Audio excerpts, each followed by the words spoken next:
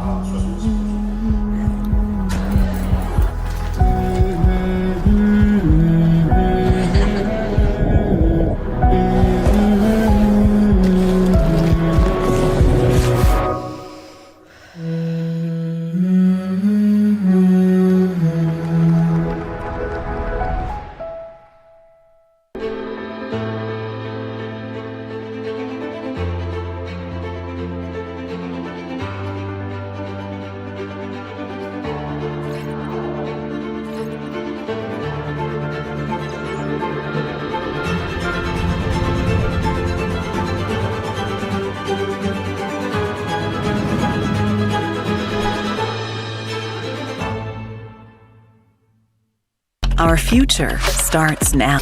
Together, we are stronger. We are a collective of more than 1,000 consultants, engineers, business and technology experts based in Bucharest, Iași, Cluj, and Brasov. We leverage the power and expertise of our teams and our ecosystem of leading tech partners, driving us to constantly innovate. We unlock the value of technology to help our clients, people, society get the future they want. Ready?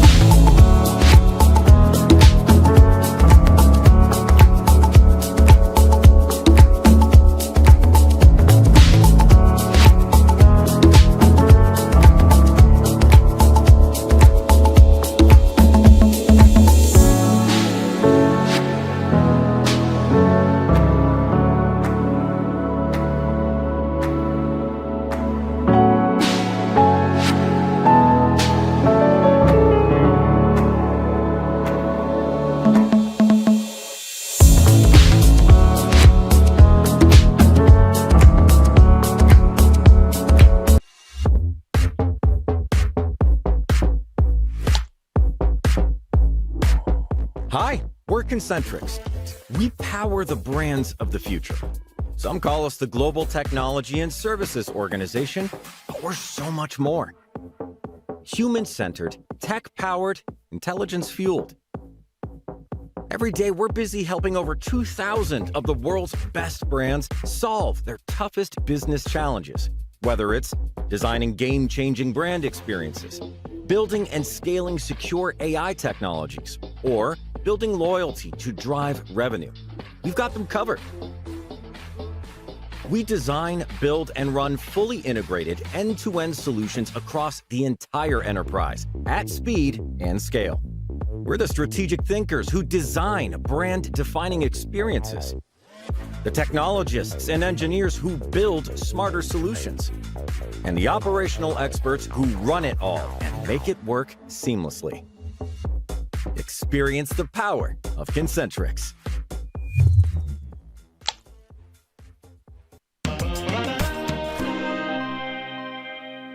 Ça me fait plaisir de boire le café avec mes collègues. Bende kávé seviyorum. Kávé nem, de tea igen a kollégákkal. Me gusta el café, pero descafeinado. Mi piace pranzare con I miei colleghi. Bardzo lubię relax room w naszym biurze. Finish the coffee, finish the tea, let's have a meeting. Ciao. Artificial intelligence isn't just a trend, it's a revolution. For 12 years, Stefanini has been leading the applied AI movement, transforming businesses and lives, making the unthinkable possible, revolutionizing industries. You can imagine, with artificial intelligence, we did it.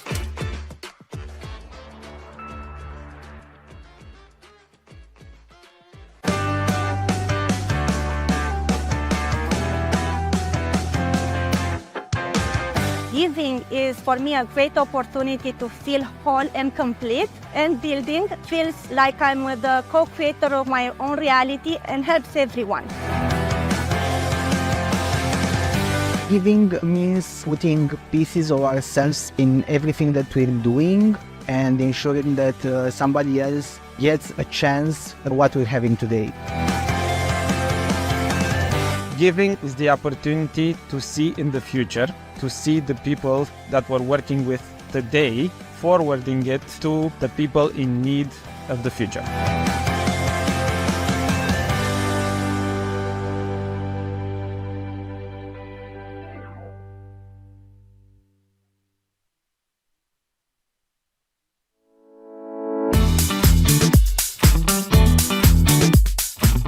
Welcome to Genpact in Iași. We are opening a unique collaboration hub rather than a traditional office, as one of our working models is work from anywhere. We believe in the importance of creating an environment that fosters curiosity and innovation, and we know this can be very different for everyone. It's about the learning opportunities. We have Genome that give us the chance to learn a lot of skills from storytelling to generative AI, but also through the fact that we can move internally. As we continue to expand our presence in Romania, with now a very strong focus on Iași and its surrounding areas, we are opening our first collaboration hub in the region. Currently, we have around 100 employees in Iași, and we plan to hire up to 1,000 more. At Genpact, people are at the heart of what we do. It's the key part of our purpose, the relentless pursuit of a world that works better for people.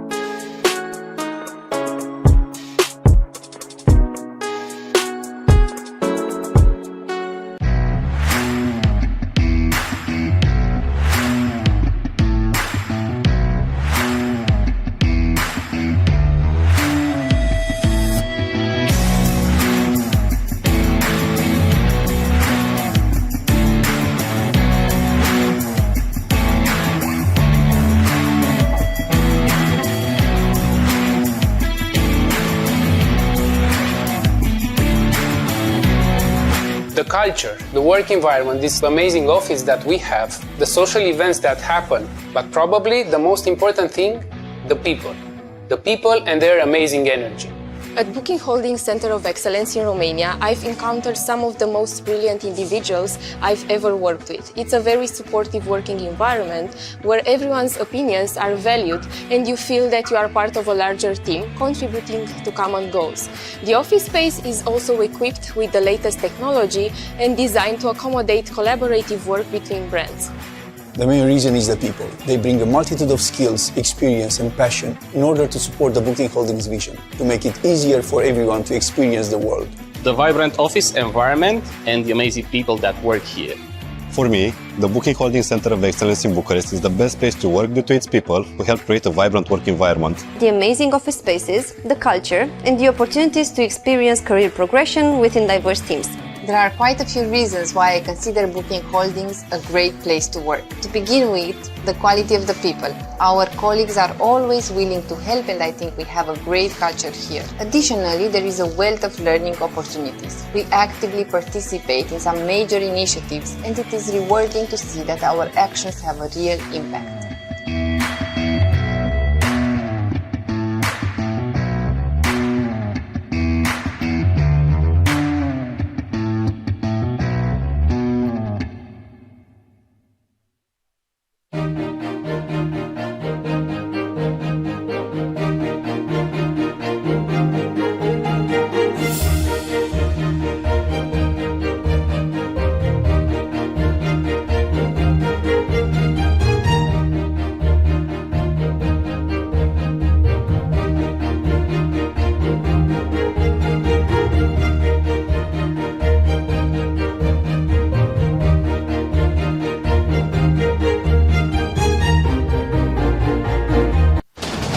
What if dreamers never became doers?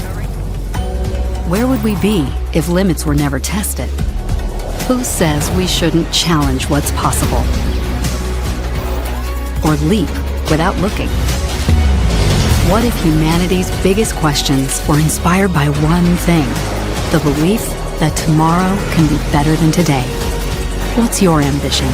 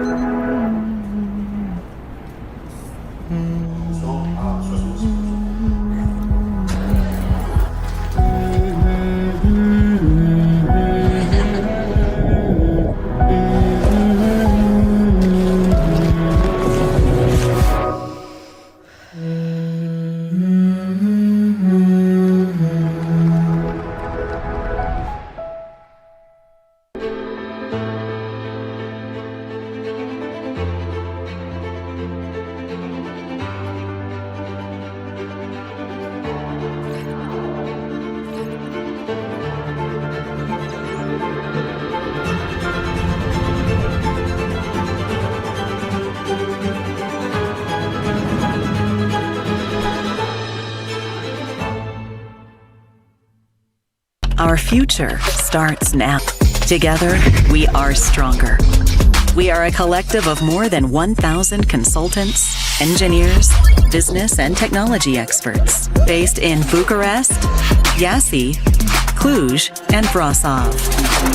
We leverage the power and expertise of our teams and our ecosystem of leading tech partners, driving us to constantly innovate.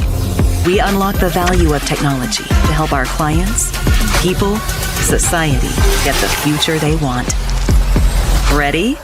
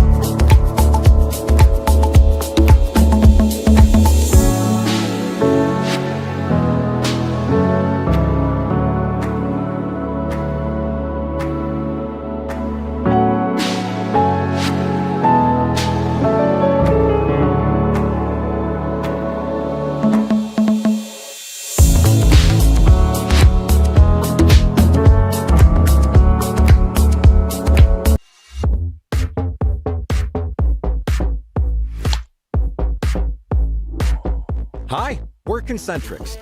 We power the brands of the future. Some call us the Global Technology and Services Organization, but we're so much more. Human-centered, tech-powered, intelligence-fueled. Every day, we're busy helping over 2,000 of the world's best brands solve their toughest business challenges, whether it's designing game-changing brand experiences, building and scaling secure AI technologies, or building loyalty to drive revenue. We've got them covered. We design, build, Hello, and run we'll start in 5 minutes, end-to-end so please solutions have your across the seat. Thank entire you. Enterprise at speed and scale. We're the strategic thinkers who design brand-defining experiences, the technologists and engineers who build smarter solutions, and the operational experts who run it all and make it work seamlessly. Experience the power of Concentrix.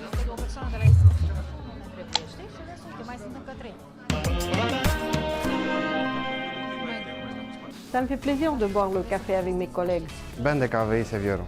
Kávé nem, de tea igen a kollégákkal. Me gusta el café, pero descafeinado. Mi piace pranzare con I miei colleghi. Bardzo lubię relaks w naszym biurze. Finish the coffee, finish the tea, let's have a meeting. Ciao. Artificial intelligence isn't just a trend, it's a revolution. For 12 years, Stefanini has been leading the applied AI movement, transforming businesses and lives, making the unthinkable possible, revolutionizing industries. You can imagine, with artificial intelligence, we did it.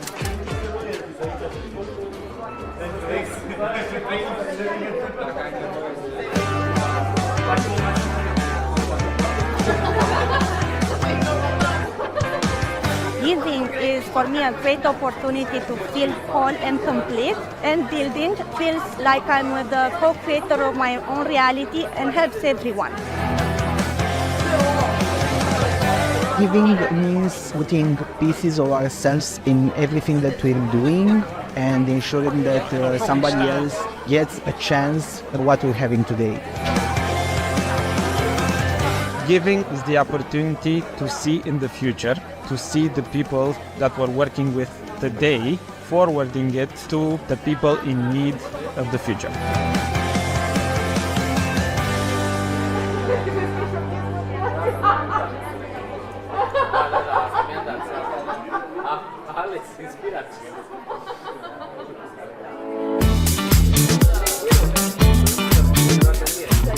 Welcome to Genpact in Iași. We are opening a unique collaboration hub rather than a traditional office, as one of our working models is work from anywhere. We believe in the importance of creating an environment that fosters curiosity and innovation, and we know this can be very different for everyone.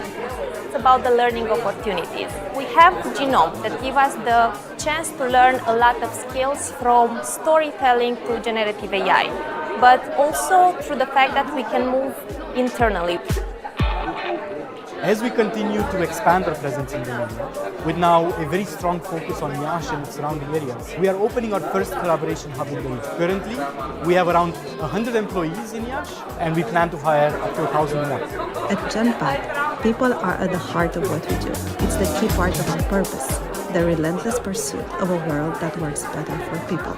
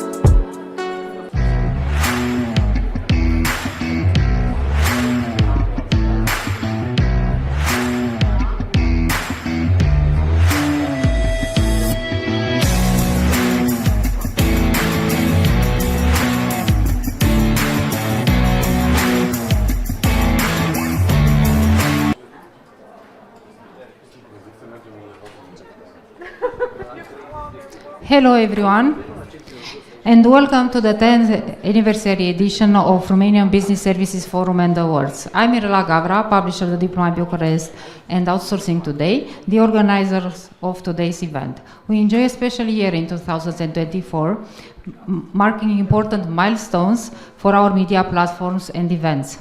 We are here today to celebrate 10 years dedicated to the business services in Romania and 10 years of the Outsourcing Today media platform. Over these past 10 years, the industry of business services saw foremost transformation in line with the other industry, and despite all changes we encountered, it escalated the complexity of the services and generated business performance, thousands of hirings, innovation, and business transformation. Fast forwarding this day, we witnessed an industry leap and transformation to a mature market with an important headcount, turnover, and increasing complexity of services. So, today we take great pride and joy to join us a trustful and relevant media platform and keep close to the business services industry, and we are looking forward to a thriving business community. Now we are live on the Diplomat-Bucharest and Outsourcing Today website and shared by our media partners. After the CEO Leaders Debate, you are invited to enjoy the networking cocktail and gala dinner after 6 p.m. Also, don't forget that the Gala Awards will start at 7 p.m. Before inviting Colin Lovering, Chairman of BRCC, to lead the CEO Leaders Debate, allow me to thank to all our partners. Platinum Partner, Wipro. Gold Partners, Societe Generale Global Solution Center. Alliance Partners, Teleperformance Romania, ACCA, Hotspot, Capgemini, Vastint, Michelin, Stefanini, Booking Holdings, Gempact, Telus International.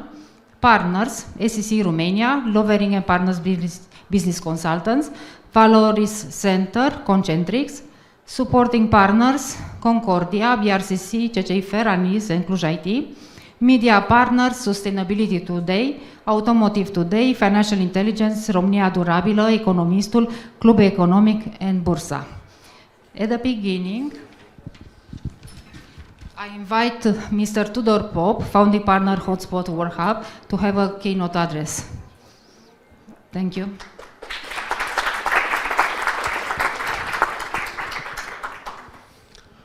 Hello. It's good to be here. I'm looking around. I need my glasses because I made some notes here and I want to see them. I was asked to have a short speech. It's always difficult to have a short speech and say something meaningful, but as Henrik VIII said to all of his 6 wives, don't worry, I won't keep you long.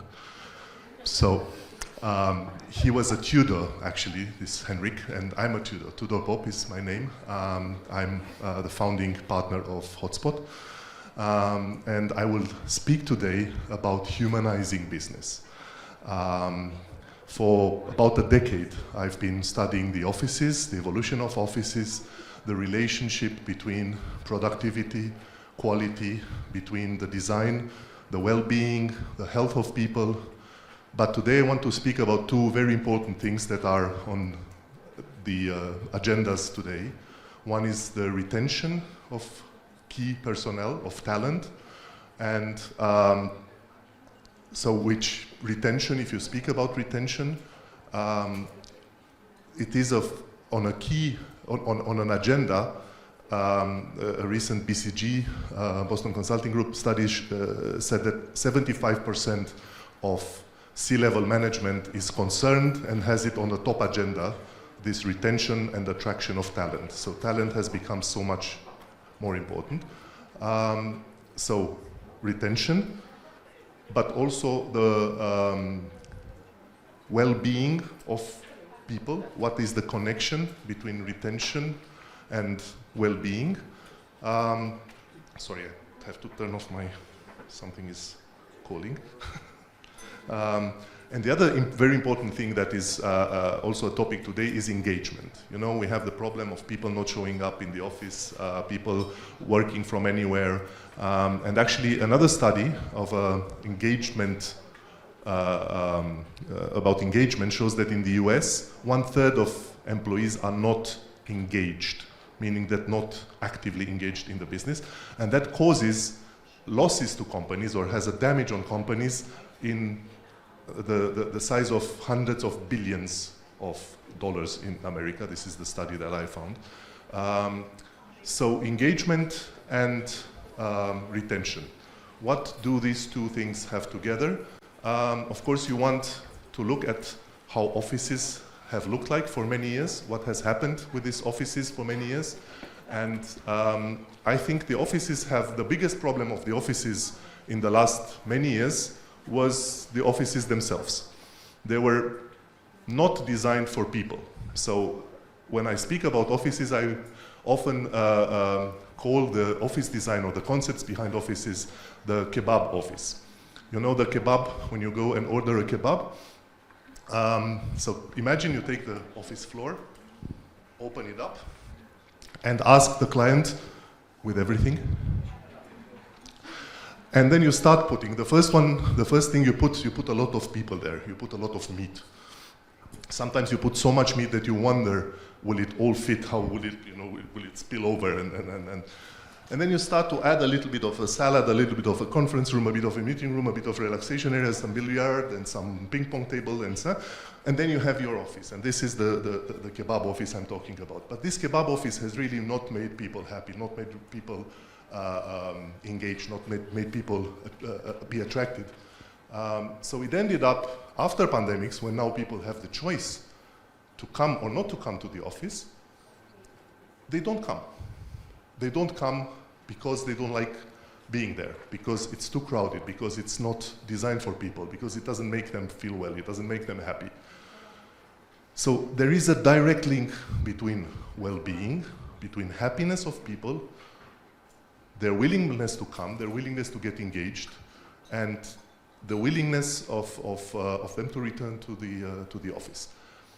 Therefore, for many years, and this is not something new, this has been a current preoccupation in many leaders' mind. And so for the last maybe 10 years, in companies like Google, Amazon, and so on, especially in the States, there was a new position in the C-level called Chief Happiness Officer. I don't know if you heard about this position. I recently met one. So last week we were in Barcelona exploring co-working spaces, exploring offices and so on, and I meet the Chief Happiness Officer globally of SAP. They run in Barcelona a lab to experience, and now I have to quote, I have to read what their target is. So his target is to humanize business, as I told you, but managing the changing expectations of a future workforce to be productive, engaged, and happy. And he has the privilege to do that. He has the privilege to have, I hope it's just a joke, but 500 guinea pigs, 500 employees in Barcelona that he experiments with about how does the future of the office look like. First thing that I have to tell you is this office is 5 minutes from the beach, so it's a good start. But it's a very interesting experiment, and I love to. I promised I'll go back and see his building. I haven't seen what he's doing, what he's experimenting. But basically, also talking to him, there is a huge preoccupation about the well-being of people. There is a huge preoccupation about the health of people, and well-being is not only what we say, that they should get fit or they should be always in shape or whatever. So there is emotional well-being, there is a social well-being, there is a professional well-being, and there is an organizational well-being. So these are all things that I advise you to consider when looking into the well-being of people, and that have an influence of retention and of engagement. And they all bear fruits. And one last thing that I want to show you, by the way, don't overdo it. I just read recently that a company in China is paying bonuses only based on miles run. I think this is too much, and I think it will, scare off a lot of the normal people. But anyhow, the last thing I want to show you, again, Barcelona, we were in an absolutely amazing space that is as close as I was to a good space, to an inspiring space, to something that is the opposite of the kebab office. So I will run you through a very short video of this space in Barcelona, the social lab. It's an old industrial building, transformed into an office, into a conference area, into a social hub, into a creative space. Imagine working there. When we went there, when we entered, there was a completely different atmosphere. There was a completely different smell. You don't expect this smell in the office. You do not expect these vibes. You do not expect to see bananas hanging on the trees in the office. You do not expect that the lemonade at the bar was made with the lemons from their trees. And there was a very, very special atmosphere. 7 minutes from the beach, again. This is a problem that we have.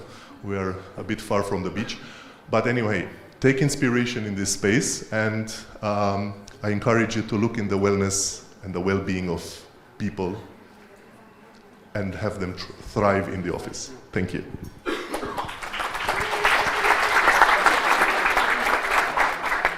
Thank you, Tudor. And now we are starting the CEO talks. So I invite Colin, Lovering Chairman, British Romanian Chamber of Commerce, and a round of applause for him and for our speakers. Irina Bunaru, Romanian Country Lead and General Manager, Wipro. Daniela Micușan, CEO Teleperformance, we invite you on the stage. Cătălin Bădescu, BSV Romanian Head Capgemini. Amit Garg, Global Head of Service Delivery and Shared Service Alliance Partners. Sorina Burciu, Director Michelin Corporate and Business Shared Service Bucharest, Daniela Vercelino, CEO Societe Generale Global Solution Center, and Adela Șova, International Assembly Representative for Romania ICCA.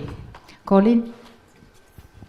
Thank you, Mirella, and thank you for reading all of those, and you've done lots of work today. Thank you, Tudor. I don't think there's many people who can find a nice link between well-being, retention, and kebabs. So good job. Thank you very much. And good afternoon, ladies and gentlemen. I'm delighted to be here on this 10th anniversary. We can't believe it, of this event. And I'm very happy to have such an esteemed panel with me today. They've already been introduced, so I guess we can kick off and get straight into it. I will say, ladies and gentlemen, we're going to have two sessions today. The first one is going to be really about a little bit about strategy and about navigation. There's been lots of changes going on, and on the second one we're going to sort of focus a bit harder on those potential distractions like AI, etc., which are coming into our lives. It's either like, wonderful or oh my God. So let's see how that goes. But I think it's fair to say that leadership has changed over a very short period of time. I mentioned AI, and I think it's accelerating a data-driven world when we're trying to get used to this sort of almost a process, or pulled into a process-centric business world, which has in danger of reducing the differentials for many of the organizations in the room, and also for our employer attractiveness to make those differentials as well. Work from home has already been mentioned, and hybrid has challenged commitment and loyalty, and there's some statistics from Tudor on that.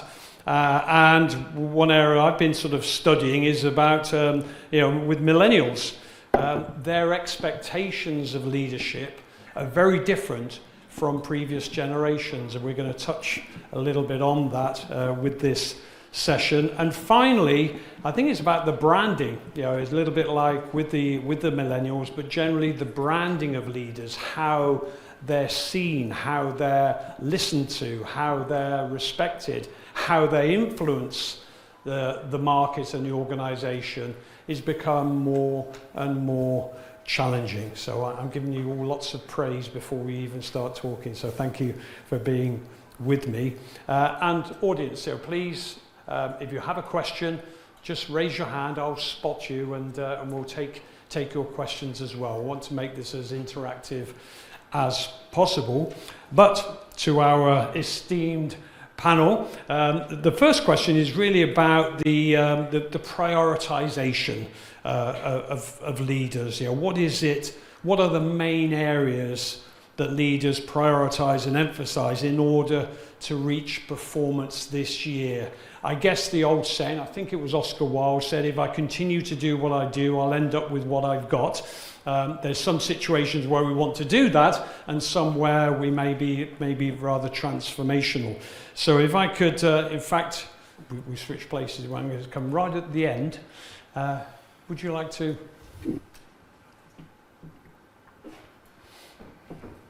It's on? Yeah, Adela, right, you're first to answer that. Okay, no that's pressure. Great. Thank you for the honor of being the first one. So just, I have my glasses as well, as Tudor was saying, because I have a study I want to share with you. So at ACCA and with ACCA, every year we are conducting a research in terms of which are the global talent trends.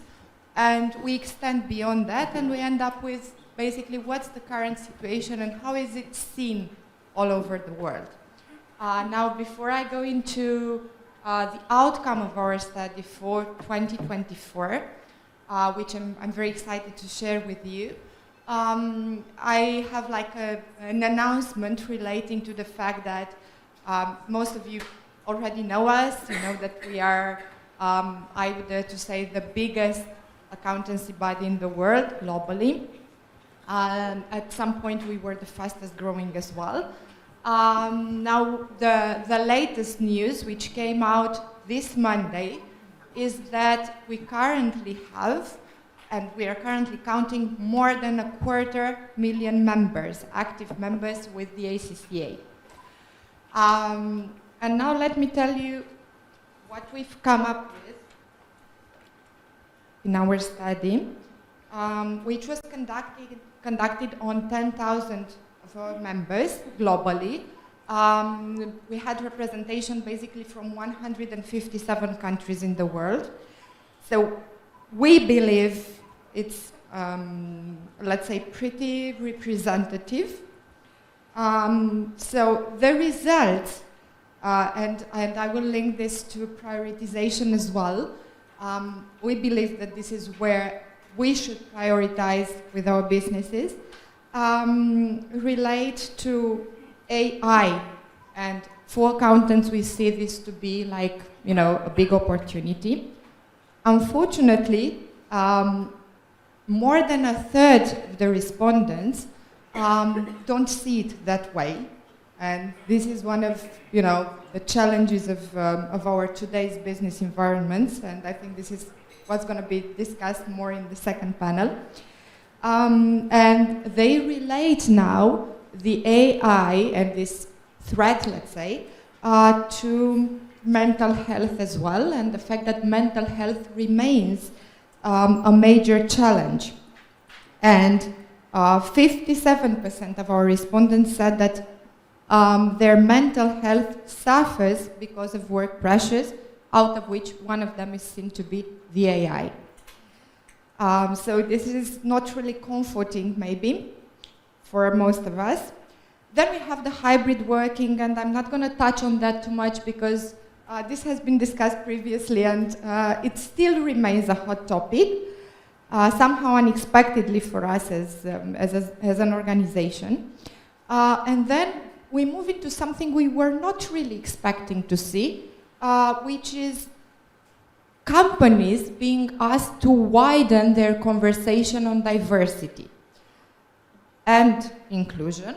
And with diversity, basically, neurodiversity is what came up to be what we should be looking into more extensively and what we should bring more extensively into the workplace.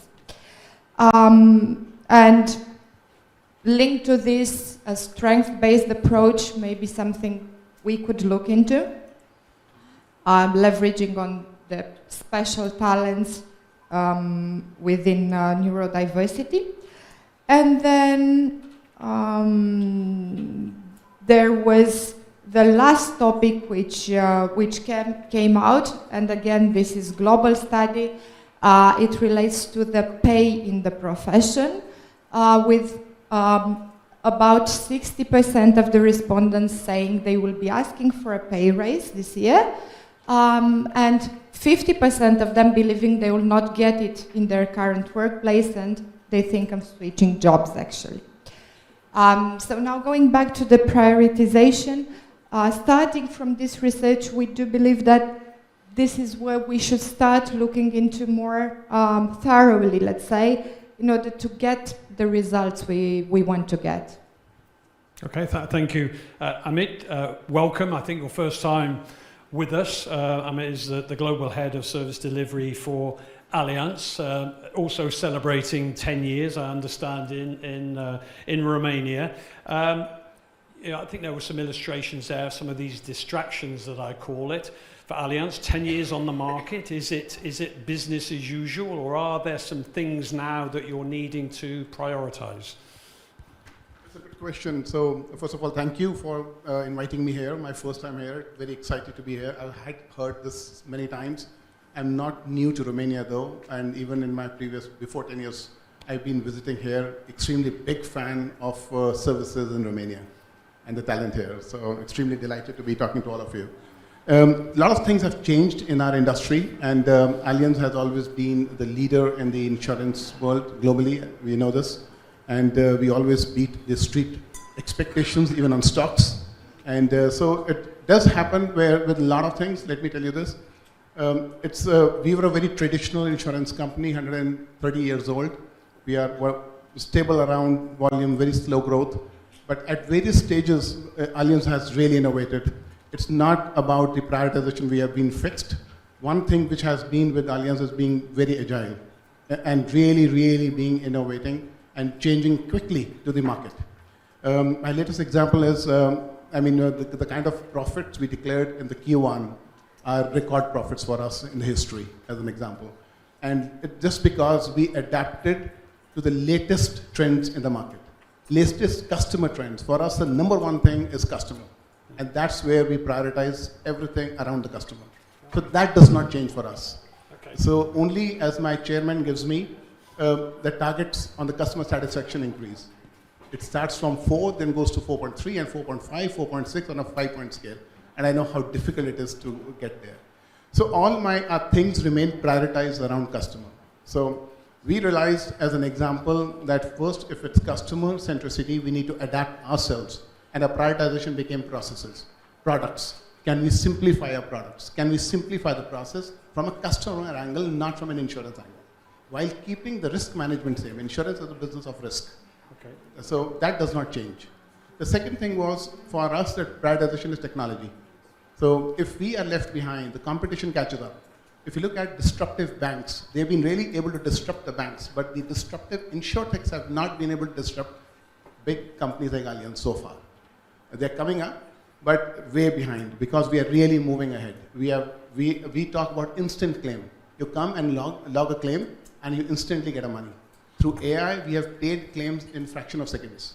Obviously, we have risk. We cannot pay a 10,000 euro claim, and we have to manage that. The third and the most important thing is people for us. So that is a very high priority. So these things, customer, processes, technology, and then employee is always the biggest priority for us. Some of those things may appear like old priorities, but we center around these areas. So we talked about the workforce, hybrid and other working. We adapt very quickly. When the market was going on the COVID way, we were the ones struggling the most with thousands and thousands of claims. So we adapted our people up. We adapted the hybrid working. We adapted processes very, very quickly. We said, okay, if it's a 1,000 euro claim, just go ahead. And so these are the 4 big priorities for us, which does not change. Our technology, etc., we will continuously adapt. I hope I answered your question. You did indeed. Thank you very much, and welcome to your and you used the word adapt there, Daniela. There's a brand of Allianz, there's a brand of Société Générale. I think the message is we cannot rely on that brand for our customers anymore. Yeah, you're there. And in terms of the same question to you with Société Générale, I'm taking what Amit said there as well. It's kind of, in fact, Irina and I were talking earlier, and I was sounding like a really old man because I told her that I witnessed the evolution of, I witnessed the first calculators. Yes, I'm that old. The first fax machine. I remember I had a presentation and they showed us the first fax machine. I was like, wow, this is amazing. I took my signature on a piece of paper and it's come through on this machine. So I lived through that world, but it was quite a slow transition. And now I think, you touched on that as well, the acceleration of technology. Don't want to spend all of the time on AI, but it is dominating our world. So Daniele, same question for you. Is it keeping pace and keeping ahead of the game, or are there some other areas that you're looking at? So I think first of all, hello.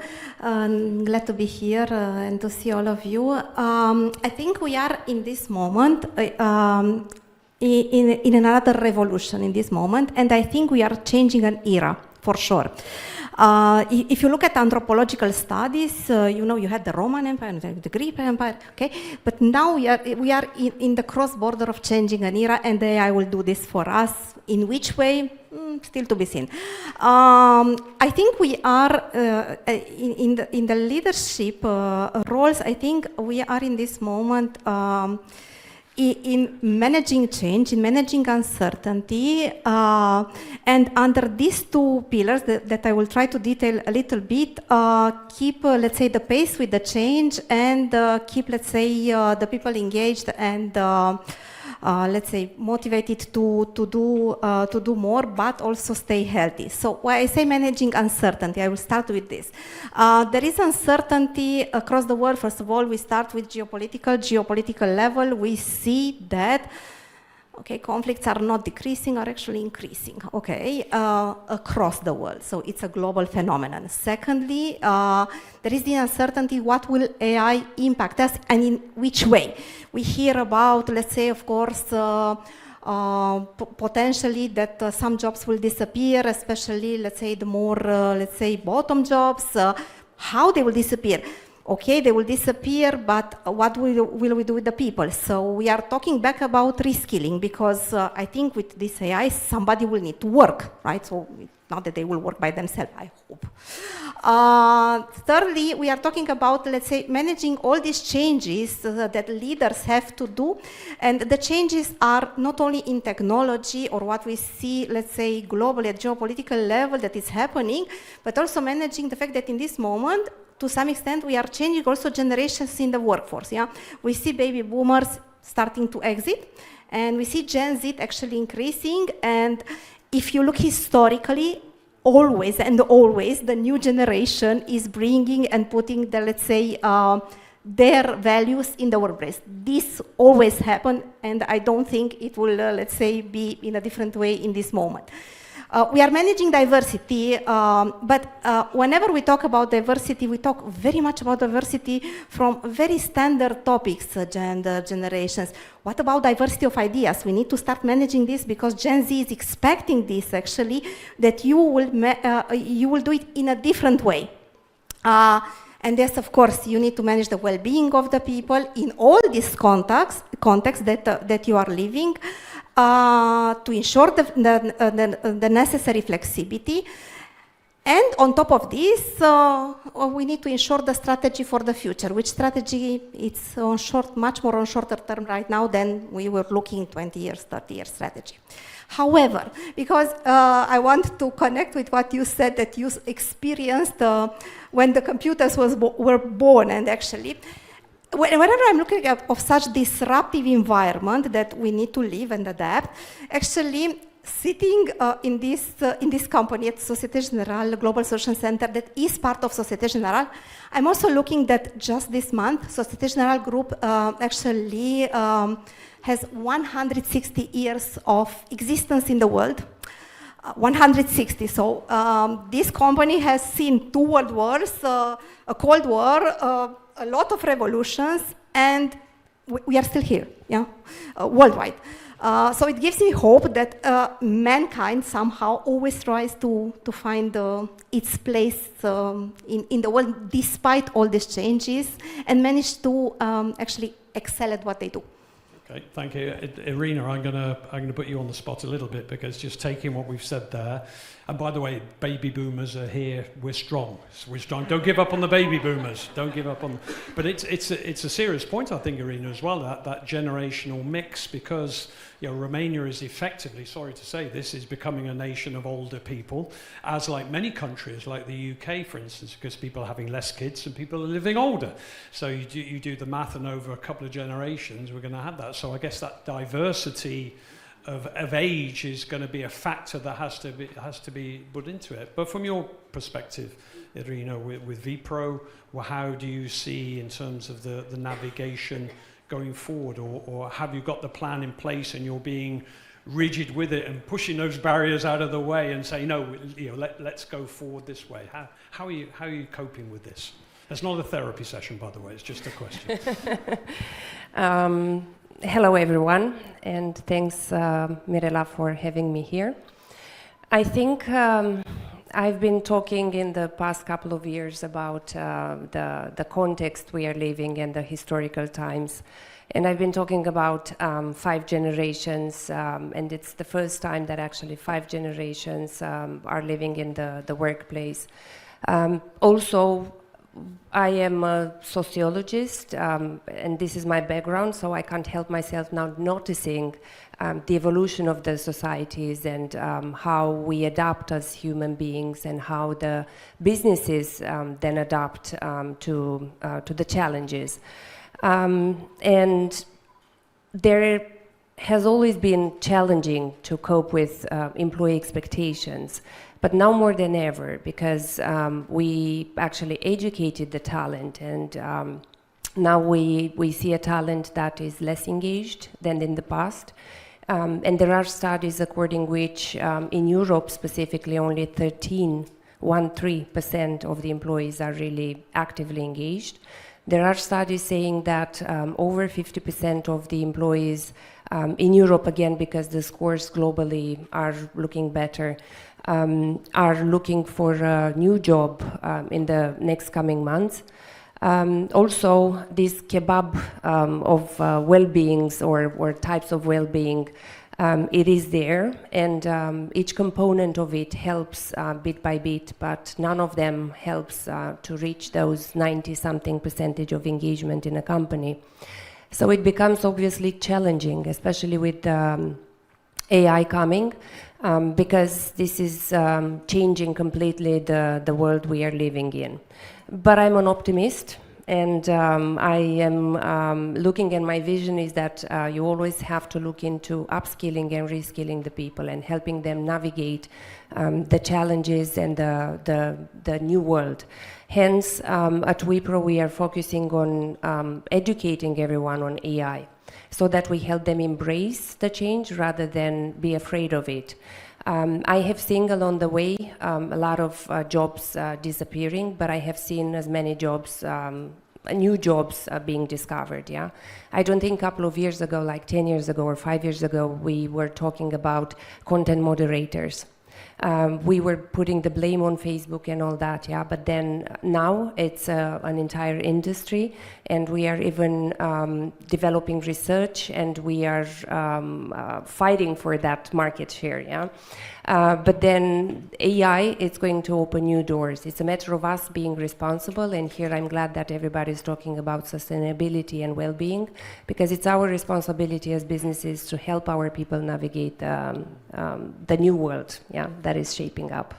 Okay, thank you. And just a point, just listening to something you said there, is the advice that the more that you engage, we use that word engage again, engage people in decision making, the more they're likely to embrace and be part of that decision, and that affects the retention and everything else, which was kind of a different dynamic in the past, I guess in Romania particularly, where it was kind of it was more of a, yeah, this is the plan, and I'm going to do it. But what you're saying is get them engaged. Is that the point? It's not only that, but I think also AI developed by practically making the customer or the user part of the game. Yeah. So now I think everybody's taking a more collaborative approach because, as Amit was saying, yeah, customer centricity means involving your customer. Yeah, and hence I think everybody started to see that even technology nowadays develops because we are also changing our expectations towards technology. So now I think it's more important than ever to actually not only engage customers and have a collaborative approach, but also engage all the participants and all the key stakeholders, and employees are key stakeholders. Okay, thank you. Now, Daniela, your life has changed quite dramatically over the last few months, so you've got a double whammy. You've just inherited a huge organization that you come into, and it's kind of, again, I guess in past times, there was that period of just stability and settling in and understanding, and then maybe starting to make the adjustments. But for you, you hit the ground literally running. For the question for you, how do you manage that in terms of coming into or being part of a new large organization, but also having that time to look at the direction they're heading in? What's the secret? So first of all, indeed, it was a quite dramatic change, I would say. So TP, or Teleperformance, 500,000 employees worldwide, and I think the vision is to rather grow despite of AI and all the challenges. So that was the message we received at C-level, that we should look into growth options, which is a bit of a challenge nowadays. And for me, the most important thing, and I kept it saying over the years and panels and everything, and it didn't change, is the people. And people are my top 10 priority. Wherever I look, if it means the employees, if it means the customer, or if it means the human interaction, which for sure in the future will make a difference. Whatever component we look into, the human interaction will stay. I would say that the top priorities as a leader are for myself, now in this transitional phase, emotional resilience in order to keep the ball up and running, and the second priority, to steer the trust of a new team in order to sustain the requests of everyone and everything, keeping it together. And last but not least, my third priority, I'm always focusing on for myself and trying to inspire also the rest, is hope. Because I think that as humans, we only function seeing the light at the end of the tunnel. No matter how difficult the road is, to keep the hope is, I think, one of the main secrets in order to make a difference. Thank you very much. And well, I'll ask the team. You're all happy? Yeah, you're okay. You're okay. There you go. Katalin, coming to you. You're working for an international company. Same question for you, and it applies to everybody on the panel. But is there a difference in this? Daniela mentioned about the emotional attachment, which I think for Romania, it's very much a family-orientated emotion there, so that is very important. Is it a different kind of strategy here, or what is it for Capgemini in Romania for you in terms of the priorities going forward? First of all, thank you for having me here. You're welcome. Okay. Our strategy. So we are a people business. Okay, our business is made by people. We have to adapt. I think it was mentioned a few times about adaptation to the new environment. Okay, we are working right now in a hybrid model, focus on the well-being. GenAI popped up also quite fast, and it's changing faster and faster our environment. And it was mentioned also that we have to focus, first of all, to adapt our own employees. Okay, they have to understand that their jobs are transforming. It's not about losing their jobs. They have to embrace the change. Like you said about the computers when they first came out, yeah? That time you had typewriters. Okay, everyone thought, okay, you will not need this anymore. So also their jobs is changing. As a company, we have also to evolve. Also our clients, they're different. Okay, they have different expectations. They got used with what they have. They want something more. If someone, started the boom of Gen AI, they want also that. They want to be in the game. It's not about savings. It's not necessarily about cost. It's about being more efficient. And of course, we have in the same time to think about our own employees, the way we are talking with them, the way we interact with them, okay, even in the office space. Yeah, we have to be more often next to them. We have to give them even tools to say their own opinion and share their feedback. And we need to take action. And this is what happened because of the pandemic. People, they are reacting completely different. They are more emotional, more sensitive. And they want closeness. They want someone to tell them, okay, it's certain, it's not uncertain. So I think it's a big job for us and some big shoes to fill in the incoming future. Okay. Yeah, you talked two things there in terms of the acceleration of the business and also have the emotional needs of the people, and maybe the speed of doing that has been quite a challenge. Serena, finally to you. Thank you for your patience. Recently, with your new role in Michelin, I hope you didn't get tired waiting for me. Not yet. And I really, the same question for you, but I want to sort of take what we've heard so far, and I guess what I'm hearing is is there a danger that this, I made the joke about seeing the typewriter and then seeing the calculator, seeing over a period of 20, I saw men land on the moon. I'm that old. But is this acceleration, is this going to be, in terms of a challenge that Catalin's mentioning there, are we in danger of distancing ourselves from that because we just don't have time to do it? And how does a business, apart from the head office of Michelin saying to you guys, I want the numbers, I need the numbers, how are you balancing in that with a bit of sustainability in the people and being able to do that and keep that talent? First of all, I would like to thank you for having me here.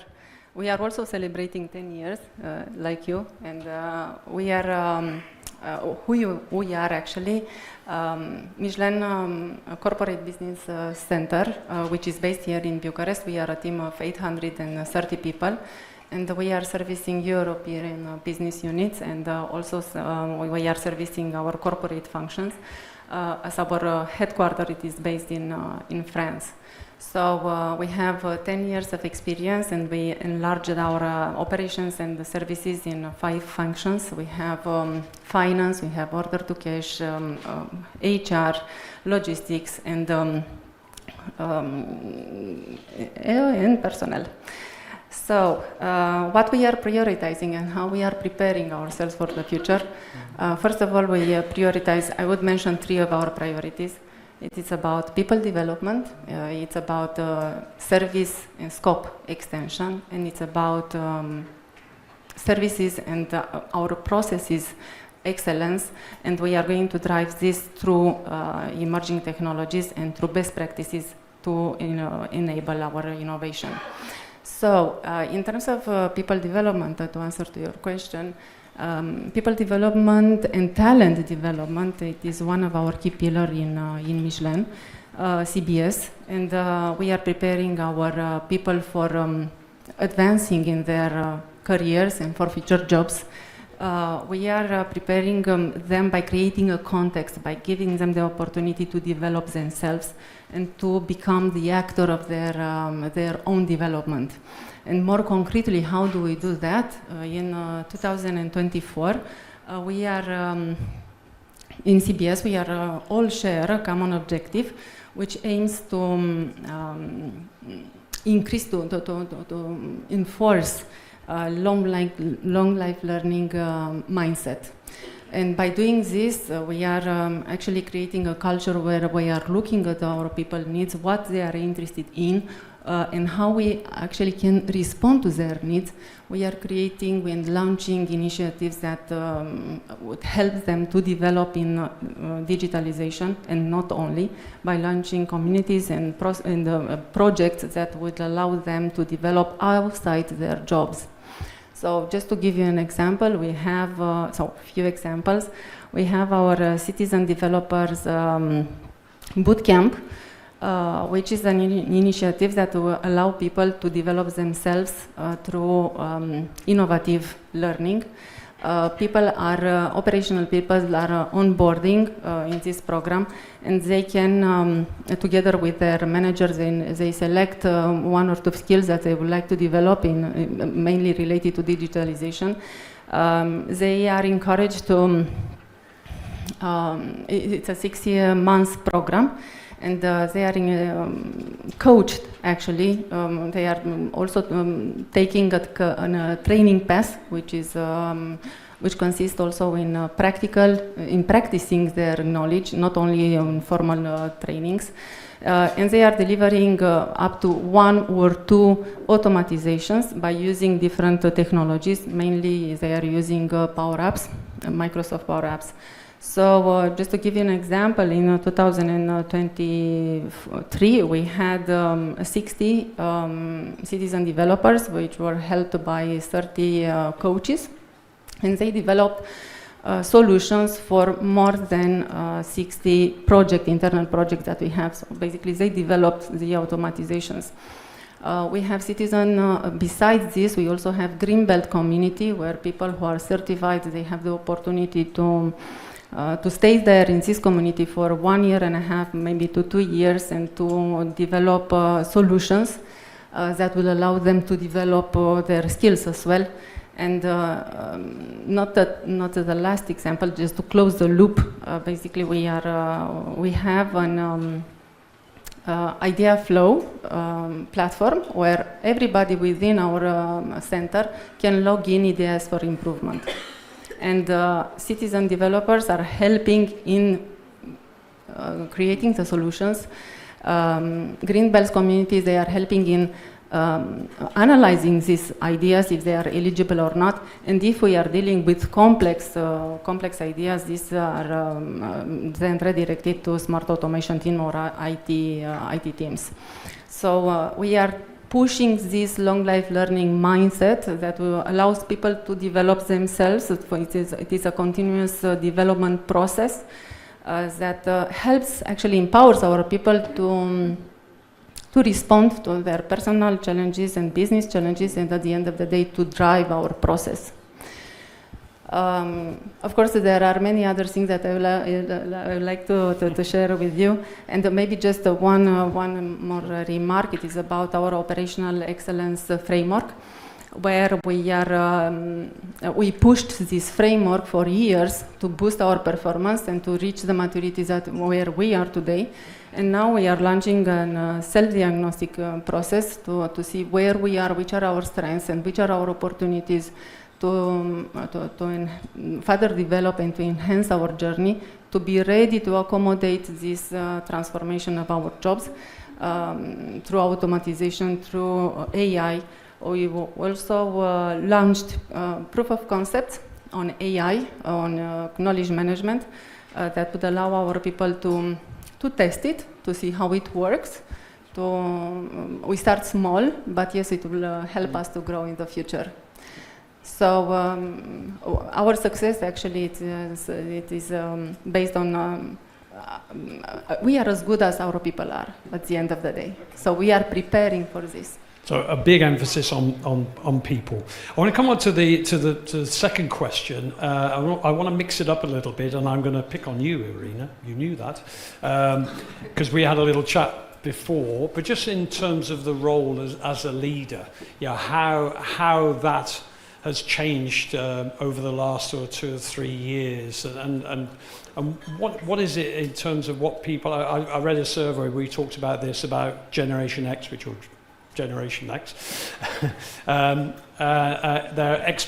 millennials, their expectations of leaders were very much to be more apparent and visual on social media, to be sort of giving social opinion on social, kind of looking for different things from leaders. Are you sensing this now, and are you? This is going to be the same question for everybody. What is it in terms of how your role is changing or transforming? I think because I'm a millennial myself, I always had this expectation from leadership, and I always thought they have to be the visionary ones, inspirational. That charisma is quite Generation important. X, I meant Generation Y millennial. I'm sorry, I just realised that. However, I think we are seeing the change, and I think everybody sees the change. It's not only the pandemic that brought us here, but I think it's the need of the people for somebody to be their guiding star. And I think that imposes to leadership a sort of a visionary and more communicative approach than ever before. We are no longer managers or commanders, but we are the ones who would support and would probably invest the talent to actually shine. Then I think this expectation from the employees for the leaders to communicate more often comes from the need to be transparent and have I don't know, emotional understanding. So being in the middle of employees, communicating, being transparent, it offers them that feeling of security and that feeling of, yeah, I know what is going on, I know what is going to happen, I know where we are and where the company needs us to be. So yes, there are changes. It's not only, it's a leadership, kebab leadership, if you want, is the word of the day. What you've done? Kebab everywhere, yeah. So not only that we need to continue to be the leaders or the managers from before, but we have to add more. And I think the well-being and the communication around well-being makes it even harder, yeah, because it's not only business knowledge, but now you have to get a little bit of psychology knowledge too, yeah. But definitely it's changing. Okay, Amit, coming to you, it's a bit of a balancing act, this, isn't it? Because we're as leaders, and you all know you're part of global organisations, and with shareholders who are expecting results and numbers and bottom line, but at the same time we're recognising this need for this emotional intelligence and this sort of empathy and all these wonderful words we use. How do we balance, and how difficult is that to do? You have a lady I know in Mihaela in Bucharest who's, I don't think I've ever hugged anybody more in my life than you, Mihaela, but so very much a people-orientated person, but she has the pressure as well. But how do we get that back? This isn't advice for Mihaela, this is advice for all of us, but how do we get that balancing act? It's a very good question, because I feel that this question is impacting me or haunting me since last couple of years, many years. Things have dramatically changed after COVID, and after that, sorry to mention this word AI, things have also changed very fast after that. So, the technological part of it and COVID. Now, the more we deliver, the more they ask us, to your point. I've never seen a cost pressure more than this in my entire life. So we under so much of cost pressure and that actually, what it does is, it forces us to really innovate.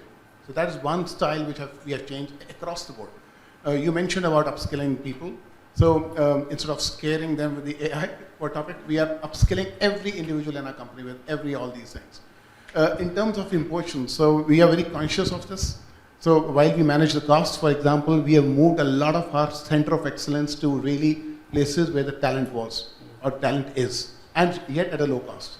So I said, okay, instead of disrupting the business and taking a very far short of a low cost target, and I have to sign it out, one word which works in our company is the TDI, which is top-down indicator. You have to accept it. There's no choice. So we accepted, and we said, okay. So we innovated. We created a lot of talent. We invented a lot of processes, designs, and created center of excellence. So which created a lot of cost reduction, and yet at the same time put us ahead in the industry. At the same time, people saw that, my employees saw that we are really investing in that. And it's not that we are just firing people randomly. And the third thing that we did was, we invested a lot into processes and designs, which made life simple for our employees itself. Obviously, it impacts the customer. Customer is first, like I said earlier. We changed our products completely. We took feedback from employees. The result was that our employee engagement score, I heard all these surveys, of the engagement scores dropping. Believe you me, our employee engagement score in Romania is 93%. And attrition rate is lowest ever I could see. And I see exactly that employee engagement score in the center of excellence I built, example India, at a 92%. So it means our strategies did work. One of the other things which I think is very important as a balancing act is the risk management. Because the world is changing so fast, the compliance aspect of it, regulatory aspect of it is extremely high. So as a leader, while you're balancing the cost and you're balancing people, you're also balancing these risks. Today, while I invest into AI, but my data risk also is very high. And one exposure kills the entire company. So that's also something which we have to keep in mind as a balancing act. So I wouldn't agree more that today's leader has to really balance on 4 legs instead of 2 legs today. Okay. To be honest, which means 4 pillars. You're really divided between the risk, between the cost, between the shareholders. But all of these balancing acts are working very well for us, I would say. Okay, well, look, congratulations on the statistics.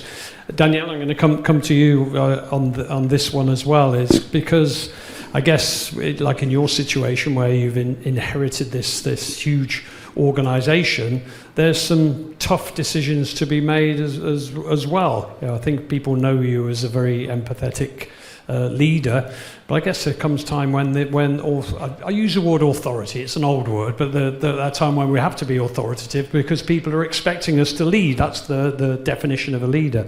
This balancing act that Amit is mentioning, what is your advice, or how are you managing this?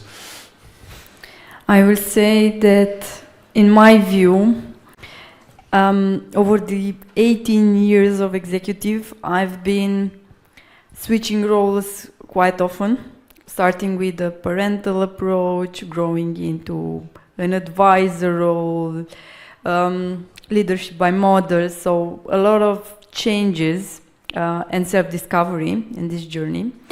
Nowadays, I see myself more as an influencer, because I think influencing people and helping them making the right decision for their lives makes a difference. And if you do it in a genuine, honest way and show them the potentials, even if it hurts you maybe as a company, nevertheless, if you know as a leader that you gave the best advice to your employee, tough decisions like for you it would be better to adapt your need to another company, for instance, that open discussion is fostering engagement, because then you can meet the person on the street and they will smile to you because they know that it was not the typical layoff discussion you would have as a leader with authority, but it's rather, let's see if we can match, and if we can't, how can I help you on this journey? And how can I help you on this journey needs to be honest and needs to be always based on what is best for both of us, to make it a win-win situation and to influence from your strategic perspective experience the best way you can, when the next morning you wake up and you question yourself and say, did I do this really honest? And you look in the mirror and you stay true to yourself. I think that's the key. I'm thinking about that's the great way to fire somebody as well. I think you need to adapt your needs to another company. What a wonderful way. Yeah. What do you mean? Okay, Katalin, for you, it's the same question in terms of this sort of transformation, or in the way that you're seen as a leader and the way they're having to adjust to that. Is there much of a transition? What is from your side?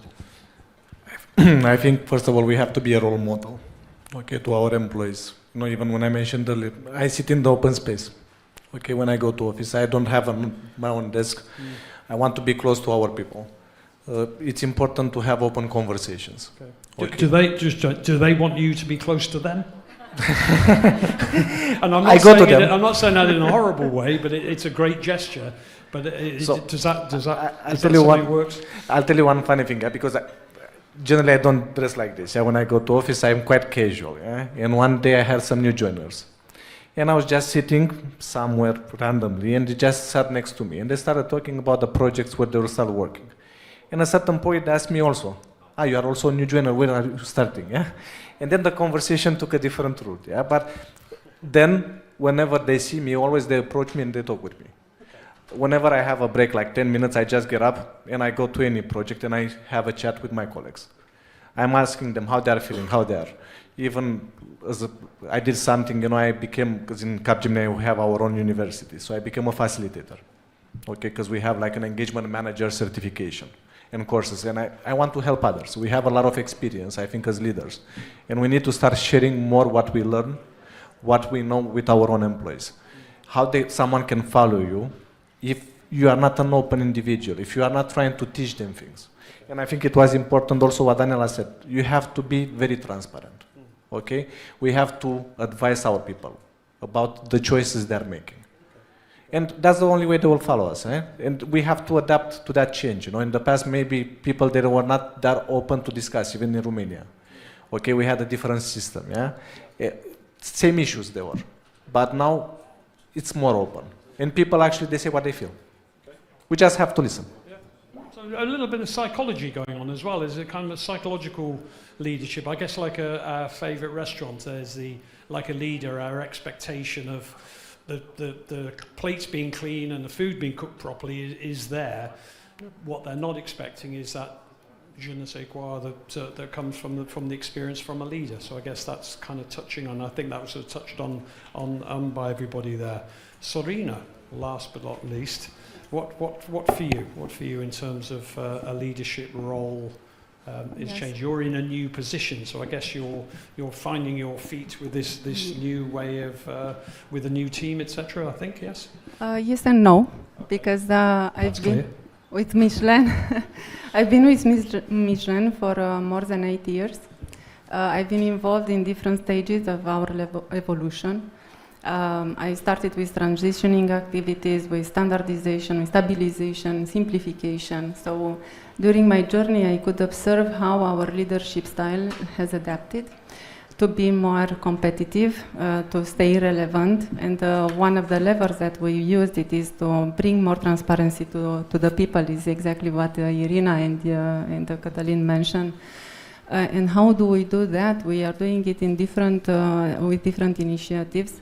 For instance, individual performance, it is regularly assessed and documented in our system, and people, they have a good understanding of their performance, where they are and how it is related to their payment.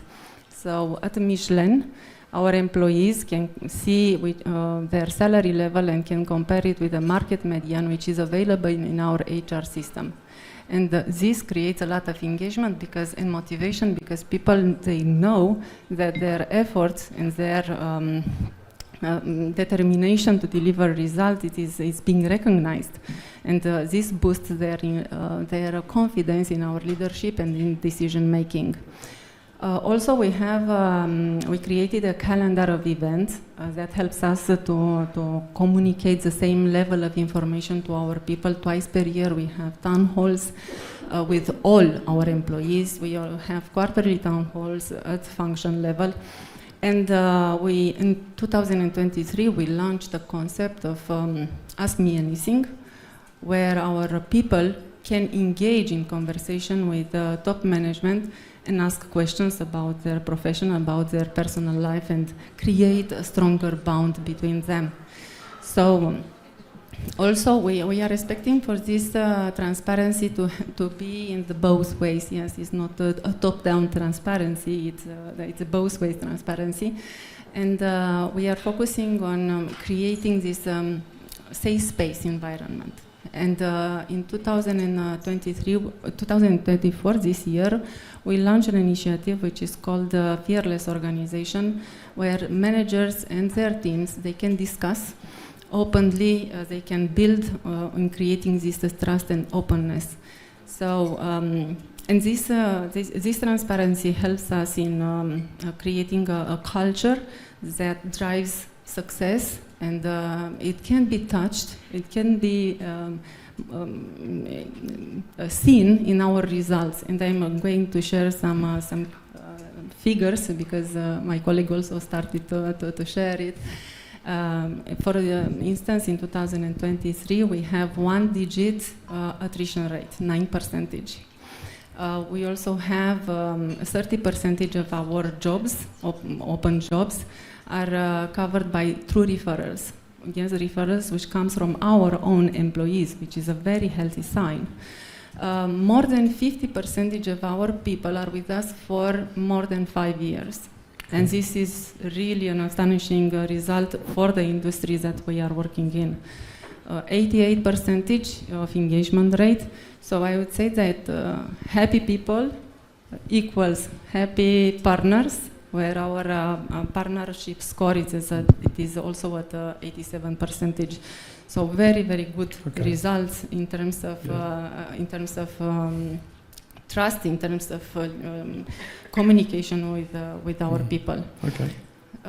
So yes, we are going to continue to engage our people, to drive our success together, and to boost our performance. Okay. Okay. And you're paying them above the average for the market as well, which helps. Adela, I got to come to you, because when I said last but not least, you looked at me like I remember my son when he was left out of the football team. A little look on your face. Adela, please, on the same question. Okay, no problem. I just wanted to... It's open? I don't know. Can you hear me? Yeah, okay. Just wanted to pick up on various points, because I have like a good real life example of how to fire someone nicely, since this was discussed a bit earlier. So besides the ACCA hat, I wear different hats usually, like every day, and one of them is being the director of global training in Romania, which is the professional training arm of a big group, out of which the biggest entity is University of Nicosia, based in Cyprus, the largest university over there, private university. And we had recently our CEO preaching about AI and how we want to integrate this into the university and global training and all our programs.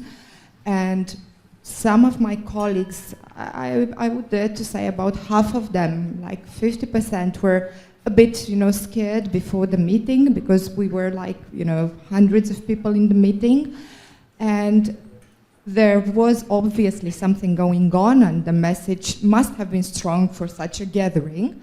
And our CEO started by telling us we've done quite some development in terms of integrating AI to that extent, which at some point soon we're going to have course design and everything related to what a professor needs in class done by AI overnight, and then in the morning we're just checking up on things. And then he said, if there's someone who doesn't want this, you're free to go. But my message to you is that I have AI here to help us, to support us. The responsibility is still yours. However, if you're still scared that I'm going to fire people, just go. Nobody left, obviously, and we are all engaged, and we've had several trainings on the new solutions in the meantime, and we ended up not having enough places in the training because people want to join. The soonest an announcement comes up that there's a new session, we are all rushing to get into the session to find out what's new and how we can actually make good use of AI. Yeah. So this was one point I wanted to make. Regarding the ACCA and how we're looking at what's happening, we are continuing to adapt. So we are talking about a professional body that has been in the market globally for more than 100 years. So they've seen, as an organization, lots of things happening, more than you. So thank you. I think that makes me feel better. Okay, I personally was joking in a conference a couple of weeks ago about the fact that we were here to see all the hustle and bustle about IFRSs, and now in our field we see similar things happening with the sustainability standards. So we have our jokes as well in the profession regarding, how old we are and how long we've been in the market. With ACCA, we are continuing to adapt, and we are engaging more and more all our stakeholders. So students sitting our exams in order to gain membership, companies whom we hope will benefit from the knowledge and expertise of our members, universities, because we are partnering with universities in this, because we feel like there's no other way. I mean, unless we're here to integrate everything that's new on the market, we will not last for long. Okay, thank you very much. Is there any questions before we finish this first panel? Andre, you've got the microphone ready. It's number 6. I must admit I took a peek before the session started on your notes, and it said 5:15 you need to finish. I know we are 4 minutes late, so I just wanted to give you some... We started 5 minutes late. Okay, I wanted to give you some hard time with the question. Stick that, no. Okay, cool. I just need to practice my voice for later on for the Gala ceremony. We've been talking a lot about people. That's a clear priority. And the theme of the session is leadership. A bit of a provoking question, and that's for myself as well. As leaders, the ones who sit in the panel, in the room, myself, where do we sit in this equation? How do we take care of ourselves? Because the challenges are crazy enough that we can go crazy. So I don't know if we have time for this, but at least some food for thought for us, because I have my own challenges going through tough times, like I'm sure you have as well. So we should not forget about us, because I didn't hear anything about us on the priority list. And that's probably something I would need to... Good question for somebody complaining that I went 5 minutes over and now wants everybody to answer his question. Of course, I need to give you a hard time.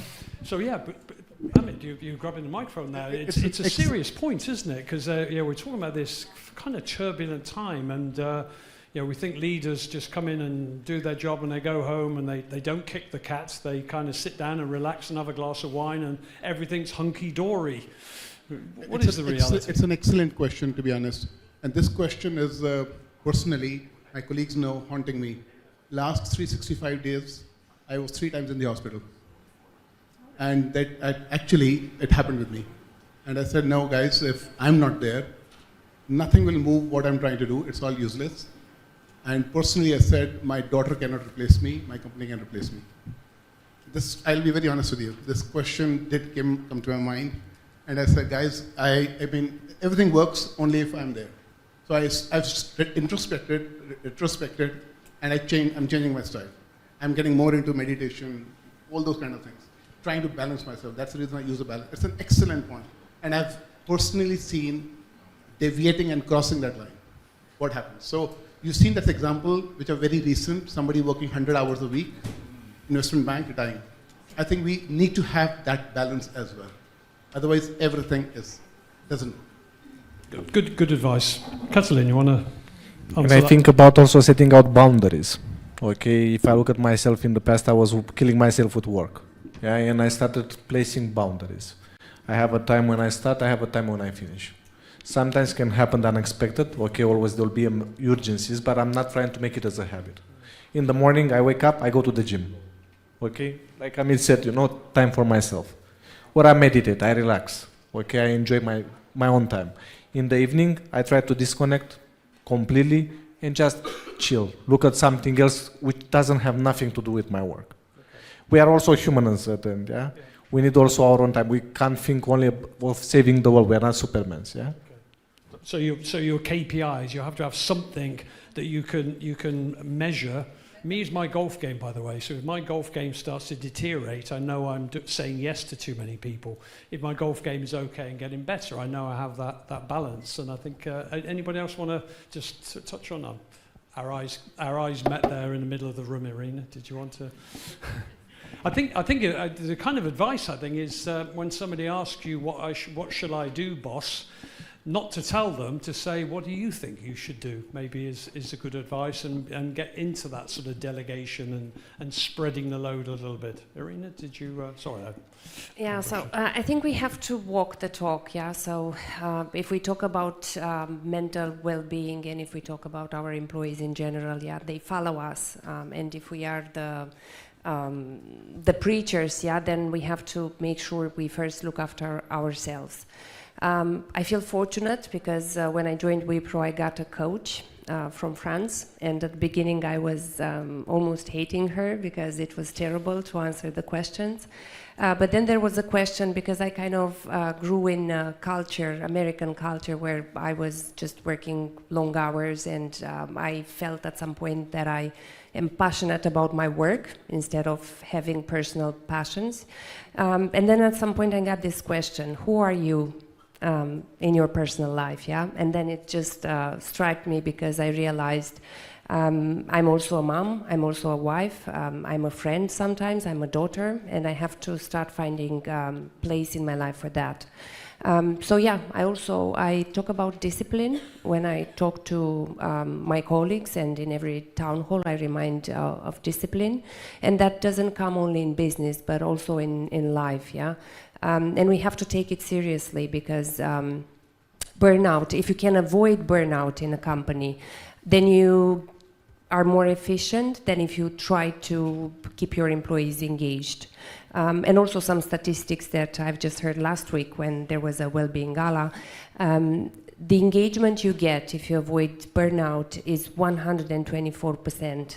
Instead of trying to get to 93, 94%, yeah? So taking care of your employees, meaning telling them to stop at the end of the working day and asking them sometimes how they are and who they are in their personal lives. Okay, thank you. Are you looking at me to say you wanted to say something? Go on, very, very quickly, if I could ask you, Daniela.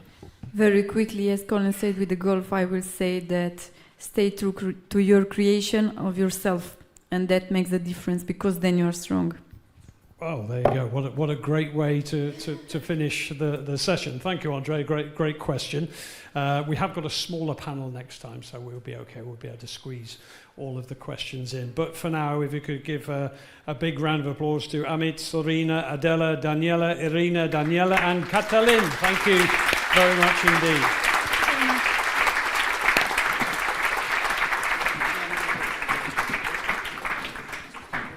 We've locked the doors, so you can't go anywhere. We're going to do a quick switch and then get straight onto the second panel.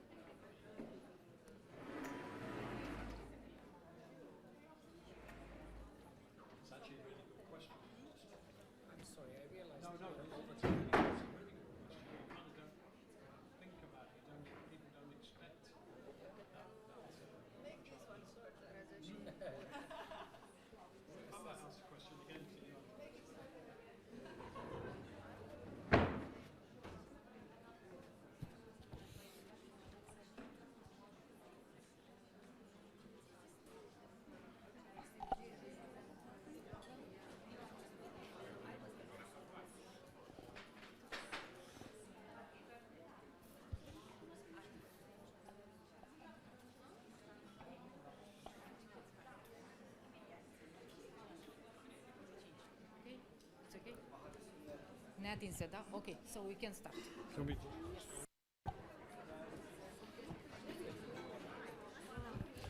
Okay, ladies and gentlemen, I'm back again for the second part, and then we're going to let you loose on the bar and the food and everything else before the awards gala, which starts at 7, I think, Mirella? 7, okay. All right, if I could ask our second panel of speakers to join me.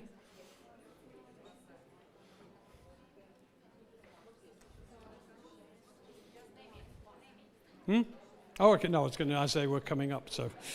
Okay, we have Alexandru Stonescu, or Alex, I think we're going to call him, Vice President of Genpact Europe Operations. Corina Tiu, the Vice President of Operations for TELUS International Romania. Andreea Paun, the Managing Partner of Grief. I never know quite how to pronounce it, if there's... Yeah, that was perfect. And we have, our previous, or our named speaker, unfortunately, I think has broken his leg. Nothing to do with you? No. Are you sure? Okay. So we have Florine Stefan, the Applications Development Director, I think, if I'm correct. Florine is taking the place of Farley, and please give him our best wishes and hope he... Is it a broken leg? Wow, okay. So you hit It's actually the Achilles tendon. Okay. So you hit him harder than you intended. Okay, thank you very much.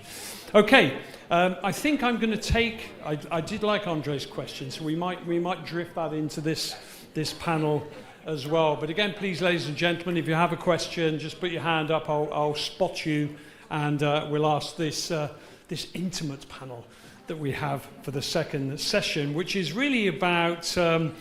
We mention AI. It's like, oh my God, we're mentioning AI again. But those sort of, in data and these distractions, these transformations, we can use many, many words depending on the situation. So I want to sort of touch on that a little bit and just get your views from your own personal business perspective. And the first question is really about the key business aspects that convey your deepest transformation in your company, and how you translate them into business growth. So looking at things like AI, we've talked about diversity, we talked about ESG, lots of these factors that are having a dominating presence. In fact, it's becoming part of the sales pitch that you have to have a clear or a strong part in all of those, and that changes business. So we'll start with you, Florine, and welcome here. Thank you for having me. And for you, what are the deepest transformation? How are you translating that into business growth? How are you managing that? Okay, so the elephant in the room is the AI for sure. We, being Stefanini, it's a IT services company. And we were dealing with the digital transformation topics for the last at least 10 years. And AI comes actually to accelerate the digital transformation inside the companies, in our company as well, and also in the customers' organizations. I would say that ESG plays a significant role nowadays, especially on the regulatory aspect and compliance. But all of this cannot be possible without data. So data and analytics, I would say that is the backbone of the transformation of organizations. And we are applying this by looking not only at the external customer, but also for the internal customer as well, because our employees are our customers to some extent. And AI, we identified actually two pathways about applying AI in our context. And one is more focused on the external customer, and it has to do with building AI products. Of course, leveraging existing data or models. Gen AI is playing a significant role, but I would not focus only on generative AI, because AI is a broader topic than generative. AI combined with machine learning is actually where we put a lot of focus. And being in the IT services industry, I would say that Stefanini actually started this journey a while ago. So we somehow cheated a bit, because we started more than 10 years ago investing into our own products on top of machine learning. At that time, generative AI was not a prospect to validate in our context, in our business context. This is one pathway that we are investing and we are pushing a lot of effort nowadays in building our own AI products on top of existing solutions in the market. And another pathway forward is actually how can we apply AI to augment our internal processes? Again, our context is very interesting because IT has been actually one of the initial adapters for the new technologies, either by building those new technologies or by using the technologies available in the market. Using tools like Copilot, for example, for application development, using tools like generative AI and automatic translation for customer support. This is kind of the directions that we are using today in order to augment all our delivery processes. But I'm not only referring to delivery per se, but also to support functions, for example. We are investing time and effort in building solutions or augmenting our processes around HR, for example, finance, legal, and so on. So 2 directions for Stefanini in the future: using AI to build products on top of technology, and using AI to augment the internal processes in order to drive performance, better quality, time to market, and so on. Okay, thank you.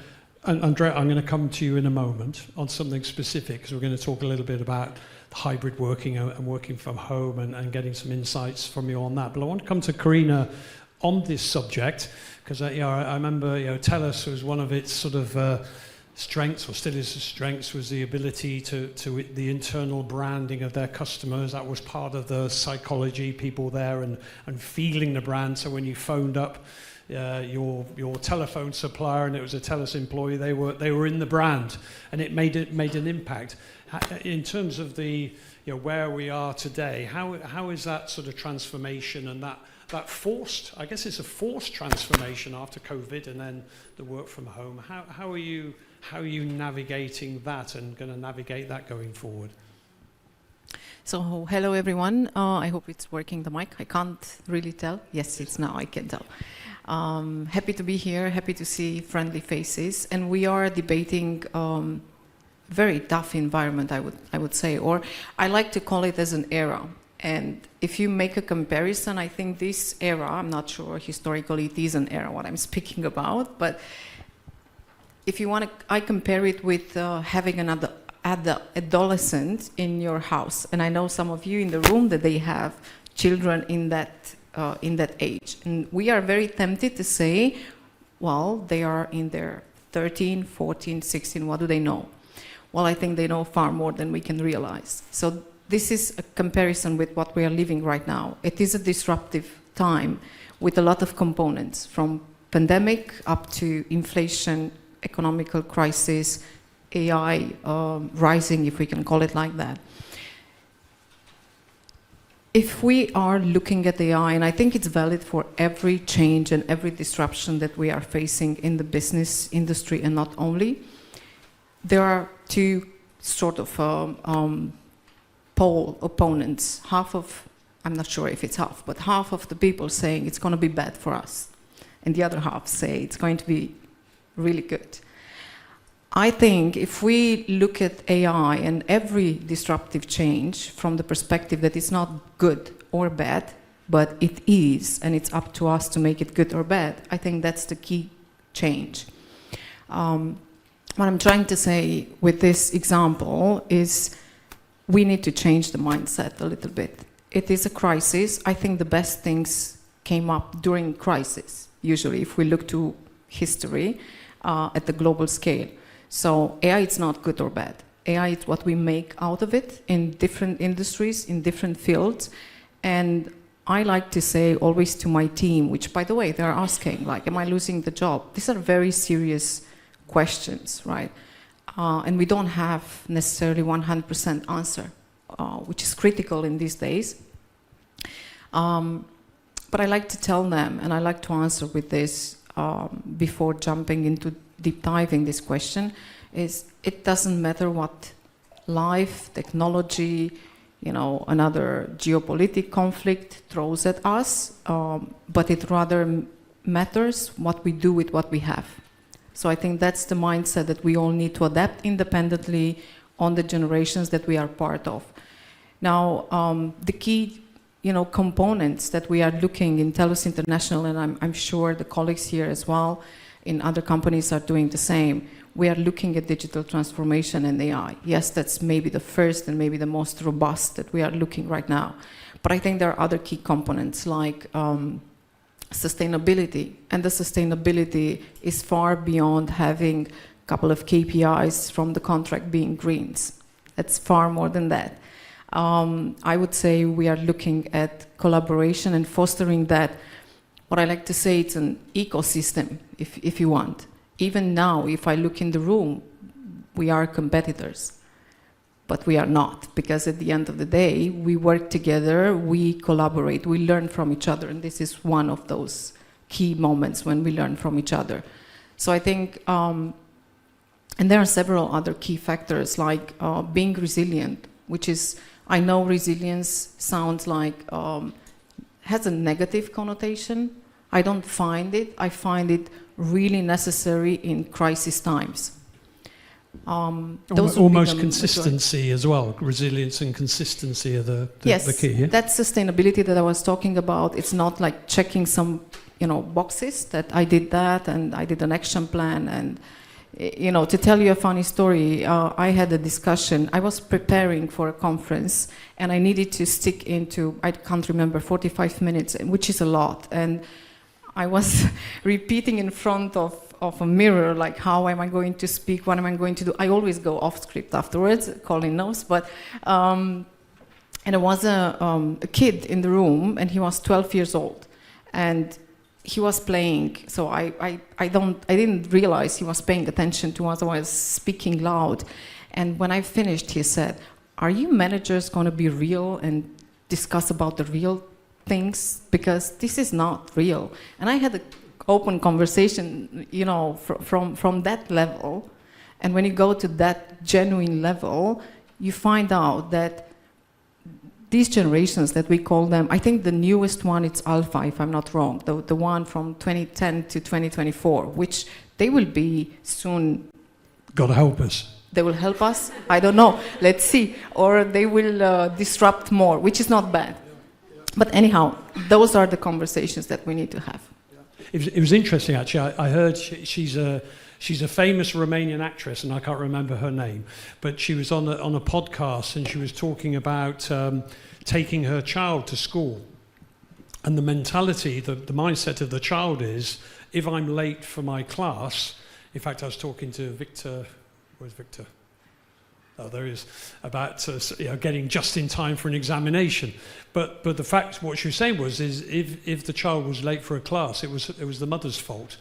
And she realized that child had no responsibility, that it was totally reliant on that, like a leader, I guess. And I'm not sure what she did, whether she said, right, I'm not driving you to school, you can walk to school, like I did, and like many of us did. And we kind of had that responsibility of making sure, maybe with our brother or sister, they didn't get hit by a car, making sure we had everything for school in our backpack, making sure we got there on time. It was our responsibility. And it's maybe an analogy of the challenge of a leader going forward, that we still almost need to be a parent in a way with our people without patronizing. It's a delicate balance, I think, there. Alex, from your perspective with Genpact, how are you seeing these? We've already got some illustrations there, and how is Genpact sort of navigating, and how are you navigating that as a leader? For many years in Genpact, how many years? I think 17 this May. 17, wow. Yeah. Thanks, Colin. Man and boy. Good evening, everyone. Glad to be here. Glad to see so many friendly faces. A special cheer to the 25% of you who are ex-Genpact in this room. It's really nice to see you all. Look, with the risk of being a little bit provocative, right? I think we're also a little bit dramatic of the last 3-4 years. Yes, there's been a pandemic. Yes, we've had inflation. Yes, there's been, supply chain shortages. And incredibly enough, in this part of the world, there's also a war, right? But the world has opened up. We have transient workforce, which has brought tremendous flexibility to all of our operating models and quality of life. We've had companies, large, small, and medium, rushing and embracing technology much more than before. We've had the rush to cloud. We have the emergence of AI and Gen AI. It's a brave, brave new world. Now, a couple of things happened, for sure. I think cycles have shortened. All of the customers, or most of the customers that we work with, now have an expectation that went from 3 years to 6 months. All of the business cases, as you probably know, Irina, they're sort of skewed in the first 12 months, and you have to deliver fast, which means you have to blend in technology, which means you have to blend in all of the speed and resilience that you can muster. But that's not going to change. So if we're looking for the world to sort of tone down, it's not. It's just going to become even more complicated. So I think one way of looking at it is just to enjoy the ride. But that resilience have to be built in operating models. Having said that, I think at Genpact, I think our biggest opportunity is we're pivoting to an AI-first company. We're working very hard on serialization of Gen AI and AI products linked with technology to cater for very specific solutions to customers in various industries. Because what we're also seeing is that customers with similar problems often have a vastly different solution. And you have to act fast and in a bespoke manner to cater for that need. Of course, this comes with massive reskilling. And we've been working on reskilling our workforce for the last 3 years and make them future ready. I think if you combine all of that, you have shorter cycles, a lot of appetite on technology, and then you have to muster the skill set to sort of come and meet that in the end and create viable products. I think that's a little bit how we're looking at the world right now. Excellent. I think your enthusiasm and optimism sounds like me, but only after about 3 glasses of wine. So, but it's a great point, Andrea. I'm going to come to you because one of the big challenges is there's all this wonderful things going on, and this effort and success in attracting. We talked about engagement. Tudor mentioned it right at the beginning about that challenge. But one of the things is, of course, is wanting those people around. And Alex, I think you sort of touched on it. I guess in many cases, in some industries, our customers have more knowledge than we do because the access to learning is absolutely incredible. I always say, some of you know, I was representing a certain Romanian whiskey for a year, and I had the meeting with the big man, and 3 days before, and I don't even like whiskey, and I'm thinking, oh my God. So I went on YouTube, and I found a guy called Whiskey Phil on YouTube. I'm promoting him, and I watched 4 of his videos. 3 days later, I'm sat in front of this guy talking about whiskey, and I quote, he said to me, "You really know your whiskey, Colin." So that access to knowledge is incredible, isn't it? And not like for the old days where the people were looking up. To me, in my day, it was almost an apprenticeship. You went into a company, you decided that you were going to stay there for life unless something happened, but that was the kind of the stability and the apprenticeship. And now the demands are much quicker. So, Andrea, just on this thing of through your experience in the real estate, and congratulations on your successes over the last 2 or 3 years. What are your observations? I know it's not going to be the answer of you have to make your office attractive and then people will come back. I think that's been tried. It's a bit more philosophical and psychological than that. What's your experiences and advice as well? So the question is how to make things more attractive. That's basic. It was a complex question. You could give me advice on how I could become more attractive, but that would be longer than this panel. Well, Colin, if I had that answer, would be far, far away. For the office, though, this complex question. Well, I guess it's a mixed question. Is this work from home hybrid thing? Everything is like trends, isn't it? Whether it's fashion or and a kind of you get tired of it. From a blunt perspective, I think we look at the conflict in Ukraine. I remember how shocked and horrified we were at every news article, and then you become immune to it. And it's the same, I think. It's a horrible comparison, but I think with this work from home thing, where I'm going to shut up now and let you answer the question. I'm trying to focus on the question, So thank you, first of all. Good evening, everyone. I think everyone in the room has as you just said, more experience than I can have on, or I can share on how we can make things more attractive. And as you rightfully said or anticipated, Colin, especially for instance in our very recent experience with Jump Act, which is a giant, we've heard like probably tens of times in our meetings. Their driver was how to rescale, how to readapt, how to be very agile in this context. And their argument always, it was like ongoing. Andrea, be very careful. We are a very data-driven company, And indeed, they do have more data and more knowledge than we can have as consultants. So we are a participant in the market, and I'm grateful for that, and I can feel it first row. In the same time, it is a very tough challenge because the dynamic is huge. It's, I think, well beyond the 6 months milestone, what you indicated. Well worse than that. And why I'm saying this, I used to be very careful in the last 2-3 years not to mention pandemics, conflict, war, or Ukraine.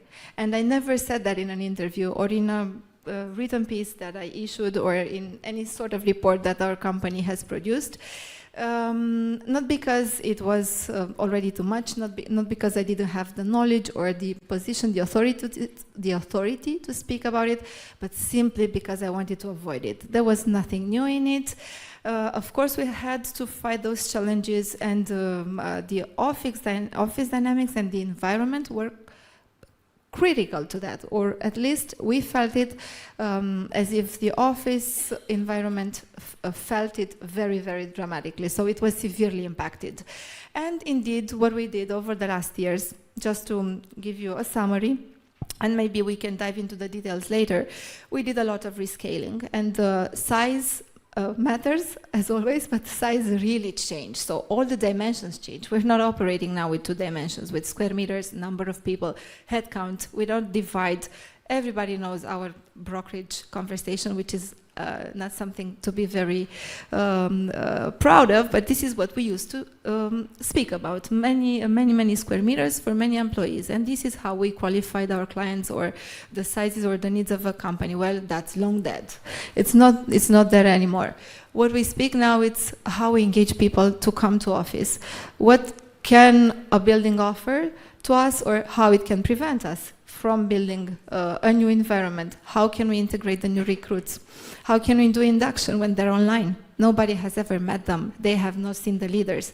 And they're very, very sensitive. The millennials is not just the generation we used to have. They're very sensitive. We look at metrics now from a total different spectrum. So we look at metrics of engagement and of physical presence. It's a new thing that we use, of physical occupancy and utilization of the space, and metrics that show how people actually interact with the space and with each other. And for instance, let's say I can quote a study that a company called Owl Lab has conducted in the US and European Union. And they measured the behavior of employees coming back to office after 2022. So it's quite recent, yet not up to date. Apparently 62% in these 2 major regions, they have 62% of the employees, they have decided and they came back to office. One way or another, 3 days a week, imposed by choice, it doesn't matter. 62%, it's more than half. In the same time, you know what that triggered. So what pulled after this wave? The big embracement of technology. The first thing, 37% of what changed was the adoption of technology, because people wanted to know who else is in office if I come that day. They want to check instantly. They want to check exactly the traffic. So new ways of measuring traffic. By the way, the GPS systems and the software behind the GPS and everything have bloomed in these years. And thirdly, office per se, physical offices. So it's coming and gradually, but indeed technology is the biggest thing impacting us or coming as a result of it. And we can come back to it later. Nice link. But I'm going to come back to you actually on this, and then spread it out a little bit. I know a study about Romania. I was actually very quickly. I was asked to write an article about how Romania navigated through the business services industry so well through COVID, and I thought it was your Latin spirit or the task orientation or the whatever it was. And I spoke to a gentleman in the UK who specialises in introversion, extroversion, and he actually said to me, Colin, I'm presenting this tomorrow, so it's fresh in my mind. Colin, the way it's judged is people who are more introverted and more extroverted. The actual extroverted and introverted is a very small percentage. Most of us fall into that. And he said, Colin, Romania is very unique because it has a figure of 85% of the room here are more introverted than more extroverted. Thank God, because it would be a different scenario in England. There'll be lots of noise and everything else. And he said that's why, because the ability, so when a customer phones up and said, hey, I've got a problem with my system, in England it's like, oh my God, that must be terrible for you. I'd feel unhappy. Whereas here there's this measured way of dealing with it, which was the conclusion, interestingly so, at the conclusion. And I guess it's why there's more and more investment coming in. Which brings me to the question to you, Andrea, should that now be reflected, whereas a lot of people have had the experience of working from home, and more introverted people tend to have a more warm home environment, modern, trendy, but more warm than a more extroverted person who has kind of this minimalistic kind of feel. Should that now be reflected? Is that part of it, that people have spent so much time at home, if they come into can I say jazzy and funky? Did I show my age by using words like jazzy and funky? They're great words, aren't they? A jazzy, funky, bright office is kind of different dynamic than it was 5 years ago when it was like, hey, yeah, this is cool. But now they've had that experience. What a long question that is. But is that an impact? And I'm going to ask the other panelists as well on this. It definitely has an impact. It's first and foremost, it's not about just resizing. What we're doing is a lot about reshaping the offices and the buildings. And in offices, most of the customers are looking now to readapt the spaces so that they can foster collaboration. Truly, it's genuine, it's not just a word. It's the death of the open space, if we can say it like this, and you can complete on that, we can add, because you know very well from Kosi's experience how impactful that is. It's a comeback of the focused work and the activity-based work, which is actually a trend per se, so we can see it and we monitor it a lot, especially in the US. And usually what's happening in the US, it's coming with a delay of 6 months, 1 year, a little bit more into Europe. And it is this great appetite for creating areas for conversation or for meeting with a reason. That's why you see in the office reshaping or in the redesigning of offices many new ideas or many new measures that are being taken to change the design or the landscape of the office and encourage people to meet or make it easier for them to meet. Actually, it's called this coffee badge that people are wearing. The hybrid work has changed so much the behavior that they're not just coming to office to work, they're just coming to show face and just to have a coffee with a colleague and to wear the coffee badge. Coffees and kebabs, that's the theme of the... There you go, Tudor, yes. And it's always about food, drinks. I'm not going to let you forget that. Don't go there. Yeah. It's just that it's as simple as that. It's human behavior. It's new habits that are being created as we speak, and probably the spaces are really reflecting it, and it is a big disruption. So this big experiment we have lived through, and I think it's still ongoing. Has left some very deep traces. So we're not just unaffected. One of the things which is, it was seen as a favor or as a privilege of the leadership before was the very large desk. So it was probably a desk of 160, 160 centimeters length, the basic that we were looking at for a leadership table. And now the table of the leader is all together. They don't have cellular offices. It's very fashionable to create a leadership table where everybody meets and they gather for ideas and they share a long table, like the Romanian wedding tables, for instance. That's the fashion now. They collaborate better, they communicate easier, as Irina was mentioning, communication, even at a senior level.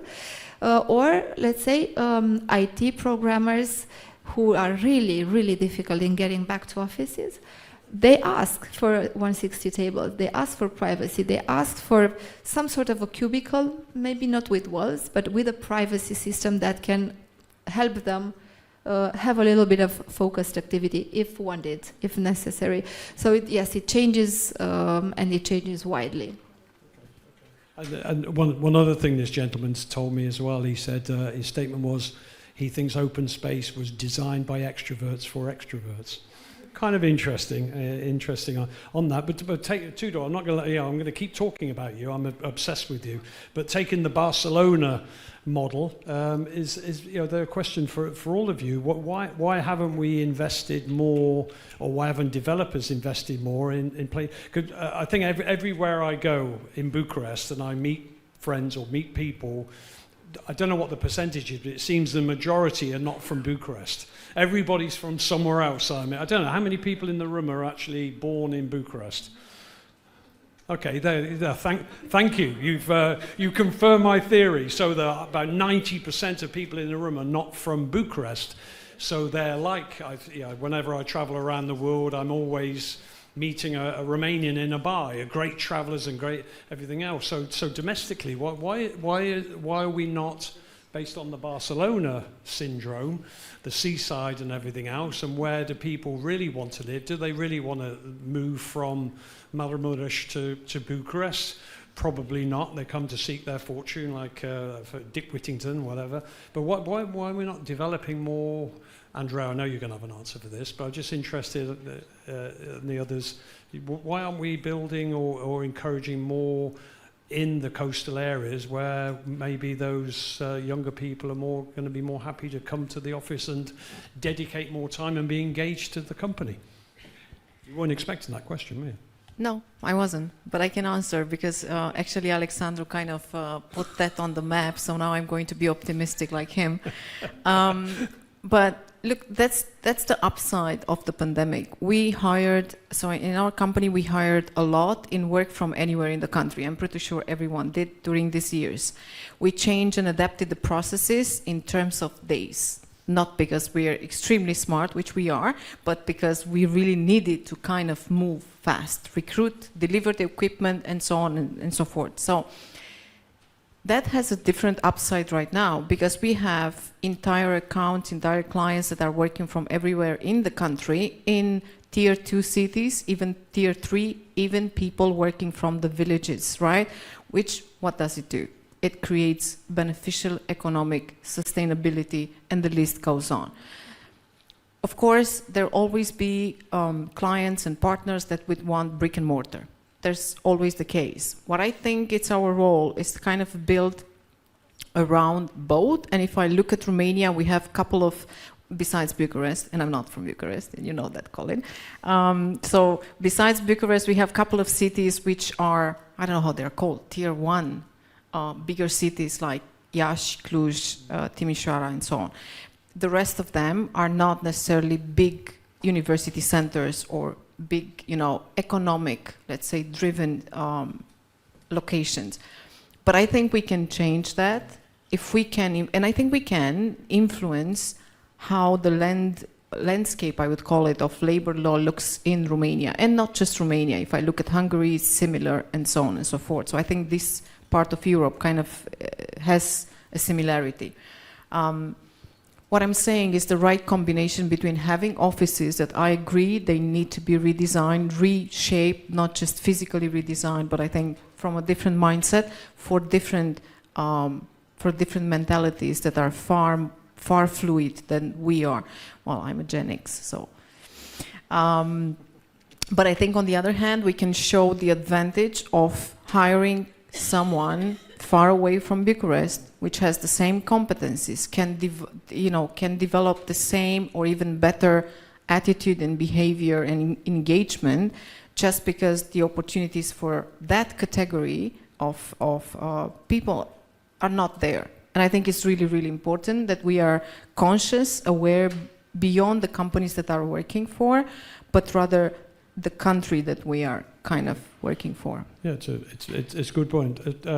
Florian, just coming to you on that point. So I think what Karina's describing was an action that was taken to accommodate a situation in terms of working remotely, and COVID, and then what happened after. Or I guess the work from home was starting before COVID anyway. So it was kind of accommodating something. Now I'm listening to Karina, it's almost a strategic initiative, and that's the question really, is kind of those transformations that become part of a strategy of an organisation. I'm guessing with Stefanini you have a similar situation. Is it now a strategic initiative that you're going to develop further and further and further, and the consequences of it, I guess, is the productivity and the ability to reach talent is better? There's a negative part to it, I guess, as well, because the offices potentially become lesser and lesser and lesser, which gives people like Andrea a headache in finding a right space for people. So what is it? Is it something that's going to be a strategic initiative for Stephanie? It is already for us for a few years. Of course, it has been accelerated by COVID. But I don't know if you remember, but last year I think Farley mentioned something that before the pandemic started, we had a management meeting and he was pushing us as a company to go work from home at least 30% of the capacity. And all the managers in the room were against that. No, this is not possible. We want to have people in the office. It has to have something with the controlling, of course, and with the style of management. But I would say that this changed, and nowadays our managers are also looking for having virtual teams, distributed teams in all locations for various reasons, tapping into the availability in other locations and so on. Two key points here. First of all is the management style has to change, because you cannot operate with the same management model that we were operating like 10 or 5 years ago, even 5 years ago. And second, we also need to understand that remote work works, but you need to provide to the people at least some touch points, face-to-face interactions, because it's not working full 100% remote. And I think this has to do something with our, let's say, experience in Romania especially, because in Romania remote work was not a common thing more than 3 years ago, 4 years ago. It was not that common to have remote delivery. Everybody was looking for in-office, on-site delivery. Nowadays, as we are exposed to more and more to this setup, I think that behaviors are changing, but we as an organization, we still need to provide moments for the people to have in-person interactions. Okay, and I'm thinking of Andre behind me. Oh, he's gone. Andre's left the room. But just taking that point, Alex, in terms of the, because I think I'm right in saying statistically, management, leadership, however we phrase it, spend more time percentage-wise in the office than the rest of the team. Why? Well, I'll give you my explanation, right? I think, first of all, I don't believe work from home is more efficient than work from office. And I don't believe that working from office for those 2 days when you come is more efficient than working from home. So it's a little bit of a two or fro. But I guess it really, the question applies to the industry that we operate in, right? And if I respond to the industry that we operate in, I think the answer is it depends. It depends on the type of job that you do and the type of work that you do.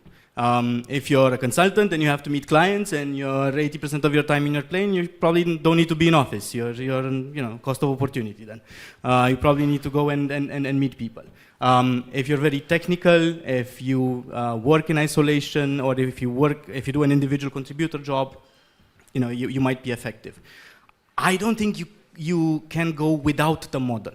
I'm looking at Crina now, I don't know, I think we have 1,000 something people in work from anywhere right now as a number in Romania. So we embrace the model. You have to have it because it's become the standard.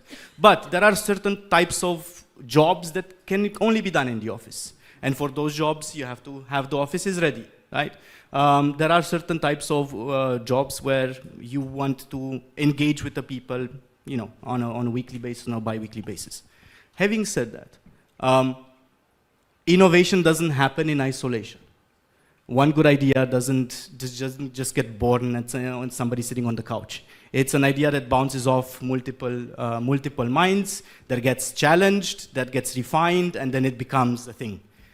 You can't do that always from home. So you need a space for innovating, you need a space for engagement. And to answer your question on leadership, look, if you're gonna take the time and come to the office and bounce ideas with me, and you know, make yourself known to the larger leadership or try, you might have an extra chance of promotion. How do you foster and where do you find those people? You don't have time to talk to thousands of people on Zoom. You might want to have a nesting area where some of these ideas come up, which is I think we have to have the model, but you always need a little bit of a nesting ground to foster innovation, foster that engagement, and maybe groom the new leadership. Andrea, how are you communicating this to clients of yours in terms of giving them advice, and how do we get this balance? Because Alex is kind of illustrating a strong point there about and I think, you know, it's an ever increasing thing. We're going to come on to non-Romanian employees within Romania now, because that's a fast growing I say industry, then a fast growing aspect of the business as well. So Andrea, how are you encouraging or advising people who, and I think Alex, I think Alex was saying that there is a need, you know, that cognitive mix of teams and project management, it needs that mix, it needs that physical brainstorming. I guess some of the greatest ideas in the world have come from a stupid comment in a brainstorming session. What is your advice to people on this? It's always a practical approach. It's not just advice, and it's not, by the way, it's not that difficult, or the difficult mission is not to find the space, because the space is just not the perfect answer, or is not always enough. For instance, because most of the time we do a lot of reconciliation in between the parties and in between the needs and what happens in the market. And what Corina has touched upon and what Alex has nailed down, it's probably, or can be probably answered through a question, and through an answer that very, very recently started to ramp up. We started to see something happening in the market. It's called, for instance, one example that can be the answer, not for everything, but it can be the answer, is the satellite offices. So many companies who want to have that employee from Maramureș, but want to keep him happy, and in the same time want to integrate them. What they want to do is create or maybe replicate a small ambience, at a smaller scale, the ambience of the office headquartered in Iași or in Bucharest or you name it, in London, in a satellite office. It's what we call it. We create a network, like with any satellite. It has to have the spirit of the headquarters. It has to have the culture. It has to transmit the same values and probably, hopefully, naturally, the same platforms. And it simply answers better to the regional spread. And let's face it, Romania is not a big country, so we don't actually have the issue. It's just an idea that popped up with the help of basically HR minds, mostly pushed by the HR companies looking to be closer to talent. And the HR roles in the companies, or the people who are very close to the talent, see that they are appreciative. So it is a simple answer that can mitigate the two and can also keep up to the trend. I'm not mystic in any way, but I believe in this spirit of the place. It's called genius loci in architecture, or in Romanian we have omul sfințește locul. It's a very simple saying, and without the people you cannot have the place, and the other way around. But what really transmits the value, it's the people inside. So that's why, okay, you need this ambience to create the nesting, but we do have that as a platform. The people are making it. So basically basically creating little hives in the region or in smaller cities apart from the capital city. It can help. So yeah, it sounds good in terms of and keeping that engagement and that attachment and all these words that we've been using for a long time. Karina, coming to you on I better come to the second question, or Morella's going to kill me. In terms of, you know, what next? What do you, and I think we talked about in the first panel about the kind of that anticipation. We know what's coming. We are in a world of uncertainty. I'm not going to talk about what's happening over the border again, but we are in a world of uncertainty. We've mentioned AI. I touched on the fact, I think Romania's population grew for the first time in 20 years last year, but it wasn't Romanians. You know, so there's a shifting dynamic that's going on. People like me, thank you. There's a shifting dynamic, culturally shifting dynamic, that's going to have an impact. What is it you're seeing, maybe over the next 12 months? So if we're sat here and it's May, are we still in May? Yeah, May 2025. What is it you're likely to be saying? Oh, I didn't see that one coming, and we had to adjust to it. Or do you think we've got a period of stability going forward? Well, I'll be rich if I would know. So I'll try to answer. Will Tottenham win the Premier League next year? I need to know that. Cheers. I think, and it comes to my mind, I think fluidity is the answer. If you look at the industries, not just the BPO industry, but generally speaking, what's happening in the world, and we talked about the drama, as Alex called, I think we need data privacy, especially in Europe, right? And I'm not speaking only GDPR-wise, but data privacy as a whole, security, regulatory responses that we need to kind of comply, then different governments with different mandates and so on that are impacting our businesses. Then there's the labor market, then different generations, and I think the list is quite long. How are we navigating through this? I think if I go back to my example, that this era, it's like that 12-year-old kid, that it might look that he or she doesn't know what they're doing, but they do, if we start listening. But if we start listening in the sense of not to respond, and I'm saying that thinking at our colleagues and our peers, our employees, start listening not in a way of, to answer, but rather to understand where they're coming from, because most of them are saying a lot of things, we just don't hear them. And I'm speaking about leadership right now, because there is and I think someone mentioned in the panel before, that there is an acceleration of fighting for data, AI, crunching numbers. We all have P&Ls, and we need to do that. I'm not saying we stop tomorrow. We can't. So we need, it is an acceleration.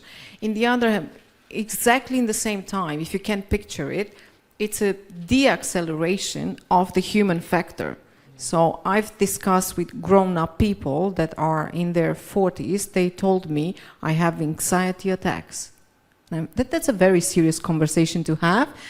I don't know how many of you are prepared to have that, but I was kind of, oh my God, what are we doing here? But that's exactly what happens. Obviously to an extreme, I'm not saying everybody has that, but we need to be careful because we are looking at KPIs, numbers, metrics, which we have to do, but in the same time, we need to look at the human factor. How do we influence that? Because this crisis, I agree, it's not going to pace down. I think it's just going to evolve in different mini or moderate crises.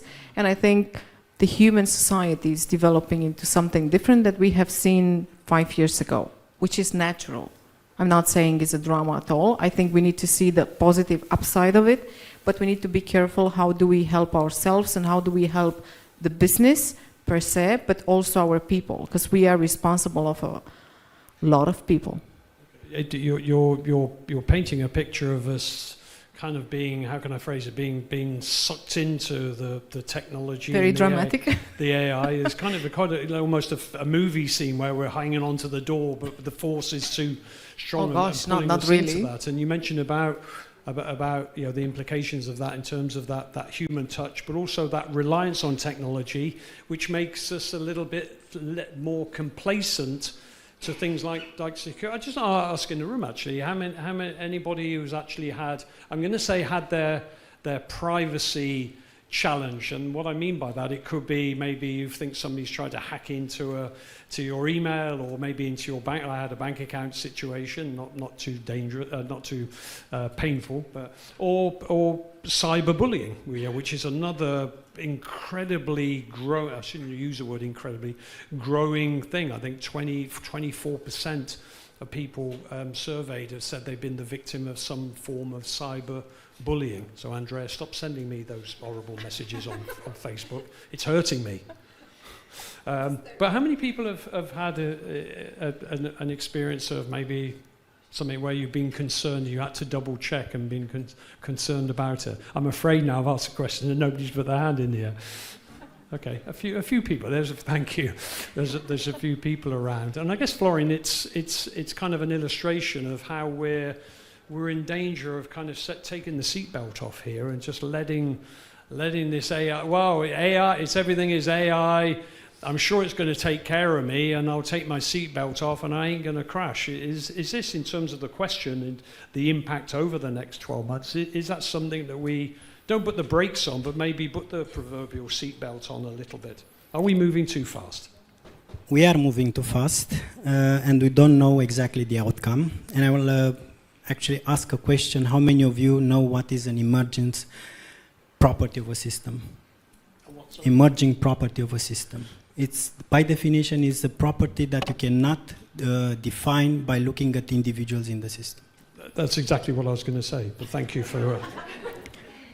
It's like, I don't know, you have an alien that is coming down to Earth, and it's just looking at the bee and identifies all the properties of the bee, and then it cannot identify that the bee is actually building a hive. And there is a lot of discussions nowadays, aside the regulatory topic around AI, which, again, we know two main players that are making major advancements in the market, like Microsoft and Google. These are the two main players. But there is a third one, which is not, from my perspective, is not that highly debated in the market nowadays, which is the open source. Open source community is building and working quite heavily on building different models with different approaches than the two large players. While the two players are corporate for big businesses for many years, with open source community, you do not have any control. So I'm actually afraid about what would be the emerging properties of future AI models. But I try to look at AI in a more positive sense, like we will find a way to make it use in our, for our benefit. This is what, but for sure regulation is going to play a role in the next 12 months, I would say. I'm going to make you feel better, because I'm going to ask Alex to answer that question. I know what kind of answer we're going to get, but Alex, it's again May 2025. Is there anything that we're not seeing right now, or is it just really a case like we were talking about the impact and the growth of these phenomena and the security and everything else? What a question! Look, I dare think that we're going to be a bit smarter in May 2025, and that's my hope. In terms of how the industry will evolve on a one-year period, tough to make predictions. I could give you my prediction on the next 10 years though, because look, this whole shared service industry, GBS, whatever you want to call it, it's predicated on a couple of variables. And it started off with, centralizing certain processes and transactions, applying process improvement methodologies, and then, right-shoring to get the labor arbitrage, and you would get cost out. And that was, the norm for about 10, 15 years. That's table stakes right now, because technologies enable every little, small, medium, large company to do that. So that gain doesn't exist. We are at an inflection point, because now there's an emerging of a technology which, for the first time since the internet, cuts across processes, cuts across industries with the true potential of really transforming them significantly. So I would be foolish not to believe that our industry as a whole won't be changed in 10 years. It will. Having said that, right, and here's the positivity, I see it more of a marathon than a sprint. Gen AI is only as good as the data it feeds off, right? And data and clean data is one of the biggest challenges all companies have. So that that pace of adoption will not be lightning fast. Then I think beyond that, you would have technology come into play, and you would then look at, as Irina said, a number of new jobs emerging. That's what happened. There's a lot of people in this room working on, working with jobs that didn't exist 10 years back. There's going to be new jobs coming in. The key thing is reskilling. And the key thing is, riding the wave. And what a cool time to be alive, to, nurture this industry into something else. I think it's pretty exciting. Cool. Well, you've got the microphone, because we're coming to unless a question from anybody. Mihaela. You're just going to say thank you to me for saying nice things about you, aren't you? There are two people actually who want to ask a question. Sorry. Hi. Hello. And who are you? Just tell us who you are. Claudia Zaharescu from Societe Generale Global Solution Center. So my question is, because we're talking about trends and new technology, new generation, is there something we should do to adapt to the integration of the young graduates, especially in the IT area and the new roles on the market? Good question. Who would like to take that? I can partly say something to you, and if somebody wants to answer the question here, Shel Nordstrom, who wrote Funky Business and some other books, did a study, and he found that because it was there was this male-dominated. I'm going to get into male and female, so I'm not going to be sexist or anything else, but it's kind of interesting that he found that there was this male mindset of IT a few years ago, which is kind of shifting. But what he was finding in universities were that there was a downturn in young males going to university, because there was this belief that because of technology, that why do I need to go and study at university for? Because I can, a bit like me with my whiskey, I'm going to learn it, I'm going to accelerate my learning. I don't need to do that. And then on the females, they were actually seeing the opposite. They were actually looking in a longer term. So congratulations, the females in the room, and boys. And it's, I think in Madrid, it's like 82% in the University of Madrid is 82% female. So there's kind of this, trying to sort of touch on that question of young people coming in to the workplace and how we encourage those graduates. Is there going to be a different sort of strategy for that? Somebody put the microphone near their face, so at least I know somebody's going to help me here and answer the question. Well, I'll give it a first shot. I'll give it a first shot, and I'll be brief. Look, I think the first dimension people look into a candidate today in this industry's language, especially in this part of the world, that will change to skill. So if the question is, should we enable that? Absolutely, and as soon as possible. Okay, Mihaela. Yeah.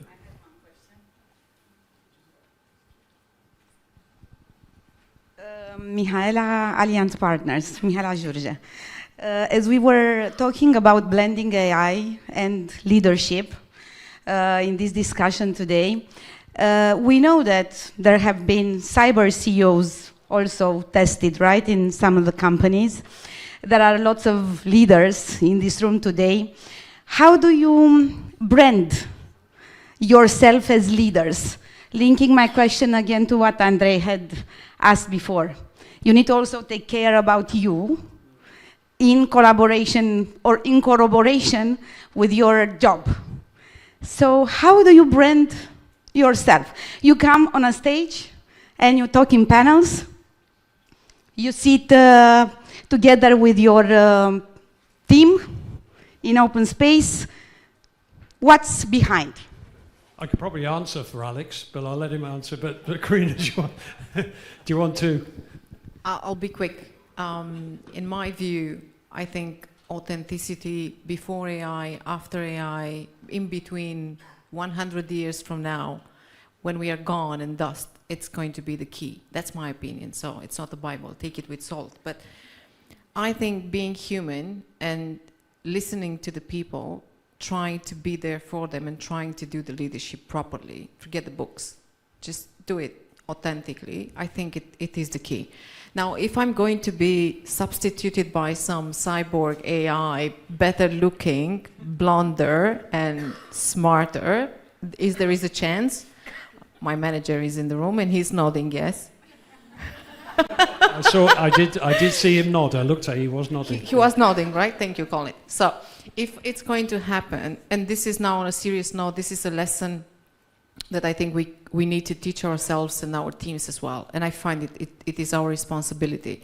That may happen? Definitely yes, and I'm serious, yes. Does it matter? No. I learned to do something else. And Alex mentioned 2 times, if not more, reskilling. As long as we are alive, as long as we can use our brain, as long as we are willing to learn, is it AI or something else, I'm not afraid of being replaced by whatever there is there. And I think nobody should. I think we should look beyond that.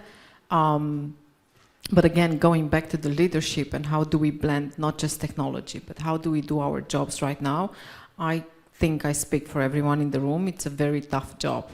But again, if you like 80% of your time, your job, and to go to work on a Monday morning, I think you might have a jackpot there. Okay, thank you. A very quick addition to that, Florine, Andrea, and Alex. I just wanted to say that you already assigned the property for the AI female-male, which might not be the case in the future. But because someone in the previous panel said something about building trust, I would advise differently. I would advise giving trust, and you can only lose it afterwards. Because building trust doesn't come with a lot of agility. It comes with reinforcements, it comes with controlling, it comes with a lot of lack of transparency, which is not part of the agile mindset that we want to foster in our organization. So I would advise give trust first, and then let the person to lose it. Okay, so authenticity, trust. Andrea, from you. Beat that. I'd beat that. I'd rather relate to the question that Mihaela has raised. And as a person that is dealing with a lot of leaders, and as I see their challenges and the changes they're going through, and I see them evolving and changing companies and navigating to various dynamics, I can tell, in my opinion, one thing that I saw worked. So there is at least one thing that worked for them. And I know everybody's concerned and preoccupied, which is very noble, about this legacy. But I think the legacy of the leadership and their footprint and what they leave behind, it's actually their actions and consequences, which has both a negative and a positive meaning or connotation, let's say. But it's clearly their actions. So the leadership that has taken initiative and has changed things and has brought up a certain disruptive moment in the company, may it be positive or negative, time is telling usually. Those leaders are those that are inspiring, those that are the leaders that are remembered. And probably the things that you leave behind, it's also, they're not actually things, there are these memories you create with others. And one thing is what I experienced when I was briefly talking to Alex at the beginning of the event, when he said, but we basically couldn't say hello because everybody was interrupting to say hello to him, and he just said, everybody in the room has been with Jam-Packed at some time. You're such a rock star. So, yeah. It's not me. It's the collective group. It's the collective power, yeah. And I think this is what matters. It's the fact that every one of us has the chance. Come in. Please do.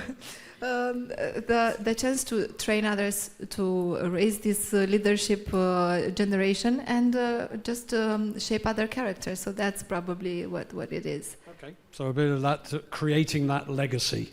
Okay, so we've got authenticity, we've got trust, we've got creating a legacy. I just want to add one thing. Yep. By the time, and you're I hope reducing the amount of time Alex can speak. So. Yes, but it's. I really hope we are on the same page here. I really believe in initiative. We'll see if it's good or wrong. We'll see the results. But by the time AI is starting with the initiative, we still have a gap, a window. Let's use it, guys. Otherwise, it's coming. Really. Okay. Alex, no pressure. You got to. Do the I got to end and say something smart now after all the statements. Look, I think for me there are two dimensions: care and transparency. It sounds cheesy, I know, but it's what I believe in. Care because care fosters curiosity. Curiosity fosters innovation, and then all of the other things come into place. Care for your people, care for your customers, and care for obviously your company. And then you're curious enough, bold enough to take the right decisions. So I'll end with that. Cool. Thank you very much. Alex, Karina, Andrea, Florine, thank you very, very much indeed. Perfect. Ladies and gentlemen, we're going to be starting at 7 for the Gala Awards. I'll let the boss say. No. After 1 hour. Thank you very much. Okay, 1 hour. Yeah. We have 1 hour. Thank you. That's 3 glasses of wine in my book. Oh no, I'm driving. Thank you very much, everybody. See you in 1 hour.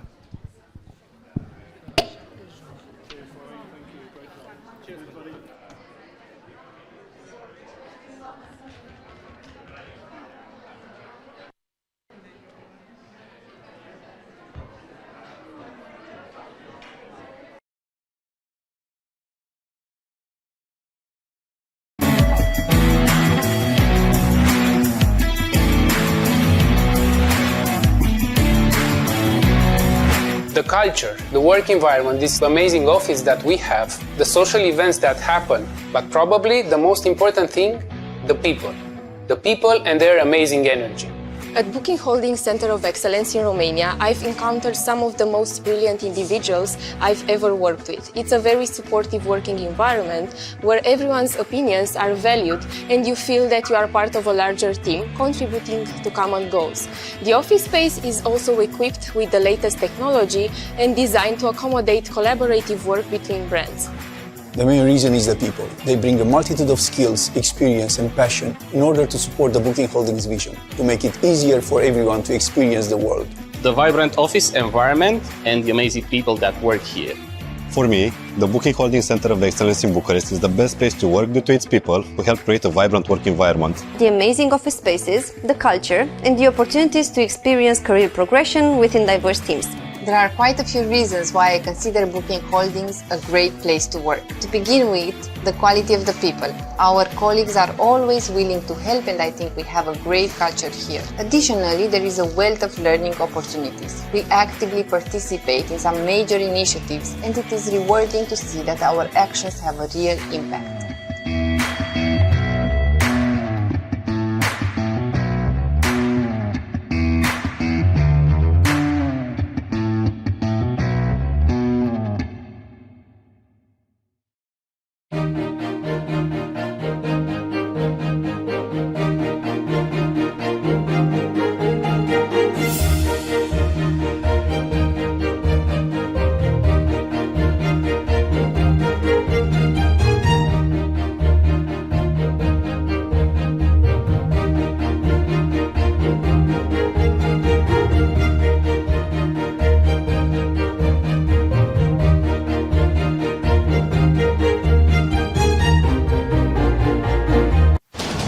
What if dreamers never became doers?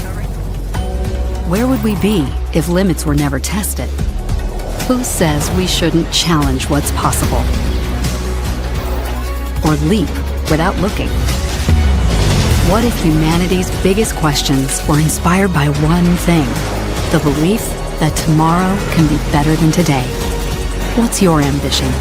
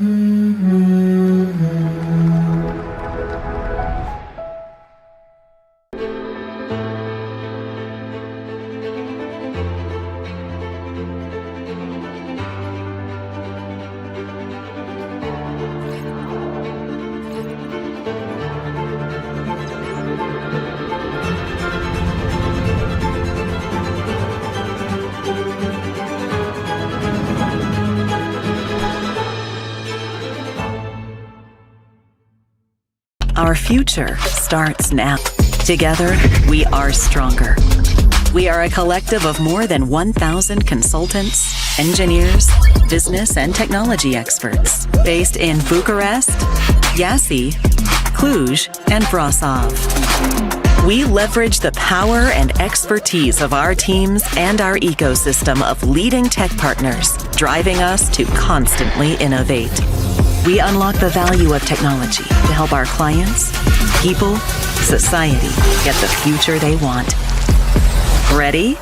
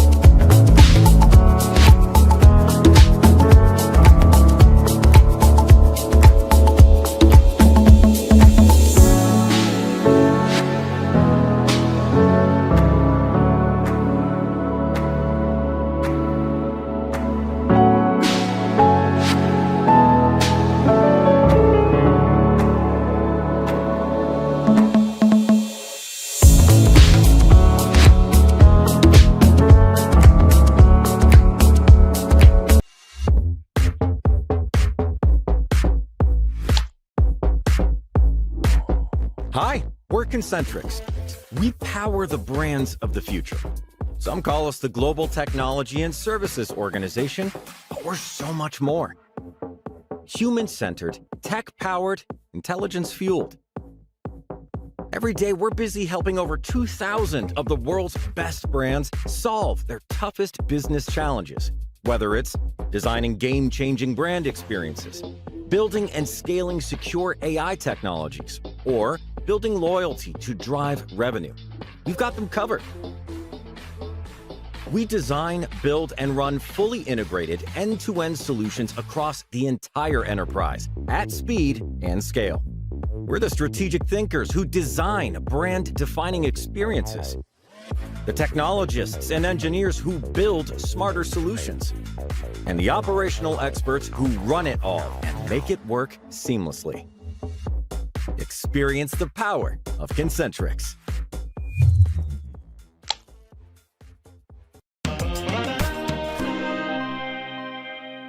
Ça me fait plaisir de boire le café avec mes collègues. Bem de kávé seviyorum. Kávé nem, de tea igen a kollégákkal. Me gusta el café, pero descafeinado.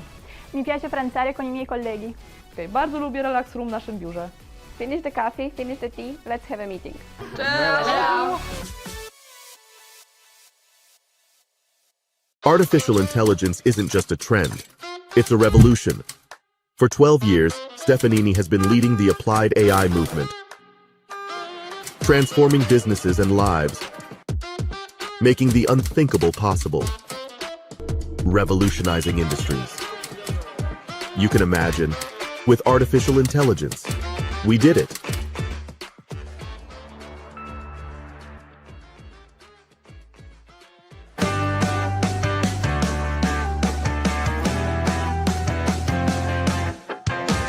Giving is for me a great opportunity to feel whole and complete, and building feels like I'm the co-creator of my own reality and helps everyone.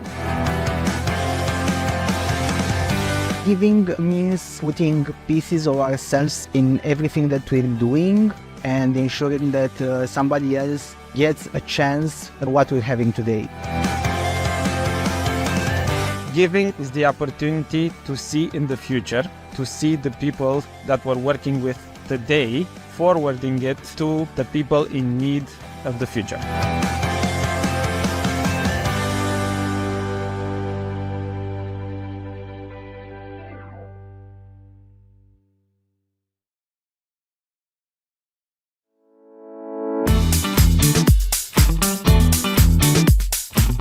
Welcome to GenPact in Iași. We are opening a unique collaboration hub rather than a traditional office, as one of our working models is work from anywhere.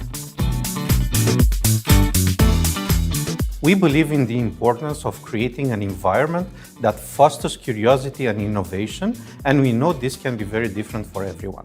It's about the learning opportunities. We have Genome that give us the chance to learn a lot of skills from storytelling to generative AI, but also through the fact that we can move internally. As we continue to expand our presence in Romania, with now a very strong focus on Iași and its surrounding areas, we are opening our first collaboration hub in the region. Currently, we have around 100 employees in Iași, and we plan to hire up to 1,000 more. At GenPact, people are at the heart of what we do. It's the key part of our purpose, the relentless pursuit of a world that works better for people.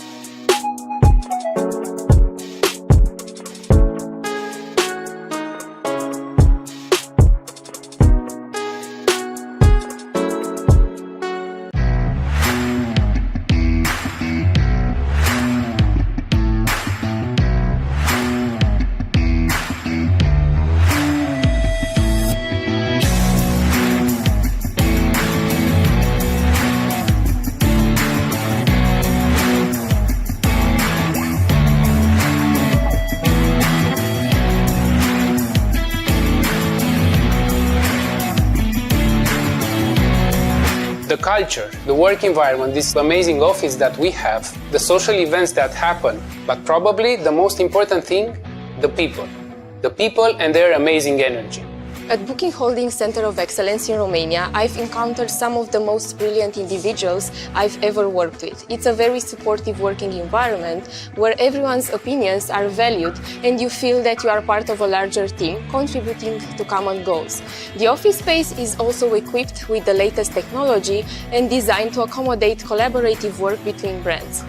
The main reason is the people. They bring a multitude of skills, experience and passion in order to support the Booking Holdings vision, to make it easier for everyone to experience the world.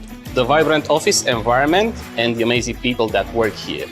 For me, the Booking Holding Center of Excellence in Bucharest is the best place to work due to its people who help create a vibrant work environment. The amazing office spaces, the culture, and the opportunities to experience career progression within diverse teams.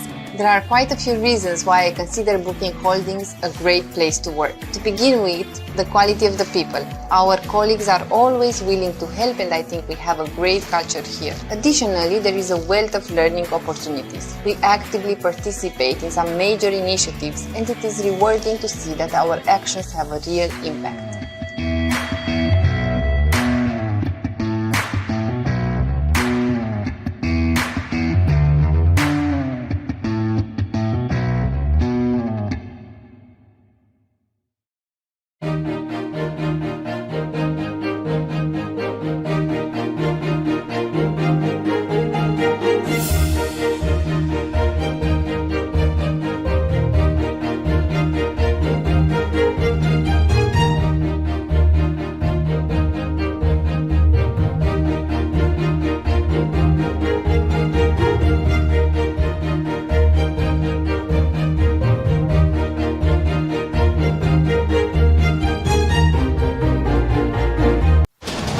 What if dreamers never became doers? Where would we be if limits were never tested? Who says we shouldn't challenge what's possible? Or leap without looking? What if humanity's biggest questions were inspired by one thing? The belief that tomorrow can be better than today. What's your ambition?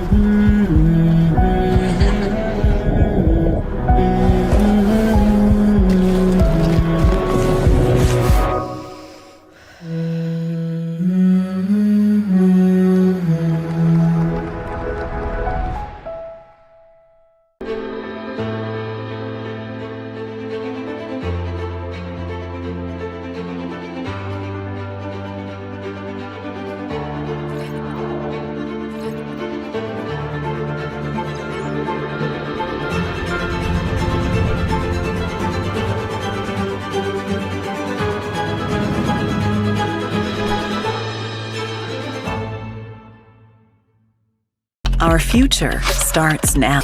Together, we are stronger. We are a collective of more than 1,000 consultants, engineers, business and technology experts based in Bucharest, Iași, Cluj, and Brasov. We leverage the power and expertise of our teams and our ecosystem of leading tech partners, driving us to constantly innovate. We unlock the value of technology to help our clients, people, society get the future they want. Ready?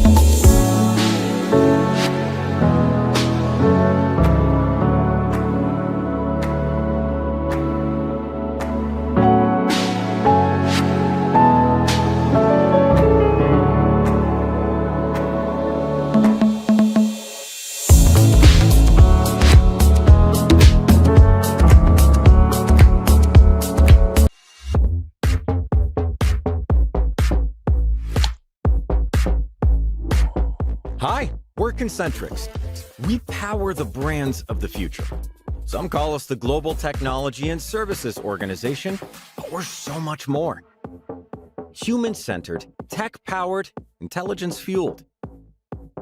Every day, we're busy helping over 2,000 of the world's best brands solve their toughest business challenges, whether it's designing game-changing brand experiences, building and scaling secure AI technologies, or building loyalty to drive revenue. We've got them covered. We design, build, and run fully integrated end-to-end solutions across the entire enterprise at speed and scale. We're the strategic thinkers who design brand-defining experiences, the technologists and engineers who build smarter solutions, and the operational experts who run it all and make it work seamlessly. Experience the power of Concentrics.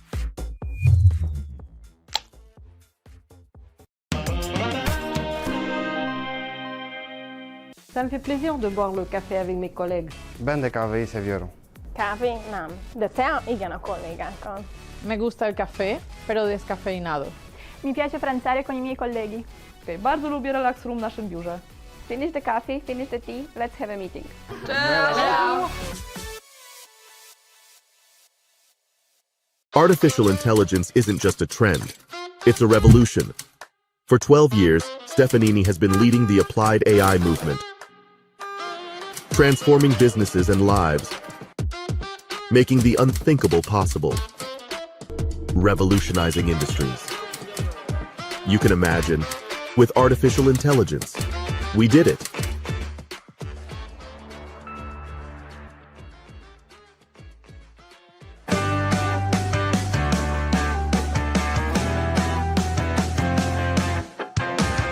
Giving is for me a great opportunity to feel whole and complete, and building feels like I'm the co-creator of my own reality and helps everyone. Giving means putting pieces of ourselves in everything that we're doing and ensuring that somebody else gets a chance at what we're having today. Giving is the opportunity to see in the future, to see the people that we're working with today, forwarding it to the people in need of the future.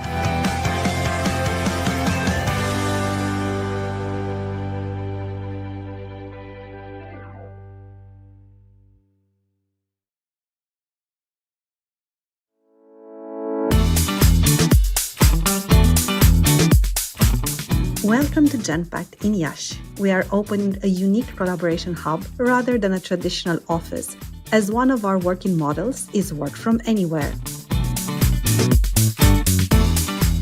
We believe in the importance of creating an environment that fosters curiosity and innovation, and we know this can be very different for everyone. It's about the learning opportunities. We have Genome that give us the chance to learn a lot of skills from storytelling to generative AI, but also through the fact that we can move internally. As we continue to expand our presence in Romania, with now a very strong focus on Iași and its surrounding areas, we are opening our first collaboration hub in the region. Currently, we have around 100 employees in Iași, and we plan to hire up to 1,000 more. At Genpact, people are at the heart of what we do. It's the key part of our purpose, the relentless pursuit of a world that works better for people.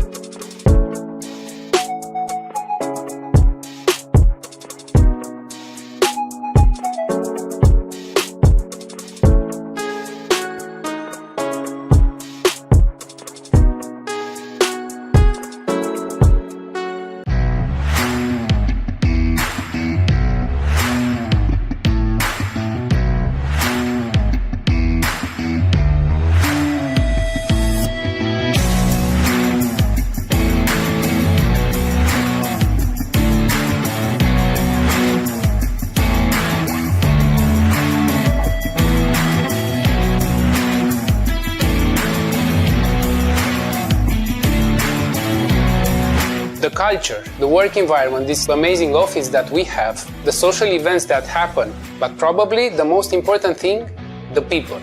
The people and their amazing energy.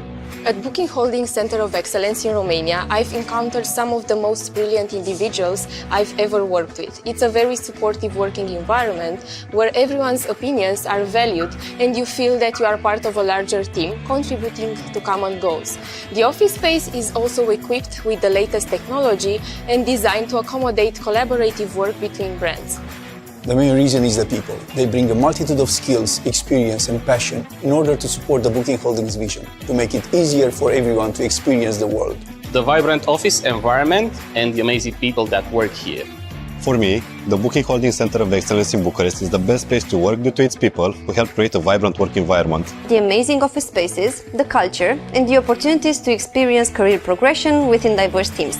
There are quite a few reasons why I consider Booking Holdings a great place to work. To begin with, the quality of the people. Our colleagues are always willing to help, and I think we have a great culture here. Additionally, there is a wealth of learning opportunities. We actively participate in some major initiatives, and it is rewarding to see that our actions have a real impact.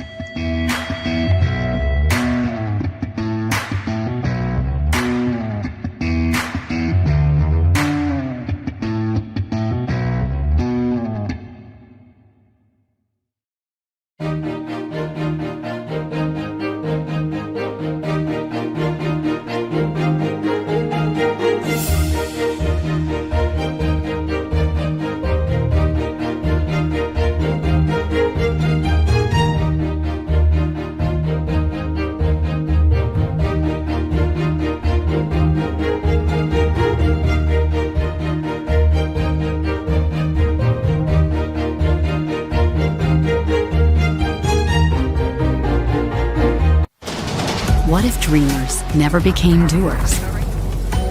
Where would we be if limits were never tested? Who says we shouldn't challenge what's possible? Or leap without looking?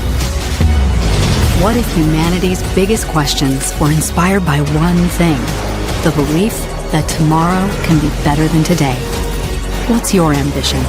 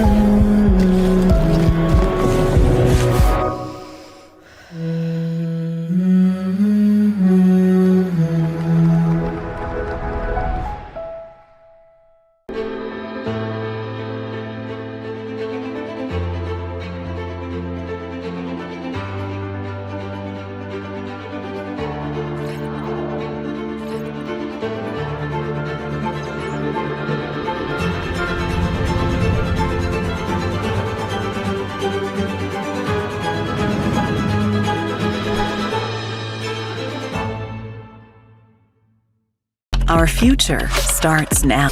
Together, we are stronger. We are a collective of more than 1,000 consultants, engineers, business and technology experts based in Bucharest, Iași, Cluj, and Brasov. We leverage the power and expertise of our teams and our ecosystem of leading tech partners, driving us to constantly innovate. We unlock the value of technology to help our clients, people, society get the future they want. Ready?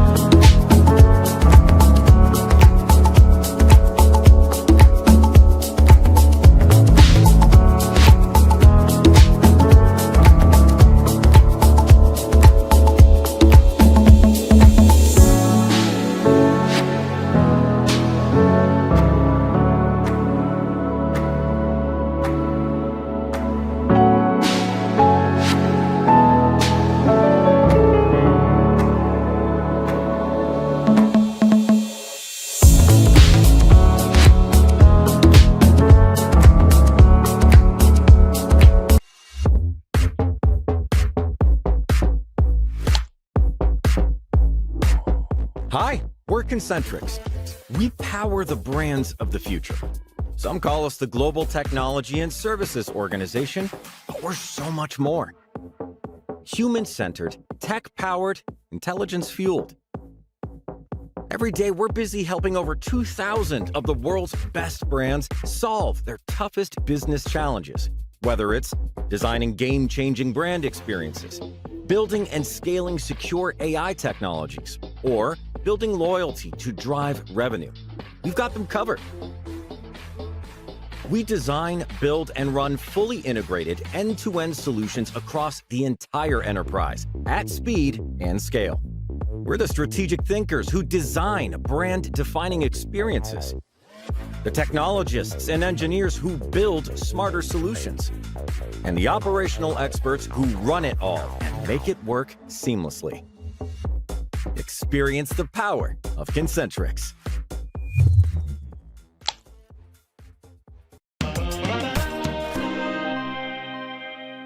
Ça me fait plaisir de boire le café avec mes collègues. Bende kávé seviyorum. Kávé nem, de tea igen a kollégákkal. Me gusta el café, pero descafeinado. Mi piace pranzare con I miei colleghi. Bardzo lubię relax room w naszym biurze. Finish the coffee, finish the tea, let's have a meeting. Ciao! Artificial intelligence isn't just a trend, it's a revolution. For 12 years, Stefanini has been leading the applied AI movement, transforming businesses and lives, making the unthinkable possible, revolutionizing industries. You can imagine, with artificial intelligence, we did it.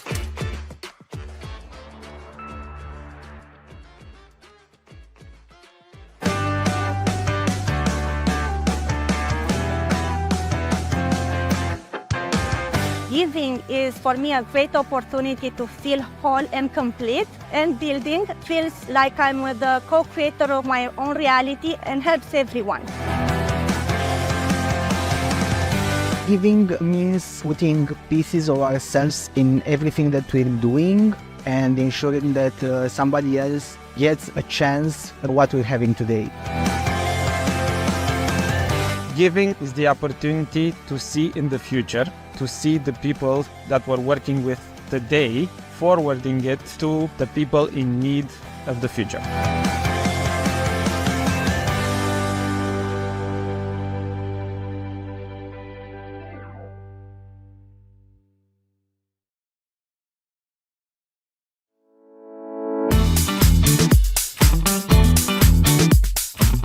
Welcome to Genpact in Iași. We are opening a unique collaboration hub rather than a traditional office, as one of our working models is work from anywhere. We believe in the importance of creating an environment that fosters curiosity and innovation, and we know this can be very different for everyone. It's about the learning opportunities. We have Genome that give us the chance to learn a lot of skills from storytelling to generative AI, but also through the fact that we can move internally. As we continue to expand our presence in Romania, with now a very strong focus on Iași and its surrounding areas, we are opening our first collaboration hub in the region. Currently, we have around 100 employees in Iași, and we plan to hire up to 1,000 more. At Genpact, people are at the heart of what we do. It's the key part of our purpose, the relentless pursuit of a world that works better for people.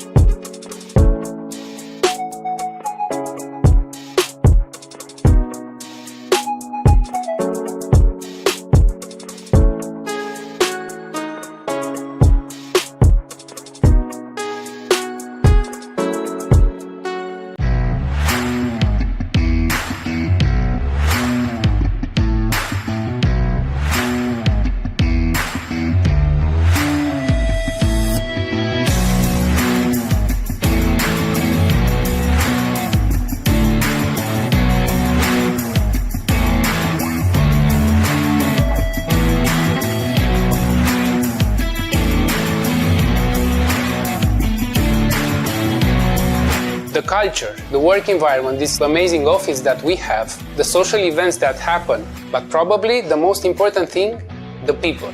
The people and their amazing energy.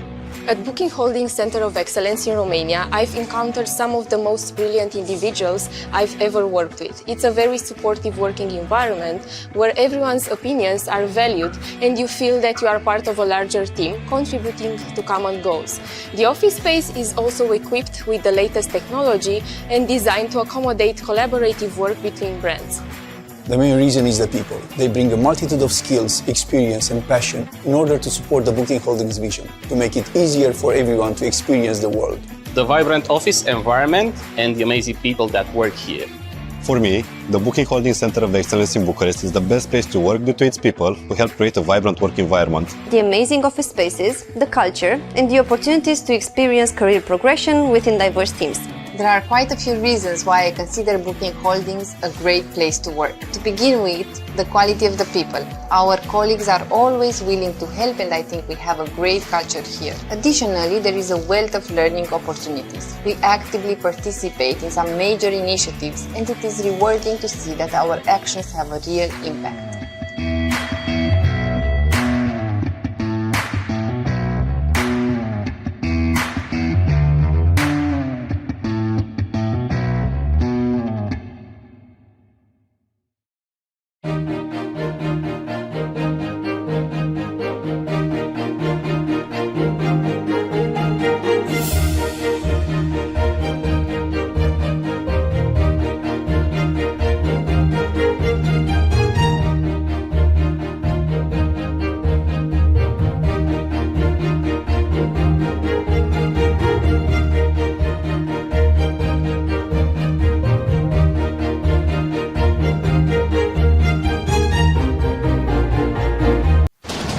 What if dreamers never became doers? Where would we be if limits were never tested? Who says we shouldn't challenge what's possible? Or leap without looking? What if humanity's biggest questions were inspired by one thing? The belief that tomorrow can be better than today. What's your ambition?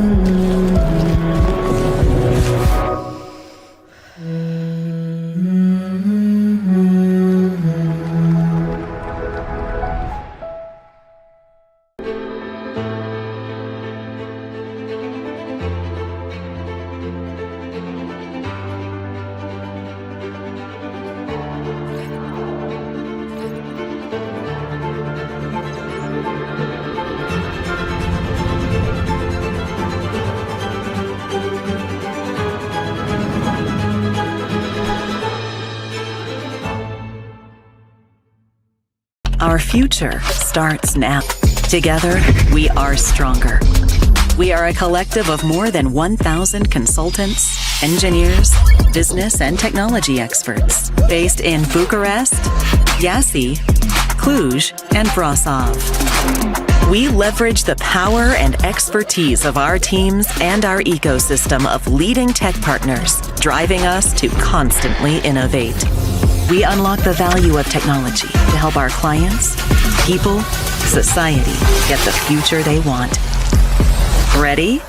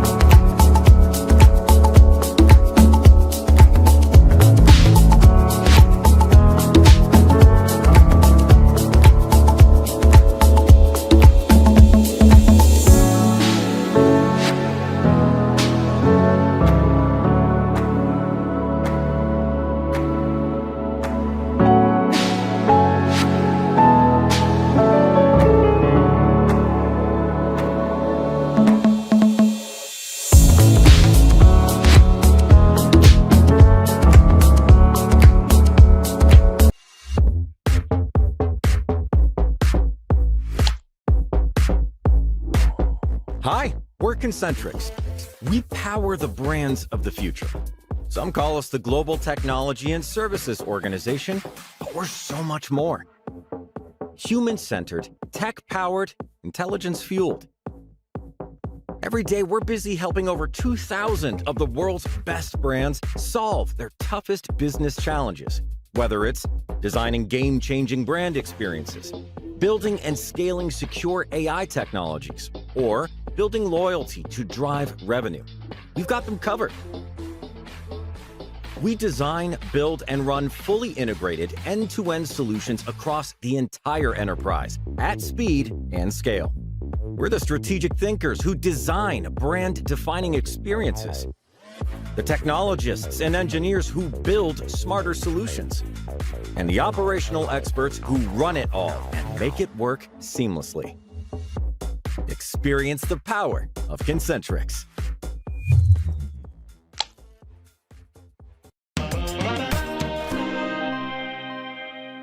Ça me fait plaisir de boire le café avec mes collègues. Bende kávé Severo.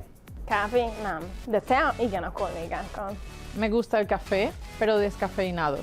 Mi piace pranzare con I miei colleghi. Okay, bardzo lubię relax room w naszym biurze. Finish the coffee, finish the tea, let's have a meeting. Ciao. Artificial intelligence isn't just a trend, it's a revolution. For 12 years, Stefanini has been leading the applied AI movement, transforming businesses and lives, making the unthinkable possible, revolutionizing industries. You can imagine, with artificial intelligence, we did it.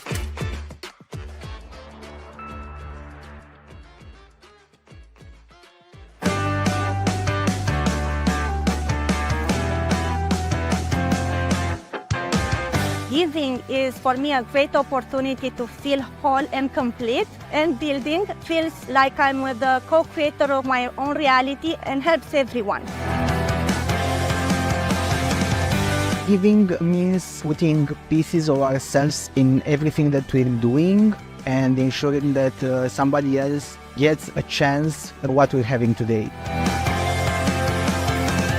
Giving is the opportunity to see in the future, to see the people that we're working with today, forwarding it to the people in need of the future.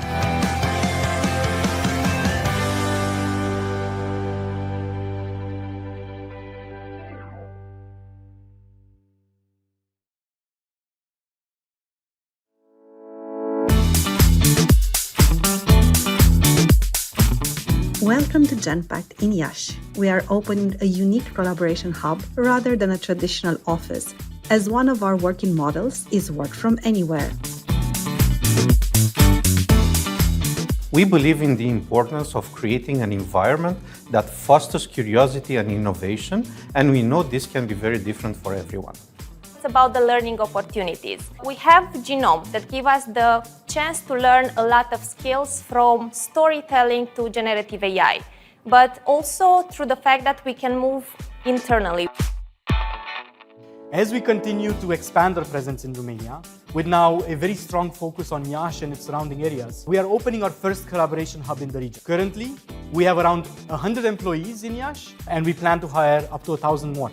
At Genpact, people are at the heart of what we do. It's the key part of our purpose, the relentless pursuit of a world that works better for people.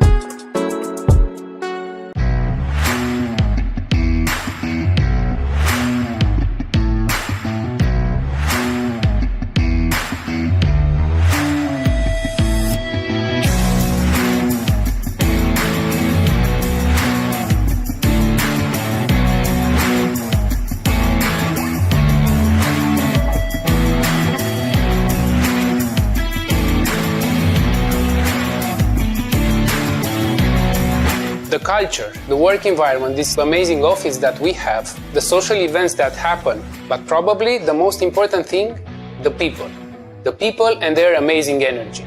At Booking Holdings Center of Excellence in Romania, I've encountered some of the most brilliant individuals I've ever worked with. It's a very supportive working environment where everyone's opinions are valued and you feel that you are part of a larger team contributing to common goals.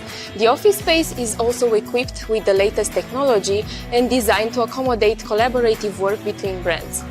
The main reason is the people. They bring a multitude of skills, experience and passion in order to support the Booking Holdings vision, to make it easier for everyone to experience the world.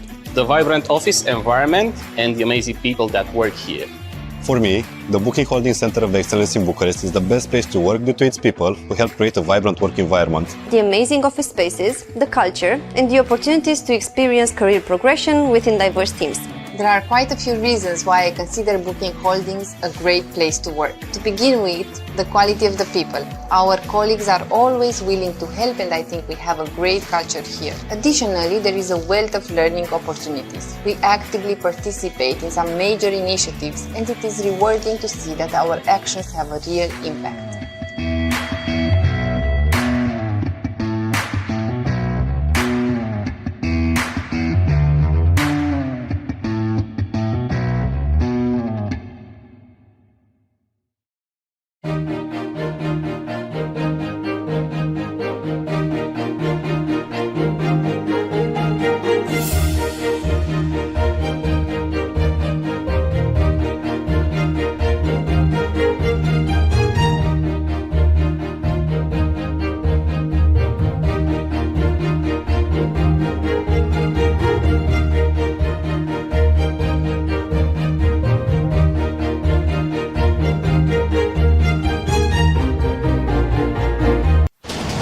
What if dreamers never became doers?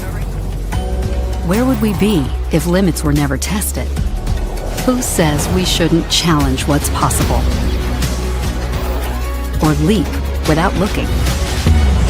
What if humanity's biggest questions were inspired by one thing? The belief that tomorrow can be better than today.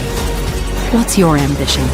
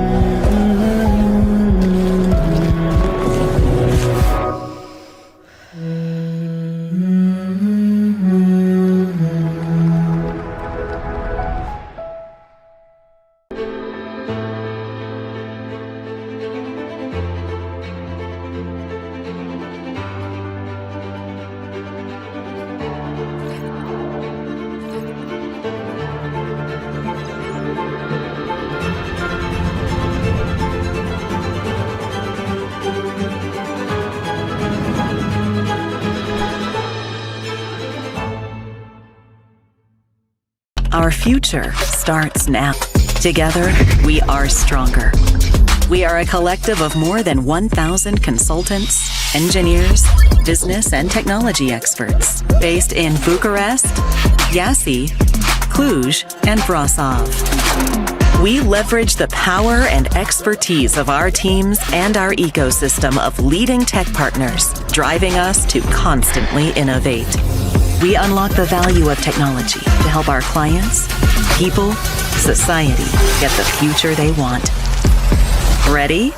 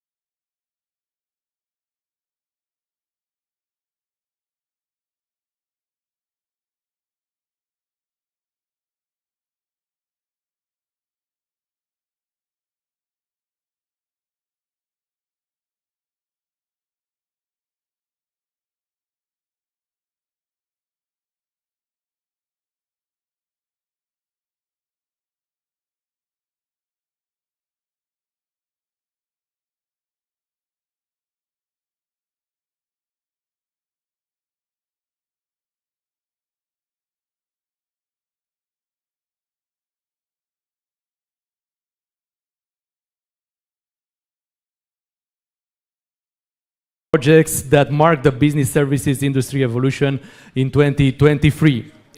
We will be together to celebrate the best of this edition until 9 o'clock, when we'll enjoy the festive cocktails and the photo shootings. So before diving into the words Gala, allow me to thank the partners of the event and the jury board. And I will start with the platinum partner, Vipro. Now, gold partners, Societe Generale Global Solution Center, Allianz Partners, Teleperformance, Romania, ACCA, Hotspot, Capgemini, Vastint, Michelin, Stefanini, Booking Holdings, Gempact, and TELUS International. The partners are SCC Romania, Lovering and Partners Business Consultants, Valoris Center, and Concentrix. Supporting partners, Concordia, BRCC, CCI FER, ANIS, Clujit. And the media partners, Outsourcing Today, Sustainability Today, Automotive Today, Financial Intelligence, today and tomorrow, of course, România Durabilă, Economistul, Club Economic, and Bursa. And now let's give a warm welcome to the members of the jury board. And I will begin with Andrada Iliescu, Advisory Director at KPMG Romania. Corina Vasile, Executive Director, ANIS Romania. Carmen Adamescu, Senior Advisor, Business Development EY Digital Transformation. Mihaela Robu, Business Development Manager, ACCA. Andrei Romanescu, Managing Director, Vim Software. Andrei Crăciun, Advisor, Minister of Education. Dan Zaharia, Senior Leasing Consultant, Extend Management. Maria Butcu, Director, Leader for Business Process Solutions, Deloitte, Romania. And last but not least, Mr. Colin Lovering, Chairman, British-Romanian Chamber of Commerce. And now, speaking of Mr. Colin Lovering, I will invite him on the stage to mark this special anniversary. The floor is yours. How much more are you going to get me to do? I'm going to turn into Ricky Gervais, I think, with this now. So, no, I won't. So I was asked to say a few words about this 10th anniversary. So I've written a few words, and to totally embarrass Mirella, I've also written a poem. I know what you're thinking. Okay, so ladies and gentlemen, any 10-year business anniversary is a significant milestone that speaks volumes about the consistency and dedication of the individuals behind the journey. To reach this point in any part of the business world requires unwavering commitment, hard work, and a passion for what we do.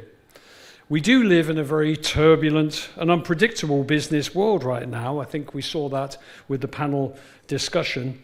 And we see how family life is being disrupted, either, example, over the borders with our friends in Ukraine, or closer to home with just members of the family moving around the country or outside the country, and really sort of breaking families up in that respect. In Romania, I know that the family is a treasured part of life, and with all the external pressures and disruptions, every solid family has a member who I call the glue. That individual that keeps everyone connected, informed, and feeling valued and respected. That person who is always there in challenging times. That person who consistently reminds the family of their true belonging and brings everyone together for those special occasions. We're very quiet. Over the course of this impressive 10 years of the Romanian Business Services Forum and Awards, Mirella has indeed been that person, that glue that bonds everyone in the business services industry together, who keeps us up to date with trends and news, who brings competitors, and this was mentioned earlier, brings competitors together in a room and then quickly transforms us all into genuine industry colleagues with one aim, one passion, one commitment in representing Romania in its continued growth and prosperity in the business services market. In the words of Ernest Hemingway, we become what we want to be by consistently being what we want to become each day. And as I said, to further embarrass Mirella, here's my poem. I won't do it in a Shakespearean style. I'll do it in the best way I can. So here we go. You may not ask me to do this ever again. This is my theory. I spoke to a young gentleman. He was an intern in a company, and I was doing a bit of coaching with him. And I said, I'll give you one bit of advice. If anybody asks you to make a cup of coffee, make it the worst cup of coffee you ever made in your whole life, because they'll never ask you ever again. So that was the coaching. So after 10 years of this event, Mirella stands tall. Her dedication and passion shining above all. The business services industry thrives under her care. A testament to the hard work she's willing to share. With husband George by her side, that supportive hand, and a team with passion and Mirella's KPIs that they all understand. So with precious people by her side, Mirella's dream took flight. Their creativity, dedication, and spirit a guiding light. Celebrating this milestone, a decade in the making, Mirella's leadership and vision never forsaking.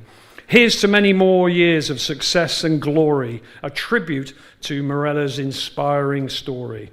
So Mirella, on behalf of everyone here in this room and everybody in the business services industry, we thank you for your unwavering support, consistency, commitment and love of us all. Thank you.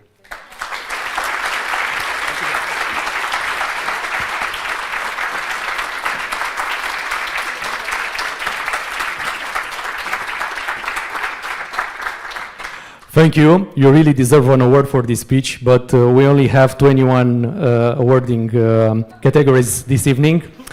So we'll start with the CSR Initiative of the Year, and for this award I will invite on the stage to help us and to tell us the winner, Mihaela Robu. Let's see, CSR Initiative of the Year with these finalists. We have Accenture Romania, Deloitte, Regional Audit Delivery Center, Michelin Romania, Societe Generale Global Solution Center, Stefanini Romania, Technology Voa Romania, and Vipro Technologies. Now let's discover the winner.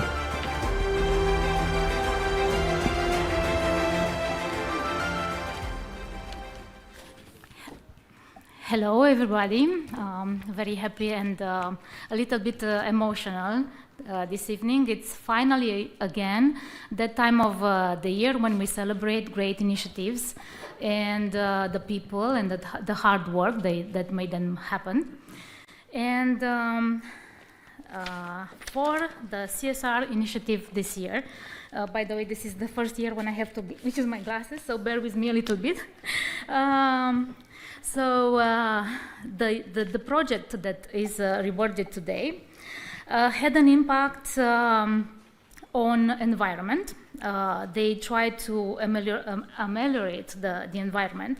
It is about a forest and about how 20,000 saplings were planted in a very short time, in half a year, between autumn 2023 and spring 2024. So that terrain was in a climate need. It was a climate problem. More than 300 volunteers from different communities and backgrounds were adding their footprint to the ecosystem through this project. And the next objective of the project is to create hands-on learning opportunities for local communities. And so they will enhance the sense of community and also the partnership. And the award goes to Vipro Technologies for Vipro Forest.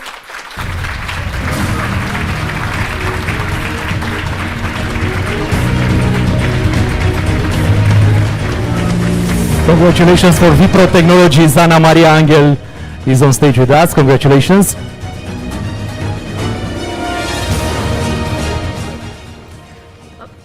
Thank you, Mihaela. Let me share the emotions and the nervousness with you.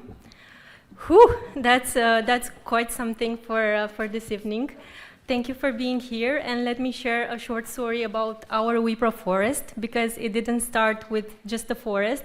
It started in 2015, I'm already thinking big, with a handful of people, and nowadays we reach up to 300 people. We grew up as a community, and now we planted 20,000 saplings of oak trees, of cherry trees, of mixed woodlands that will count and will translate into 28,000 carbon storage within 30 years if our forest is growing big. And of course, we believe our forest would grow big because we believe in the future. I have a child. She was with me in the forest, in the tree planting, and I believe in 30 years I will be going with my granddaughter. So it's a matter of creating the community, creating the glow that Colin was referring to, and having that community growing up and working together for the future, for environment, and for society. And one more thing I want to say, I'm really nervous, I have to admit. We had as partners Teach for Romania children, 2 communities from Orăști and Sohatu, and they were also our glue because they were present there. They were actually planting trees, and now they're asking what's happening with our forest. So we better be careful with the forest and share what's happening in 30 years from now. Thank you so much. Thank you. Now it's time for the official photo. So it's the moment when you have to relax. Congratulations for Vipro Forest. One more round of applause for Vipro Technologies.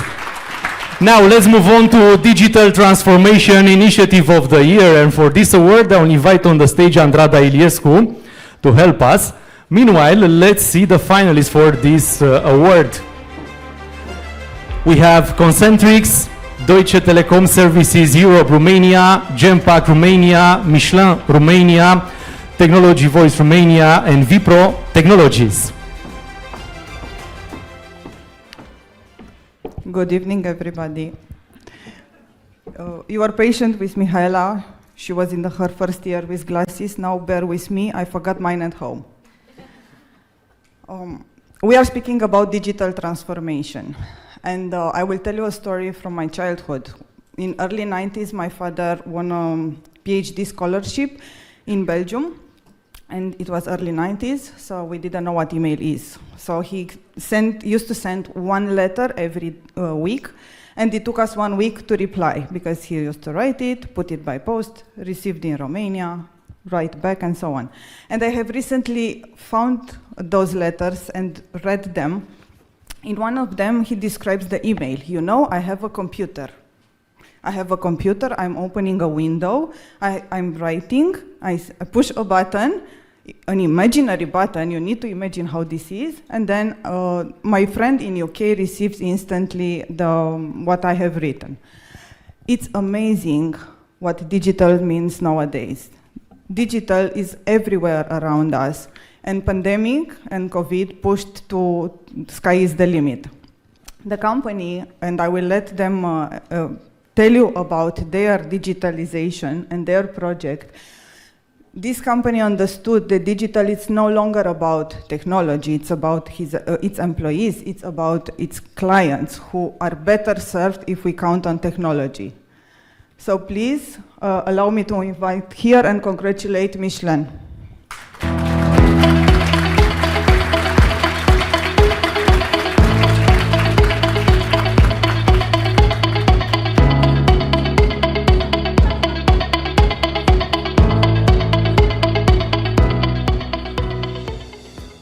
To bend a bit. So, not sure how it is. I did have a speech prepared in my mind, but thanks to the wine that was served outside, I think I forgot my speech. So apologies for that. No, kidding. So I hope you have a good time. What I want to tell about this particular project is the following. It's a mixture between role attractiveness and controlled environment. So the customer is definitely our master. And believe it or not, I hear people talking about AI and talking about all tools and systems. 21st century though, we do have a team that was still working on papers and was still sending invoices via the normal traditional way, and I was still approving documents to be shipped on time.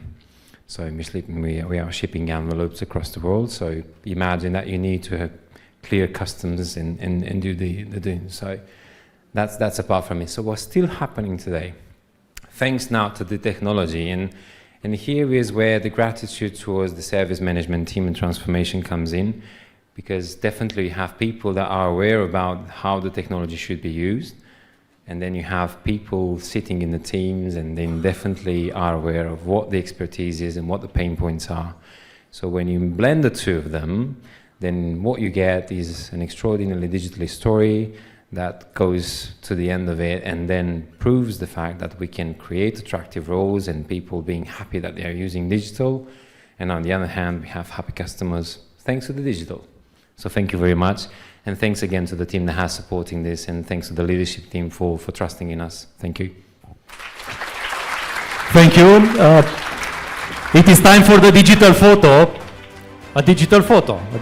To take a digital photo for this award. Please come in the middle of the stage. Ionuț Petrache from Michelin is with us on the stage for this award, Digital Transformation Initiative of the Year.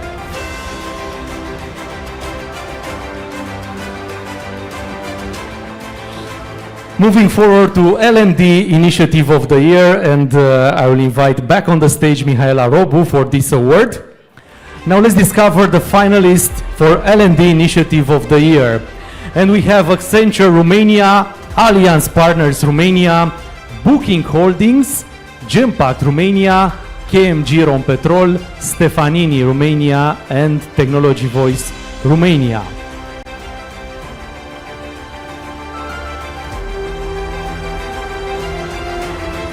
And the award goes to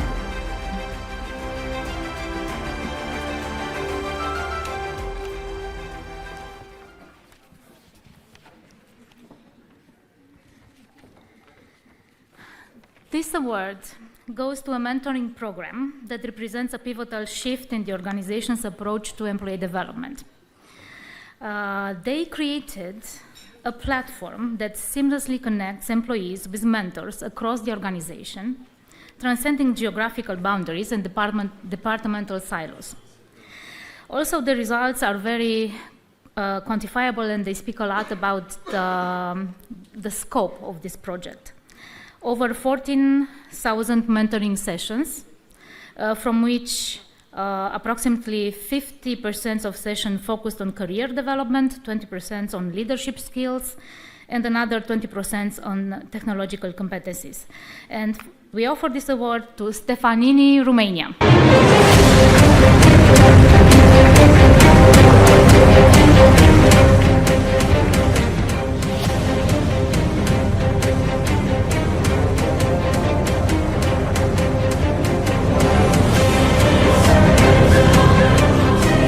Alexia Gusha from Stefanini is joining us on the stage. Congratulations. Well, thank you very much for this award. It's actually very surprising for me to represent today Stefanini Group here and to receive this award in the name of all my colleagues that have contributed or are actually currently contributing to the success of this program, because it is ongoing. And there were some numbers said before, and they are actually the testimonial part of the success part of this program. What I want to share today with you, and it's pretty hard for a learning person to refrain from having a learning pill in front of such a nice audience, is to share which are our two main pillars that actually represented the foundation of this program. On one side, we focused on this idea that the journey is more important than the final destination. And I look at your faces and there are some people who nod, so you agree. That's why we enforced mentoring among other learning programs that we have in Stefanini, like career paths, training matrices, which are embedded in such programs. And the second pillar is that in Stefanini, we put a lot of emphasis on showcasing our attitudes. And one of these is actually leading by example. How else you can lead by example if not by showing your interest in showcasing your career progress? That is why instead of building boundaries, as I heard today, people are encouraged to bring boundaries and to build them actually among leaders and the others, we wanted to break them. We wanted to eliminate the idea of having cross boundaries between people or hierarchical boundaries. We wanted people to be very close one to each other. And once again, the numbers really represent the success of this program. So thank you very much. Congratulations.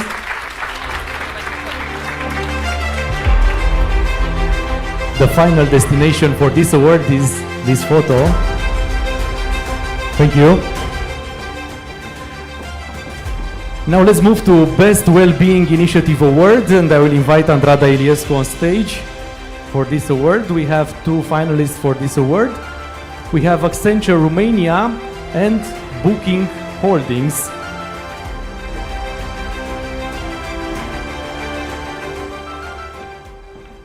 I promise I will speak less this time.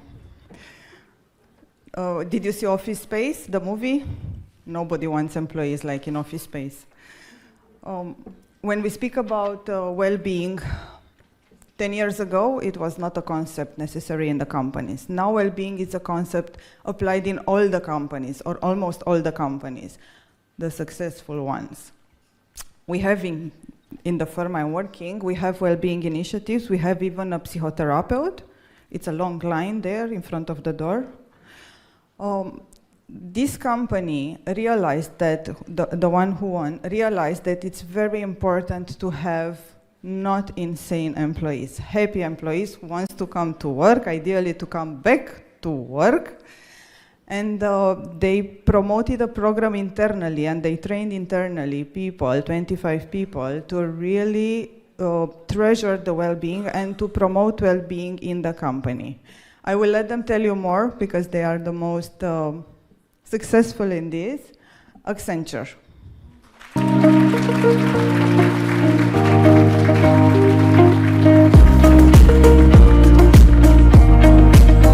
We have one happy employee from Accenture, Claudia Iordache, for this award. So thank you very much. Is this okay? Now? Perfect.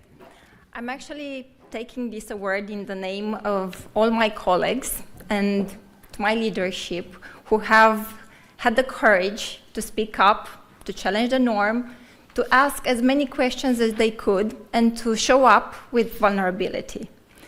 Building psychological safety, it's not an initiative, it's not a project, it's not something that you do over a specific period of time.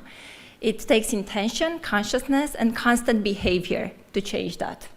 And this is what we encourage our people to do. So thank you very much. We are honored and humbled to receive this.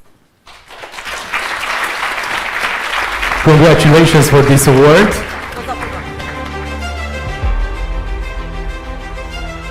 Now the Kodak moment. Andrada Iliescu will help us for the following award. We have Best Customer-Centric Initiative Award with these finalists. Let's see. We have Concentrix Romania, Deloitte, Softec, Stefanini Romania, Teleperformance Romania, Vipro Technologies, and Valoris Center. Thank you. I will be able to enjoy the wine after this. It's amazing what they did. And next time when I'm going to recruit in my team, I swear I will go to them.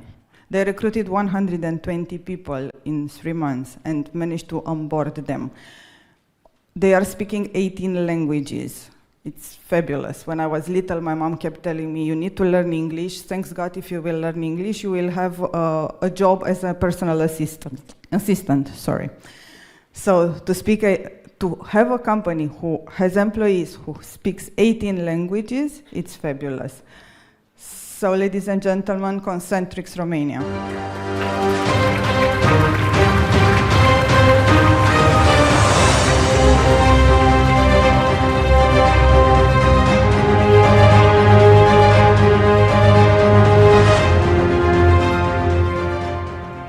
Good evening, everyone. I'm excited, first of all, and you already can see the emotions. I would like to start by expressing my gratitude to each and every team member who has contributed to this amazing project. Endless extended hours, endless cup of coffees, all pay off. We succeeded to break records that have been recognized by our client as well. So now we have set the bar even higher. I'm just happy to be part of such an amazing team, and thank you once again to everyone who have contributed. Thank you. Congratulations. Bianca Diaconescu is part of the team, part of Concentrix team. And this was the Best Customer-Centric Initiative Award. Thank you. Enjoy this evening. Now let's move to Top Digital Transformation Services Provider, and Maria Butcu will help us with this award. Let's discover the finalists on this category, and we have Concentrix Romania, Genpact Romania, Michelin Romania, Stefanini Romania, and Technology Voice Romania.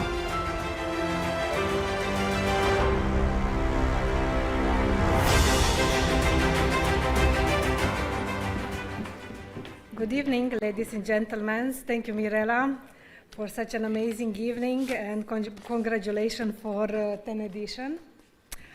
Florin was speaking earlier about the elephant in the room and about Gen AI, and the award for this category goes to the company that managed to combine and extract the data from emails, from unstructured data from ERPs, and structure it in a concrete way, so then all disputes are solved between the clients. And the award goes to Genpact.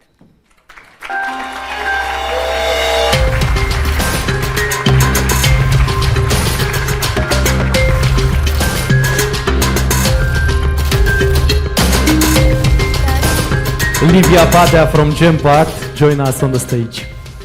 Wow. Good evening, everyone. I'm super honored to be here today and receive this award on behalf of our incredible team.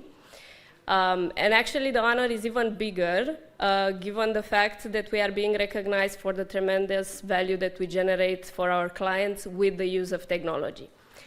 At the core of this success story, I would call it as such, is one simple principle. Humans are better with AI.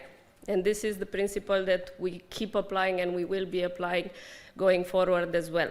So we will continue innovating, we will continue experimenting and finding new ways to generate this value that I was mentioning, and shaping the industry. So thank you very much. Congratulations.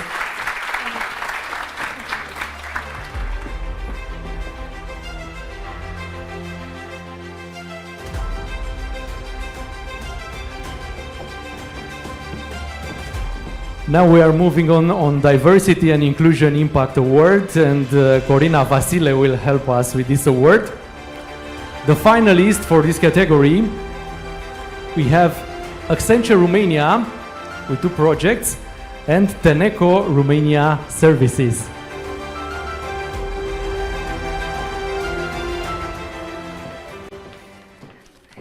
Good evening. First of all, I would like to congratulate Mirela and the Diplomat team for the anniversary. At ANIS, we've just had a similar anniversary with our Gala, and we are fully aware of the work and dedication that is needed to keep the community together. So congratulations and thank you for a long-lasting partnership, Mirela. Now, to the award. It's very heartwarming, this initiative that I'm going to talk about, because as I think Irina raised the question in an earlier panel, who are we? What are we? Yeah, we are not ceasing to be a parent or a caregiver as long as we all walk into the workplace. So it's very, very well and very comforting to have your colleagues supporting the concerns, the questions, everything, the activities that you need to carry on as a parent, but it's even more important that your company and its leadership are supporting these activities and providing special programs to bring the people together also around those aspects, very important aspects of life. When you have 1,800 and more parents in the company, it is natural that you need to do something about it, and when you do it as Accenture did it, then you get an award.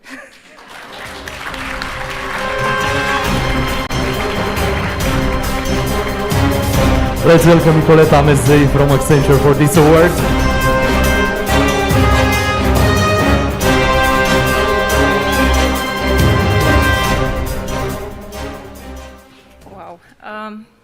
Somebody get my heart back, please. Thank you for that introduction. I believe that it takes a village to raise a child. And in modern parenting, we don't have the village anymore. But we do have a new kind of challenges.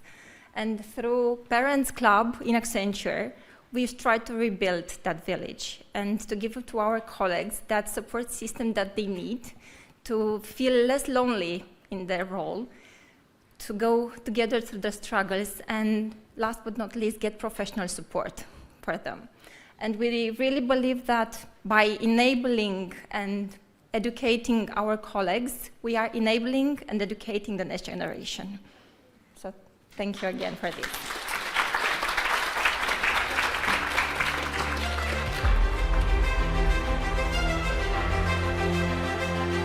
We have an award club here. Congratulations for this award, Diversity and Inclusion Impact Award. And Corina Vasile will help us also with the following award, Best University Business Cooperation. Let's see the finalists.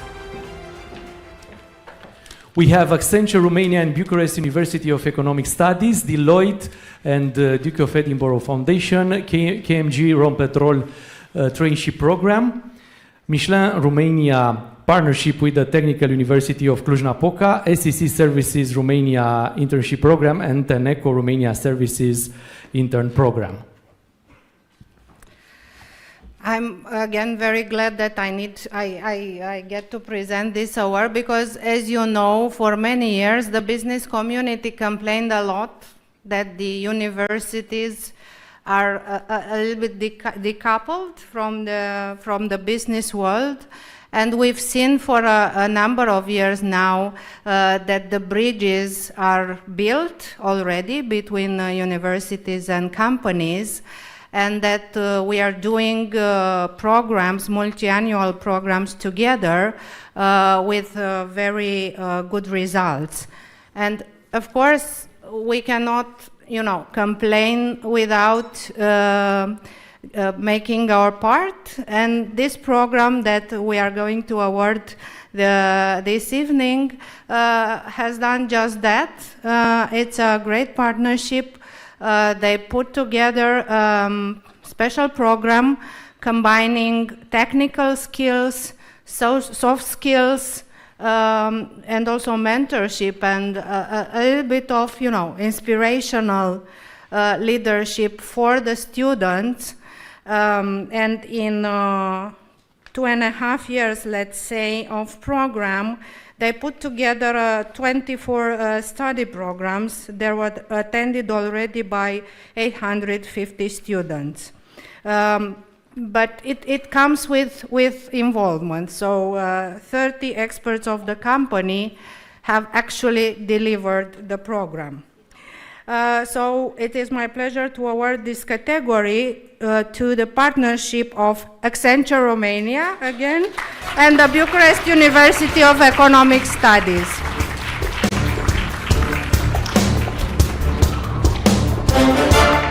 Andreea Ciobănoiu is with us on the stage for this award, Best University Business Cooperation. So thank you very much. I have my speech here. We are very happy to be here with all the awarded companies. Thank you very much for this award and for this recognition.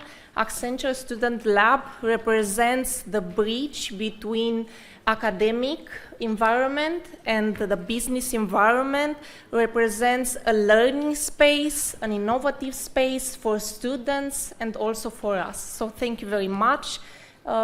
It's very, very happy to be here. Congratulations.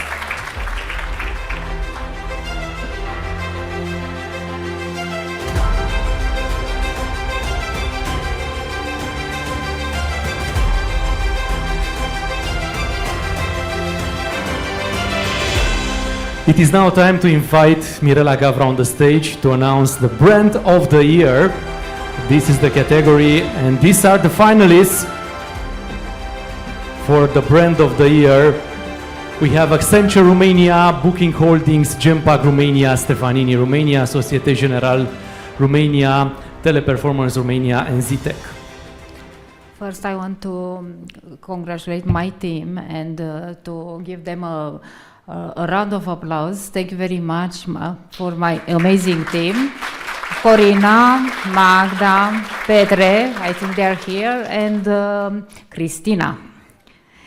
Okay, now, and of course, outstanding, your speech, Colin. Thank you very much. Very nice words. So, this award is based just on online voting. Acknowledge the performance and brand awareness of a company that started its Romanian operation in 2005, opening the first service center in Bucharest.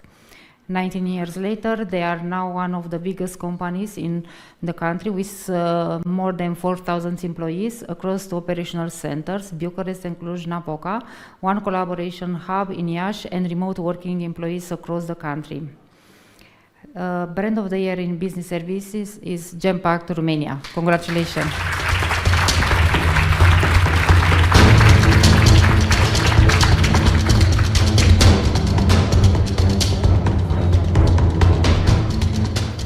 Good evening. Thank you, Mirela. Thank you to the entire audience. Thank you for this valuable recognition. Giving it's an award chosen by public vote is especially meaning to us at Genpact, as it tells that our mission is being seen and appreciated. Thank you to all the Genpact team in Romania, 4,000 employees, to all our clients and partners for believing in us. Thank you for believing in Genpact brand. Congratulations for this award, Brand of the Year, Genpact Romania.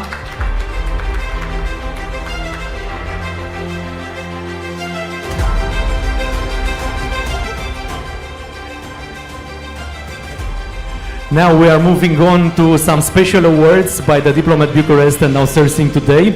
And Mirela Gavra will also make the announcement for the Performant Internship Program. These special awards recognize the performance of an internship program that is a transformative experience that shapes the future leaders of tomorrow. Throughout the internship journey at the company, 11 interns were immersed in a dynamic environment where learning, collaboration, and innovative thrive. The programs goes beyond traditional intern responsibilities, offering meaningful project and mentorship opportunities that empower interns to make tangible contributions from day one. Interns aren't just observers. What truly sets the internship program apart is the company's commitment to fostering a culture of inclusivity and diversity. The awards goes to SEC Romania.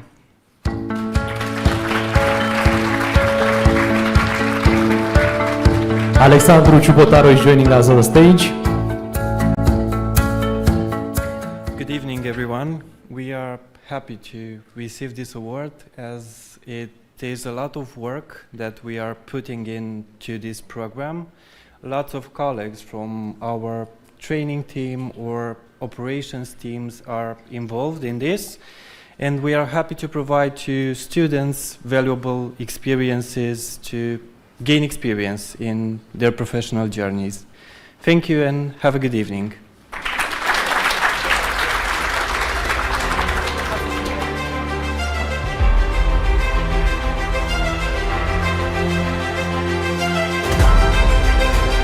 Thank you, Mirela. For our next special award, I will invite on the stage the man with the most beautiful words for tonight, Mr. Colin Lovering, to announce the award, the special award, Commitment to Customer Centricity.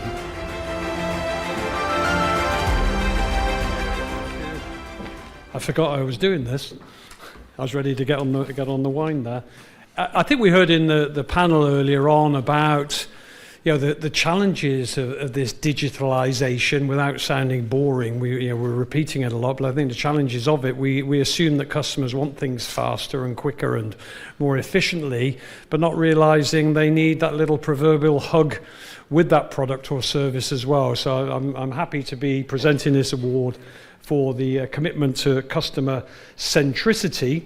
And this award goes to a company whose declared mission is to ensure excellence in designing and developing outsourcing services. With an innovative, easy for me to say, attitude and proven experience, the company establishes long-term business partnerships with clients and employees. Last year, they launched the Customer Satisfaction Program as a fresh commitment to excellence. They designed and integrated, tailored the workflow. I don't need to say any more because they're going to say much more about it, and I'm losing my energy to speak. So I'm delighted to say that this award goes to Valoris Center.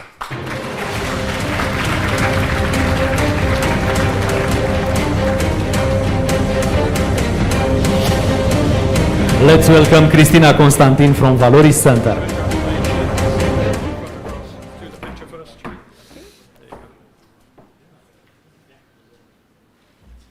Thank you. Good evening, everyone. Valoris Center also celebrated this year 18 years since we started the company. We are very lucky to have so many partners who put their trust in us to offer services to their end users. This is a huge responsibility, but it is also an opportunity in the market that we are working to learn a lot. And one of the lessons that we cannot forget, because we are doing it every day, is that the one who can tell us the needs of the business and of the service is the end user. So we took this lesson and we transformed it in a new program, a program that is actually used worldwide in the industry, but it is not applied in all the industries. So we created it, we created the infrastructure, and now we are lucky to say that most of the customers who have eligible services do have this voice of the customer that can come and bring added value to their service. Thank you so much. Thank you. Our next special award is Leadership Development Program, and Colin Lovering will announce the winner.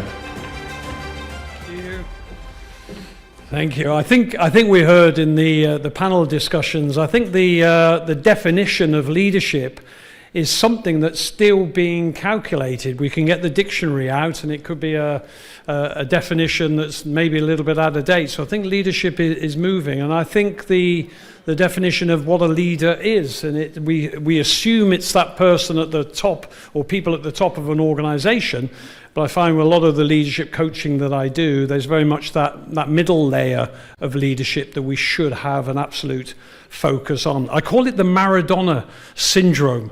Everybody knows Maradona, one of the greatest footballers in the world, and then they made him a manager, assuming because he was an excellent footballer that he'd make an excellent manager. And I think that's something that's always on the minds of organizations when they're bringing a high performer in to that management position. So I'm really happy to be recognizing a company that covers a diverse array of skills with their programs such as communication, emotional intelligence, project management, problem solving, and demonstrates a high level of innovation developed within the group's Global Competency Center. This program is a comprehensive initiative aimed at equipping individuals with the skills, mindsets, and capabilities necessary to excel in their leadership roles. I'm delighted to say, I think I'm going to get a big hug here, we offer this award to Allianz Partners.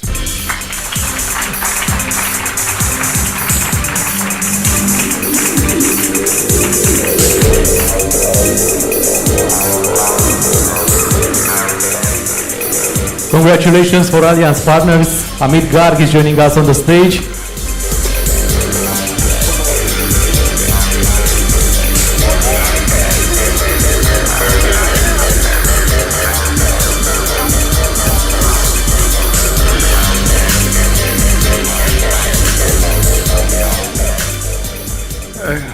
Thank you so much for this award. Colin, we were talking about it, and in the break, one of the things I always feel since last my 21 years, and I learned it, one of the companies I worked for, Jekis Genpact, is the middle layer is the most critical layer. In the war, the guy who tells you to win the war and charges up the army is the middle layer, the team leader. And that is where my colleagues, we are receiving this on behalf of my colleagues sitting there, very proud to be at Allianz Partners. I said, this is what I've learned. And if you can develop this, my team, I'm extremely proud that we developed a program right from an onboarding to development of a domain training, to the process training, the skills, and then managing the team, and then growing up.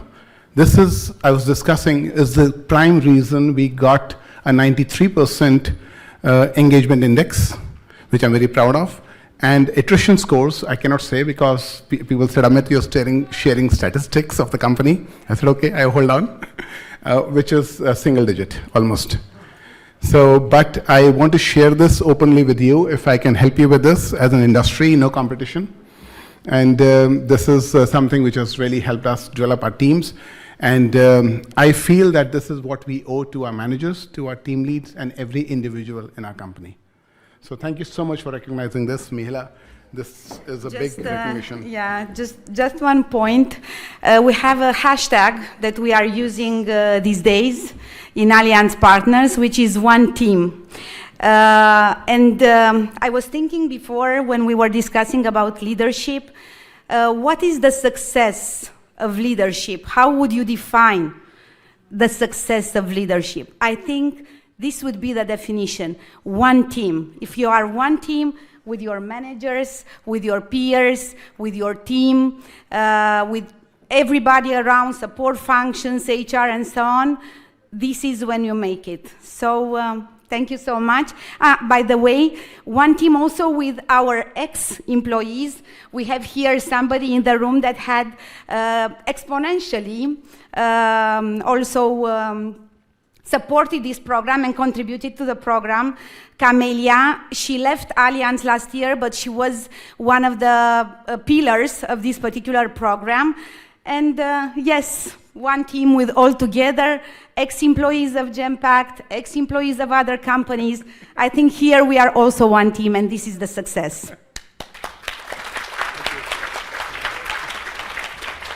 This was the last special award. We'll continue to the individual awards. Team Leader of the Year, the fourth category in a row, announced by Colin Lovering. Let's see the finalists first. We have Dragoș Mihalaki, Cătălin Onosie, Cătălina Stancu, Marius Vasilache, Sergiu Curocichin, Iolanda Grecu, Andreea Constantinescu, and Codruța Dina. Okay, thank you. Mihaela, we have to work on your shyness. Yeah, we'll do some coaching on that. Team Leader of the Year. I think in every organization there's many people who will give up their careers for other colleagues. They have this sort of this people-centric ability of them. The glue, as we described Mirella, the humble, unsung heroes in many ways. So I'm really delighted that this is one of the categories that we're recognizing tonight, and I know all of the people here should feel really proud of their contribution and what they do for the organization. And they're the people who, when you congratulate them, say, no, it was nothing really. But it was something. It was really something. So this award is dedicated to a highly appreciated manager for his maturing, there's a clue, for his maturing the cyber detection and response services. As stated by his colleagues, he is someone upon whom you can always rely. There you go. Consistently willing to go above and beyond to deliver our objectives on time. His consistency demonstrates a proactive approach, taking initiative, anticipating challenges, and driving progress through proactive actions. I'm delighted to say the winner of this award is Cătălin Onosie, if I'm pronouncing that, from Booking Holdings.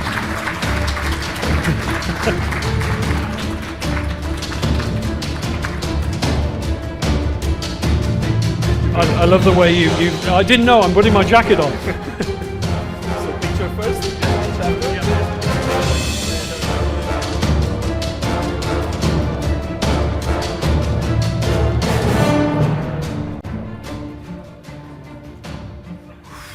Okay, let's go. I'm gonna keep this short because I have a limited time before my emotions overwhelm me. So I want to thank my team.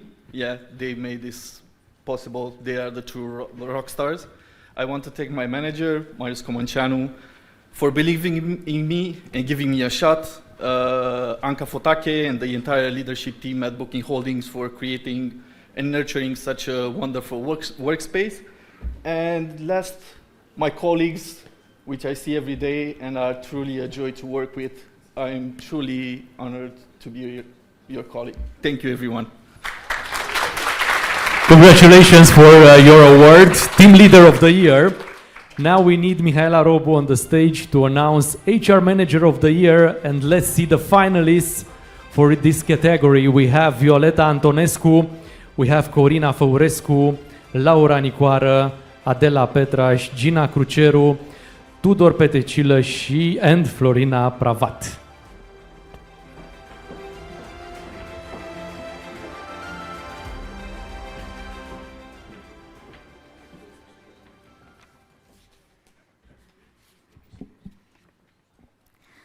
I must admit that I'm amazed every time when we go through the applications. I'm amazed by the numbers that I can read. I'm amazed understanding the complexity of the projects. And for this, it's clear that employees should be engaged. Goals should be aligned in order for everything to go smooth. And among other leaders, I believe the HR manager is one of the most important. His role or her role is one of the most important in making this happening. So I'm honored to be able to award this, to offer this award this year. And it goes to a lady with a vast experience of 17 years in various industries as FMCG, retail and energy. And she, through constant growth experience, she has applied expertise in human resources strategy, organizational design, change management, leadership development. So she touched on every and all these aspects.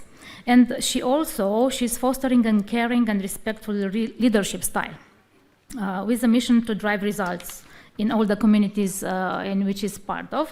And when you will hear the name of the company, you'll understand also that she's managing various teams, very diverse teams and types of human resources, because this award goes to Gina Cruceru, Group HR Director, Rompetrol KMG International.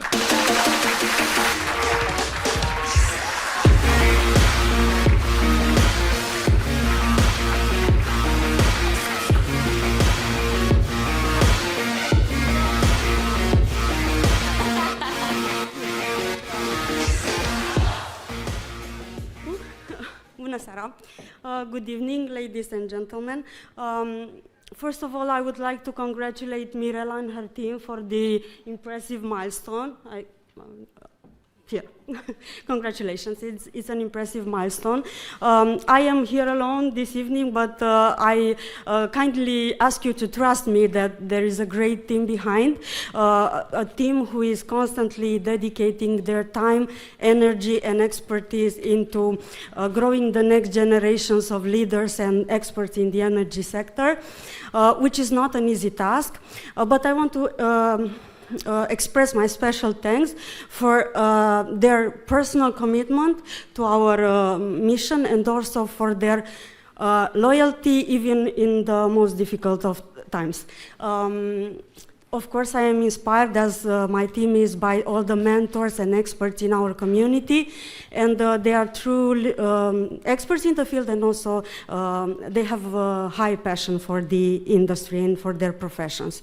I want also to thank a heartfelt thank you to the jury who has put a light on our mission and on our actions of growing people. This is very important for us. And of course, I am honored and grateful to receive such recognition from your community. Thank you very much. Congratulations.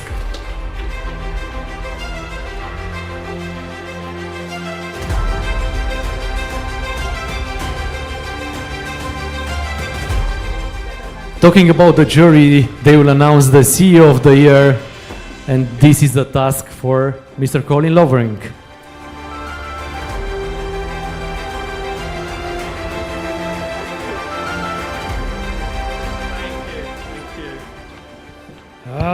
Thank you. Is this the last award? Yes, for you. Okay. Oh, for me. Okay. I'm joking aside. I'm always happy to recognise a leader. But congratulations to all of the CEOs, the leaders, everybody in the room for your contribution to the business. I've said before, I've got various DNA. I've got a bit of English, a bit of Scottish, a bit of Irish, a bit of French, but my heart is Romanian, and I'm always very proud to see the energy and consistency that goes in to everything that you do.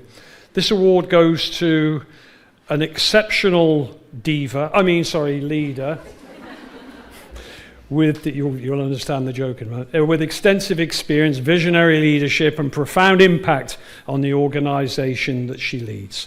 As the company she leads has been subject to a major acquisition, she assumed the pivotal role, not sure about the assumed bit, she was given the pivotal role of aligning and integrating the two organizations, a task she accomplished with exceptional speed, creating synergies in the shortest time possible. Now the company has more than 3,700 employees in 4 cities, Bucharest, Brașov, Sibiu, and Cluj-Napoca, and she is going to IKEA tomorrow to buy a very large trophy cabinet to put all of these awards that she's won over the last 3 years.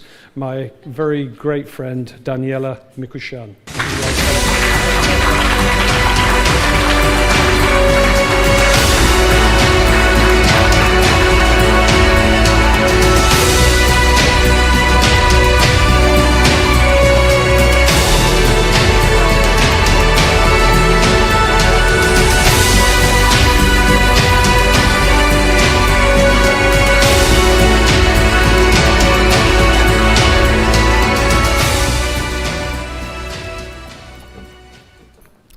So I will tell you a journey because the kid here is joking.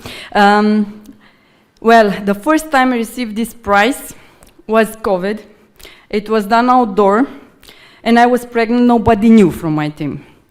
So I said, I blame the baby, the pregnancy hormones, and I was just lucky. Lucky shot, beginners. The second time I received this award, I was chewing on a fish, and it almost stuck into my throat. And now, I would say the third time, you cannot say it's luck, it's a strike. Thank you very much.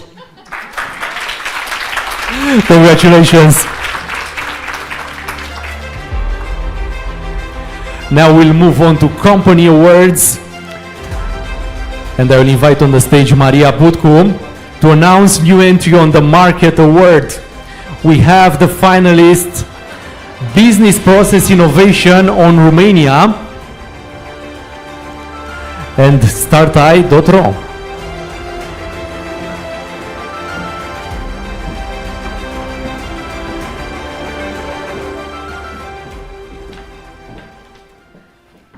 The award of this category goes to a company specializing in accounting, payroll, and HR outsourcing. The company had its first customer back in February 2022. Now, 2 years later, the company serves 60 employees and has tripled its yearly turnover. I am pleased to invite to the stage BPO. Business Process Innovation on Romania. Daniela Zygmunt is joining us on the stage for this award. Congratulations for new entry on the Market Award.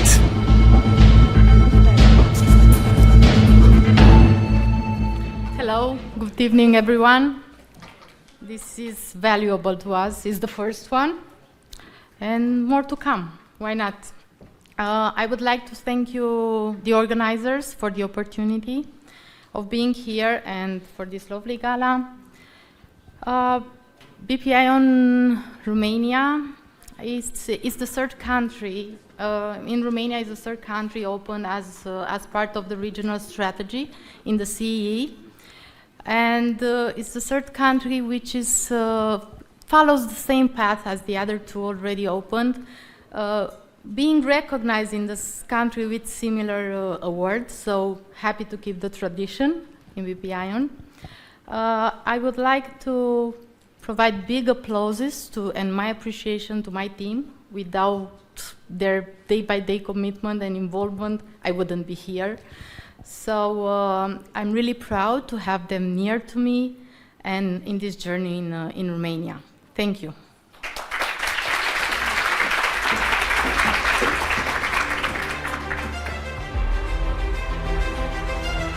Congratulations. Our next category is Most Transformed Workplace, and Maria Butcu will also help us for this category.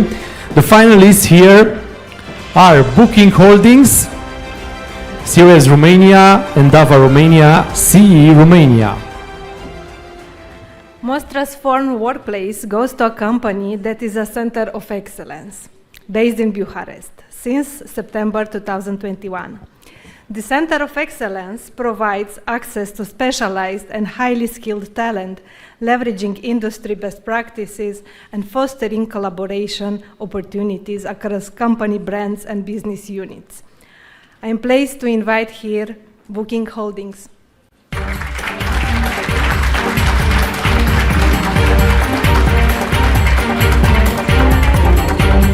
Dragoș Mihalaki is receiving this award.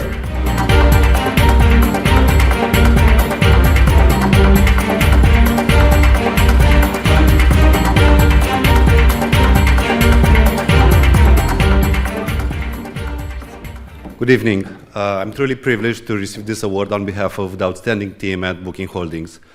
Our mission to make it easier for everyone to experience the world drives our dedication and innovation, and this achievement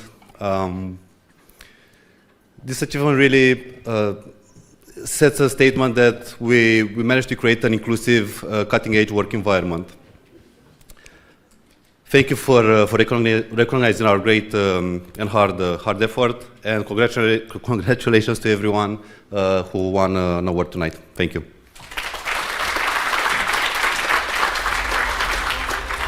It is now time to invite on the stage Andrei Romanescu, Managing Director Vim Software, to announce Employer of the Year under 800 employees. The finalists are Booking Holdings, Deutsche Telekom Services Europe Romania, and Teneco Romania Services. Okay, now hoping that my voice will work. Hi everyone, good evening. Just happy to be here. I missed the previous ceremony last year for different reasons, but it's so good to see so many people around. Now, for those of you who don't know me, I'm a pretty competitive individual. So, Mihaela, part of the jury, the first for her tonight was that she had to wear glasses. Then Andrada, the first for her was that she forgot her glasses at home. Now, the first for me, because I want to be the first as well, is it's the first time ever I have a clipboard with notes. So that's a true testimony that I'm getting older. No offense, Bogdan. Okay, you have a clipboard as well, so I'm just talking about myself. Okay, I'm very delighted to get to present the next 3 awards, so you'll get enough of me tonight. They are very prestigious awards, and they come based on outstanding results of those companies. Now, the first award that I'm going to introduce is the Employee of the Year award, and this award goes to a company that had a 25% revenue growth. They had a 10% decrease in attrition rate. No, I'm not going to say the attrition percentage, it's just a decrease. Okay, Amit? Okay, fine. And they have 5 guiding principles, which, to be very honest with you, I enjoyed a lot. The 5 guiding principles are the following: team together, team apart, stay curious and grow, I am, count on me, get things done, and delight our customers. Oh, there is the 5th one. I should learn to count. The 5th one is act with respect and integrity. So those are 5 guiding principles. Now, they have tons of projects. The company runs a project which is called the Skills Management Project, which is unique because it sits on and it emphasizes AI-based training suggestions for their populations to provide personalized training for their employees.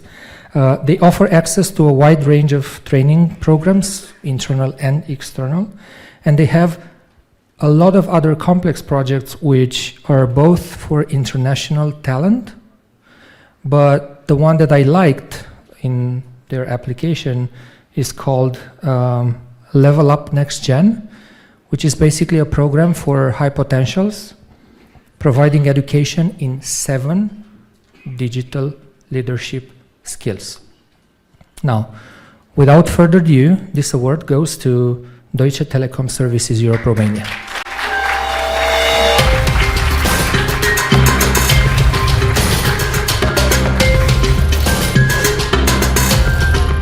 Now Madalin Popescu receives the award for Deutsche Telekom Services Europe Romania.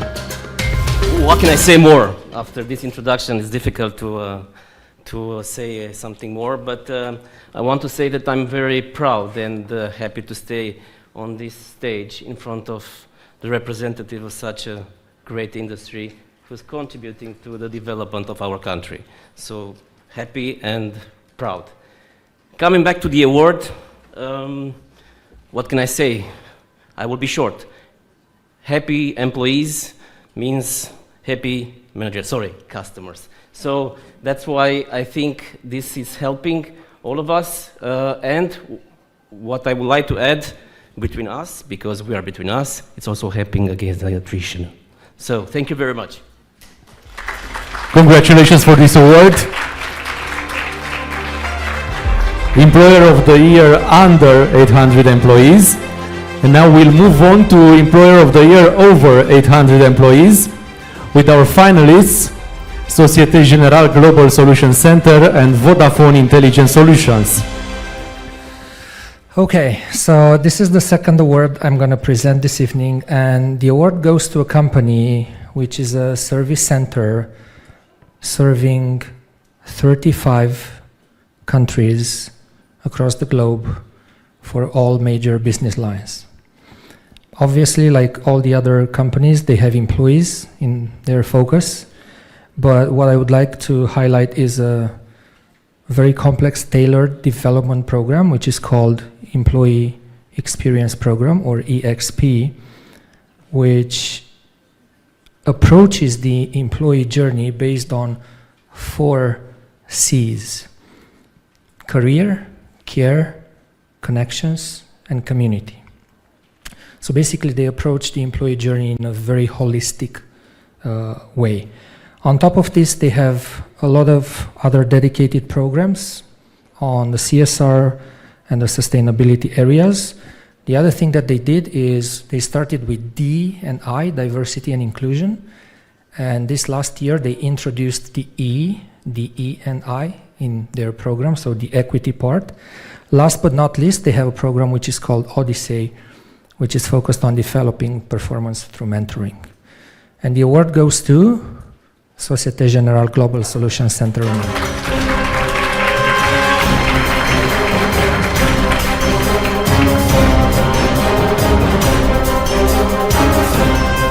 Starting also with C, Catalina Magui.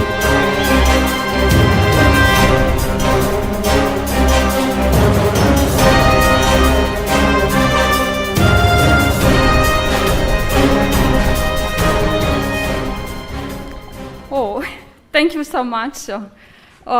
It's very stressful to be at the end of this long, nice evening, at the end of the list. I would say that, the things related to this employee experience program that we developed starting with 2022 and brought the fruits completely last year were already introduced. I will not repeat the holistic approach that we put in the program with career, care, connection, and community. I would say that my role as HR, it's simple, and I'm humble when saying that, because I'm happy to see that, in fact, this program is carried over by the full company with the help of the team, with the help of managers, and this is really a proud thing for me.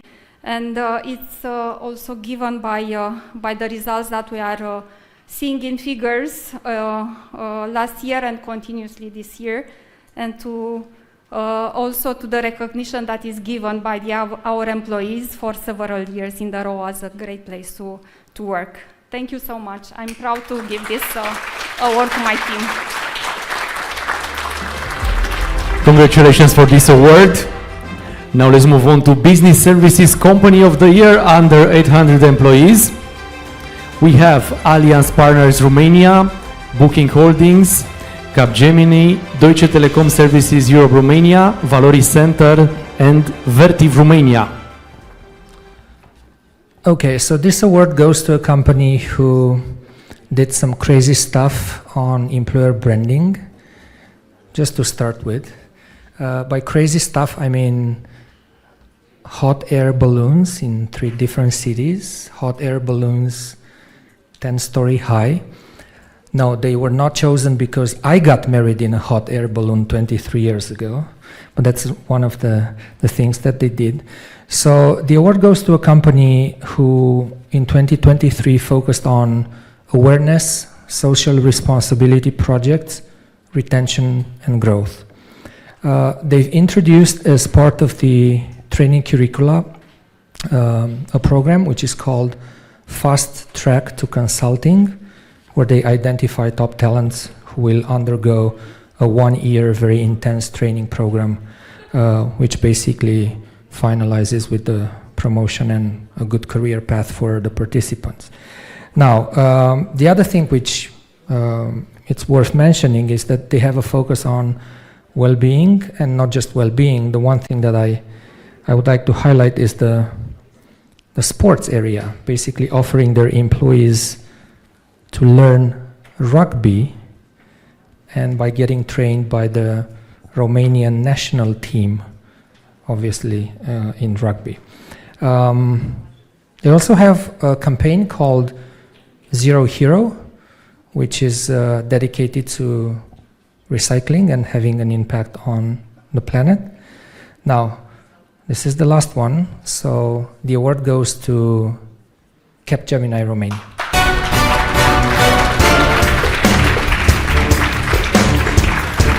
Congratulations for Capgemini Romania. Cătălin Bădescu is receiving the award.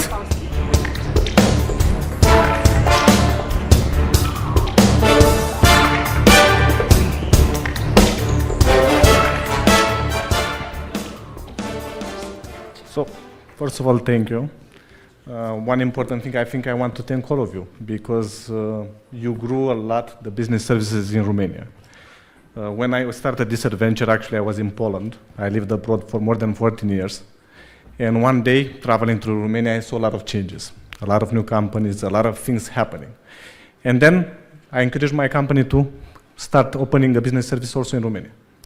And we are growing, we are developing. Also, we are trying to bring as much as we can from our mother company in France and try to engage more employees, try to grow more, and try to, let's say, show a different face of Romania. Here is a lot of potential, a lot of intelligent people, and let's hope that we grow just larger. Thank you, everyone. Congratulations. We are in the Gemini time period, so it's actually natural to have an award to Capgemini. Now we'll move on to the Business Services Company of the Year, over 800 employees, and Sorin Macoveiu will help us here on the stage to announce the winner. We have the finalists: Accenture, Genpact Romania, Societe Generale Global Solutions Center, Stefanini Romania, Teleperformance Romania, and Vodafone Intelligent Solutions. Good evening. I believe we're down to the last award of the evening, right? So I'll keep it short. Anyway, it's difficult to keep up the step with Andrei. So this award goes to a company that performs in outsourced omnichannel customer experience management, starting its activity in Romania in 2004. Now they count more than 5,700 employees working in offices in Bucharest, Brașov, Sibiu, and Cluj-Napoca. Year over year, the company posts revenue growth rates of 50 to 60% with an employee growth of 85%. It runs several initiatives such as the Business Excellence Initiative or the Feel Good program developed for employees. For their customers, the introduction of the task force and enhanced communication channels improves response times and service customizations. The award goes to Teleperformance Romania. Congratulations.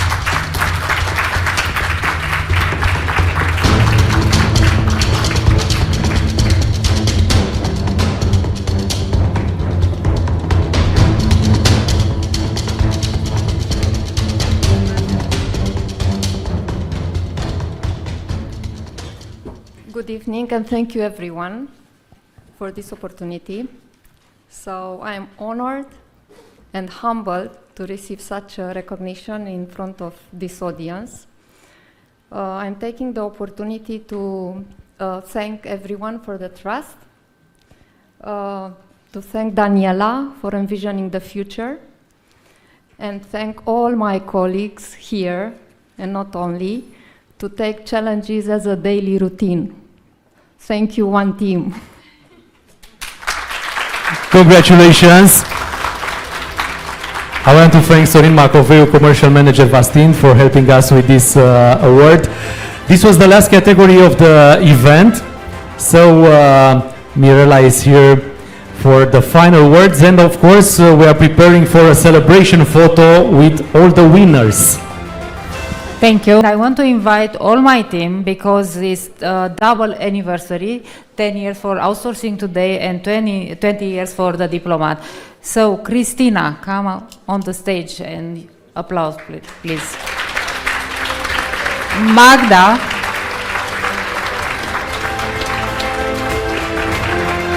Petre. And Corina, I think she's outside. Ah, no, she's here. The new member of the team.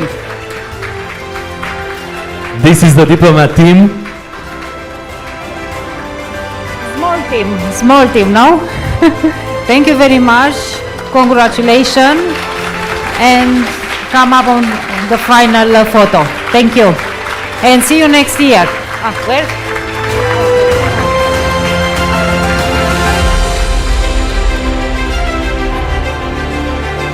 Thank you. And now it's time to invite all the winners on the stage for our celebration photo. Again, one round of applause for the winners. Thank you for this beautiful evening. It was a pleasure to have you at our event.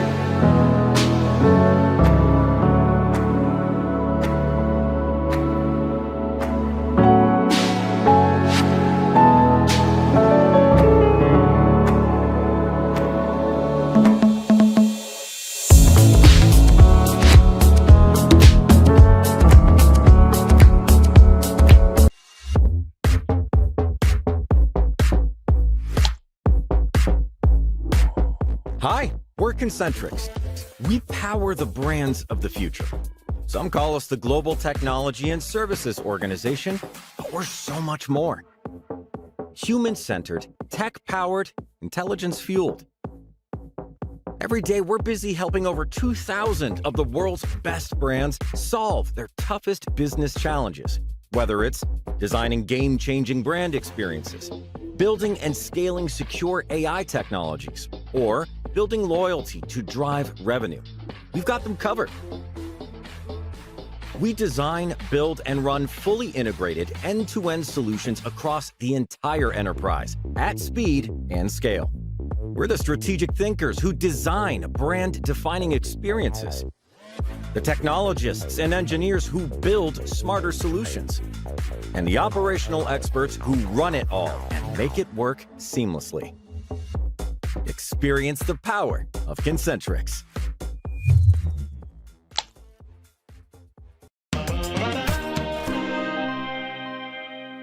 Ça me fait plaisir de boire le café avec mes collègues. Bende kávé ízevjörő.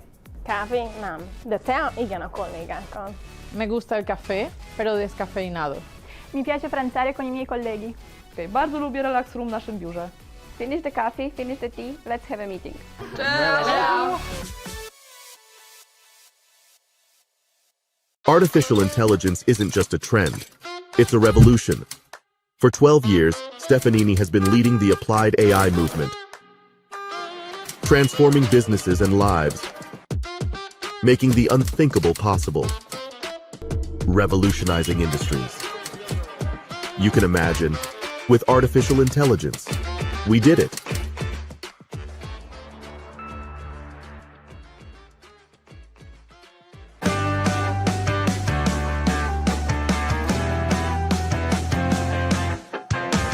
Giving is for me a great opportunity to feel whole and complete, and building feels like I'm the co-creator of my own reality and helps everyone.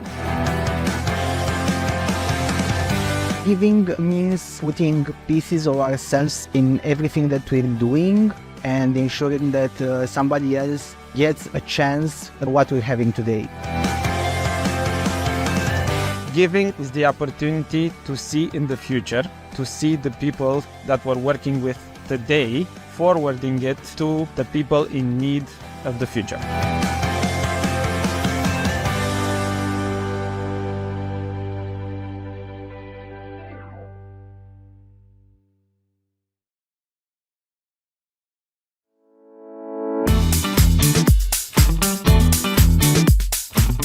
Welcome to Genpact in Iași. We are opening a unique collaboration hub rather than a traditional office, as one of our working models is work from anywhere.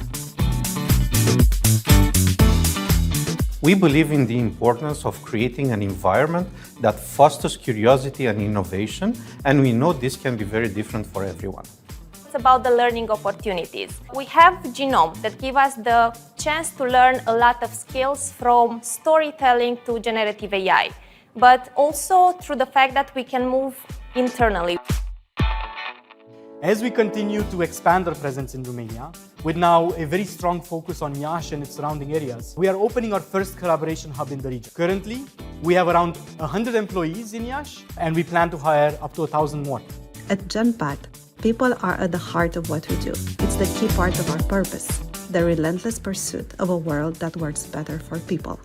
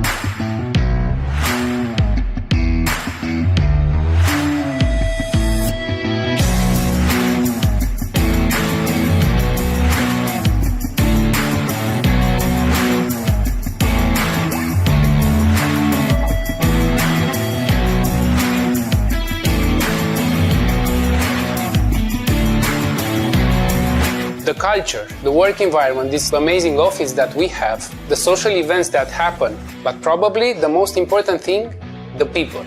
The people and their amazing energy. At Booking Holdings Center of Excellence in Romania, I've encountered some of the most brilliant individuals I've ever worked with. It's a very supportive working environment where everyone's opinions are valued and you feel that you are part of a larger team contributing to common goals. The office space is also equipped with the latest technology and designed to accommodate collaborative work between brands. The main reason is the people. They bring a multitude of skills, experience and passion in order to support the Booking Holdings vision, to make it easier for everyone to experience the world. The vibrant office environment and the amazing people that work here. For me, the Booking Holdings Center of Excellence in Bucharest is the best place to work due to its people who help create a vibrant work environment. The amazing office spaces, the culture, and the opportunities to experience career progression within diverse teams. There are quite a few reasons why I consider Booking Holdings a great place to work. To begin with, the quality of the people. Our colleagues are always willing to help and I think we have a great culture here. Additionally, there is a wealth of learning opportunities. We actively participate in some major initiatives and it is rewarding to see that our actions have a real impact.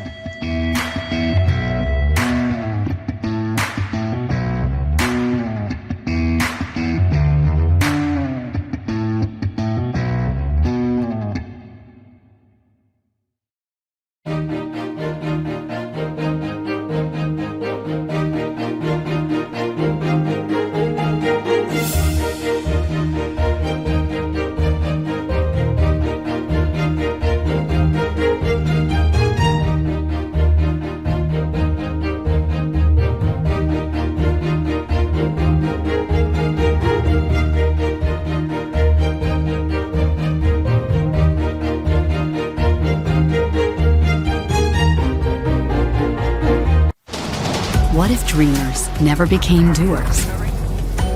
Where would we be if limits were never tested?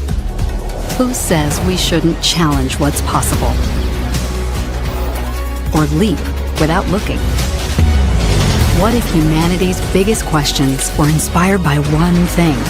The belief that tomorrow can be better than today. What's your ambition?